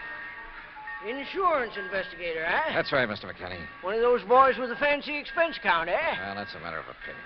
Look, you had an auction sale here last Saturday, didn't you? That's right. Handled it myself. Want to know something about something we sold off? Exactly. Then I'm your man. Always remember all about every single item I sell and who bought it and all about 'em. That's fine. Because I want to know if any of the names on this list bought from you on Saturday. Yeah? Randolph Harrison. Man by the name of Harrison buy anything? Nope. How about Percival Wentworth Scatterday? Nope. Ellsworth Norton? Nope. You sure, Mr. McKinney? I'm sure. How about Blossom? That a man's name? Yes, Wilbert Blossom. Well? No, sir. Nope, never heard of him. And like I told you, I never forget the stuff I sell or the fellows I sell it to. Wait. This picture of a trunk. Huh? Have you ever seen this trunk? Well, yes. Did you sell this trunk on Saturday? Yes, I did. To whom? Come on, man, it's important. Well, I was real early in the sale. Yeah, before most of the people got here. Bought this trunk and had it sent to his apartment in New York. And his name? Well, it was a funny kind of name. Blinky or Winky or... Oh, no. Winkler. Winkler. That was it. Albert Winkler. Item 8, $2, 2 drinks for myself at the nearest bar. But they didn't help to kill my feeling of utter frustration. Item 9, $5.50 taxi back to 18th Precinct headquarters in New York for want of a better place to go. Oh, it's about time you got here, Johnny. Oh? We matched up the prints we found after Blossom was attacked. You know who made them? Yeah, here's his card. Carlo Bernasconi. Any reckon? Couple of a dozen arrests, only one conviction. Anything to do with jewelry? Better. Accessory to a hijack operation a couple of years ago. He drove the truck. Hey. Sure. Got a mugshot of him? We got him. Downstairs. Come on, I'll take you down. Randy, what's he look like? Like you'd expect the truck driver to look. Big husky brute. Has he admitted anything? Well, the threat of a murder charge made him talk, all right, but none of it makes any sense. Of course it doesn't. But he's our boy, all right. He killed Winkler, beat up Blossom. I thought your lab decided whoever killed Winkler was a small fella. Yeah. So the theory about the same man killing Winkler and beating up Blossom doesn't work. But, Johnny, holy... come on down. Let's talk to this Bernasconi. After I make a phone call. Huh? Who to? Yeah? Get me a man named McKinney, Canyon City and Metropolitan Railroad Warehouse over in Jersey. Make it fast, please. Yes, sir. Hey, you been over there, Johnny? Just before I got here. Did you find out anything? No, but I'm going to now. Like what? Randy, for the first time, this whole thing is beginning to make sense. Here's your party. Mr. McKinney? That's me. This is Johnny Dollar, remember? Sure do. Good. And say, Now- I've been reading in the paper since you left here about that body found in the trunk over there in New York. Yeah, well, look. Is that the same trunk you was over here asking about? Yes. Now, you told me that trunk was bought by a man who gave his name as Winkler. That's right. Do you remember what he looked like? Sure do. Why, I can give it to you as accurate as if it was in the police file. Well, Height, 5'9", maybe 9.5. go on. Weight, between 155 and 58. You see, when I was young, I worked with a carny show guessing weight and height, and if I didn't guess it right... Yeah, okay. Now, how about the color of the eyes? Well, I noticed them because of the way he squinted through them thick, old-fashioned steel glasses. Thanks, Mac. I'm sending you a 10 spot in the next mail. Well, now. Well, Johnny? Come on, Randy. Let's go down and see this Bernasconi. You find something out new? Yeah, and I don't like it. I don't like it.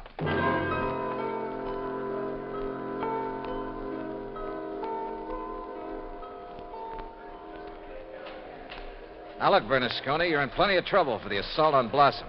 Maybe even more. But I'm the man who can save you from a murder rap, if you'll answer a couple of questions. Sure. I told the cops. All right. Did you pick up and deliver a trunk yesterday morning? Sure, I told him. For a guy named Winkler. You got the trunk from Winkler? Sure, at his apartment on East... What did he look like? How tall? Maybe 5'8" or 10. What? Johnny... Slight build or heavy or what? I'd say about medium. Maybe 150 pounds. Johnny... Now, look, mister. Now, wait a minute. You look. Did you deliver that trunk to a man named Blossom? Sure. At 825 East 73rd Street. What did he look like? Him I never seen. I knew it. He hollered from a window that the door was open and I should put the trunk in the living room. What a junk house. But you must have seen him later when you came back and assaulted him. It was night then. When he come to the door, I just slugged him and let him lay there. Then I went inside where the lights was on to look for... Well, I looked for the big rock I'd read about in the paper. But then I heard a prowl car coming, so I beat it. Trunk wasn't there anyway. Okay, Bernasconi. See you later, Randy. Now, just a minute, Johnny. Hey, and what about me? You said it...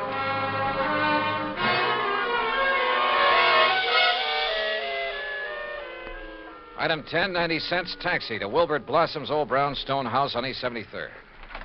Come in, Johnny. Thanks, Mr. Blossom. All recovered from your beating? Oh, of course I am. Here, sit down. You said you wanted to help me on this case. Oh, yes, indeed. Why, this chance to work with a man I consider the finest insurance investigator in the world. Yeah. That's why I called you when I got the trunk with Mr. Winkler's body in it. Mr. Blossom, why don't you tell All the my truth? drab, dull life, I wanted to be a detective, an investigator. And this was my chance. My chance... Tell the truth, did you say? Mr. Blossom, listen to some facts for a minute and see what conclusions you draw from them. Oh, deductions. Like a detective. To begin with, this house of yours is so full of, well, junk. I told you, Johnny, I like things. But it also has a lot of fine paintings, sculpture, china, jewelry. Oh, I like all sorts of things, especially if they're fine and rare. And bargains. Like the Green Eye of Calcutta? Oh, the most beautiful emerald in the world. And I would conclude that you'd do just about anything to have that stone. Yes, sir, Johnny. I'd reach the same conclusion. Okay. Now, when Albert Winkler and the emerald disappeared, it was in the papers that Inter Allied had written policies on them. Conclusion? Yes, sir. I would deduce that you would be called in. Wouldn't it be smart, then, if the killer was afraid I'd eventually get around to him anyway? Wouldn't it be smart for him to call me in and offer to help me? As a cover-up for what he'd done? Oh, yes. Yes, indeed. Or at least he'd think it would. Oh, yes, I guess he thought it would. Another thing, Mr. Blossom. Oh? What is it, Johnny? The body was packed in the trunk with old newspapers. Like these you keep piled around. Oh, yes. And I would deduce... So obvious that both Randy Singer and I overlooked them completely. Oh, well, there's so many things piled around here. You couldn't be expected as... Johnny. Yeah? What really made you decide that... Well, I'd like to know. All right. Albert Winkler was a frail little old man, about 4'11", not much over 100 pounds. Yes, he was. But the man who bought the trunk and had it sent to Winkler's apartment, who gave his name as Winkler, that man was about 5'9", 155 pounds. And he wore thick, old-fashioned steel-rimmed glasses. But, Johnny, I can't see without them. Then there's the truck driver. The man who ordered the trunk delivered to this house gave his name as Winkler, too. But Winkler was dead by then. Dead from a blow inflicted not by some big bruiser, but by somebody of, say, your build. Oh, that awful truck driver who thought the emerald would be in the trunk and came here to steal it and who beat me up. I suppose you want the emerald. Yeah.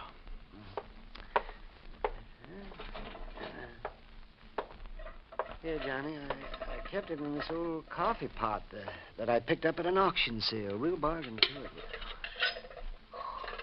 Oh, isn't it a beautiful stone? Oh, if only Mr. Winkler would have sold it to me. At a bargain, that is. Then none of this would have happened. Well, I guess we better go now, hadn't we? It's such a silly thing. Me trying to act like a detective. I guess I didn't even make a very good killer. Did I? Why? Just this overpowering passion to have things? Maybe. Or maybe it was just a reaction. A last desperate attempt to some way, any way, break from a lifetime of lonely, dull, drab idleness. I don't know. But for some crazy reason, I feel sorry for the funny little old character who turned killer. Expense account total, including incidentals and fare back to Hartford, $61.55. Yours truly, Johnny Dollar.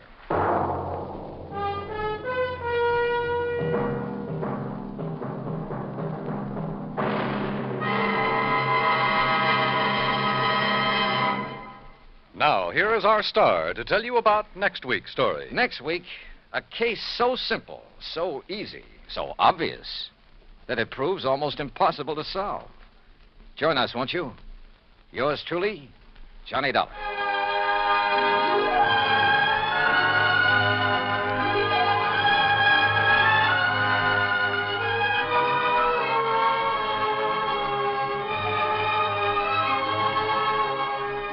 Yours truly, Johnny Dollar, starring Bob Bailey, originates in Hollywood. It is produced and directed by Jack Johnstone, who also wrote tonight's story.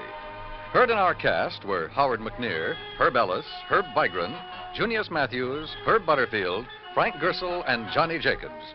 Musical supervision is by Jerry Goldsmith. Be sure to join us next week, same time and station, for another exciting story of yours truly, Johnny Dollar. Dan Cubberly speaking. Johnny Dollar has come to you through the worldwide facilities of the United States Armed Forces Radio and Television Service.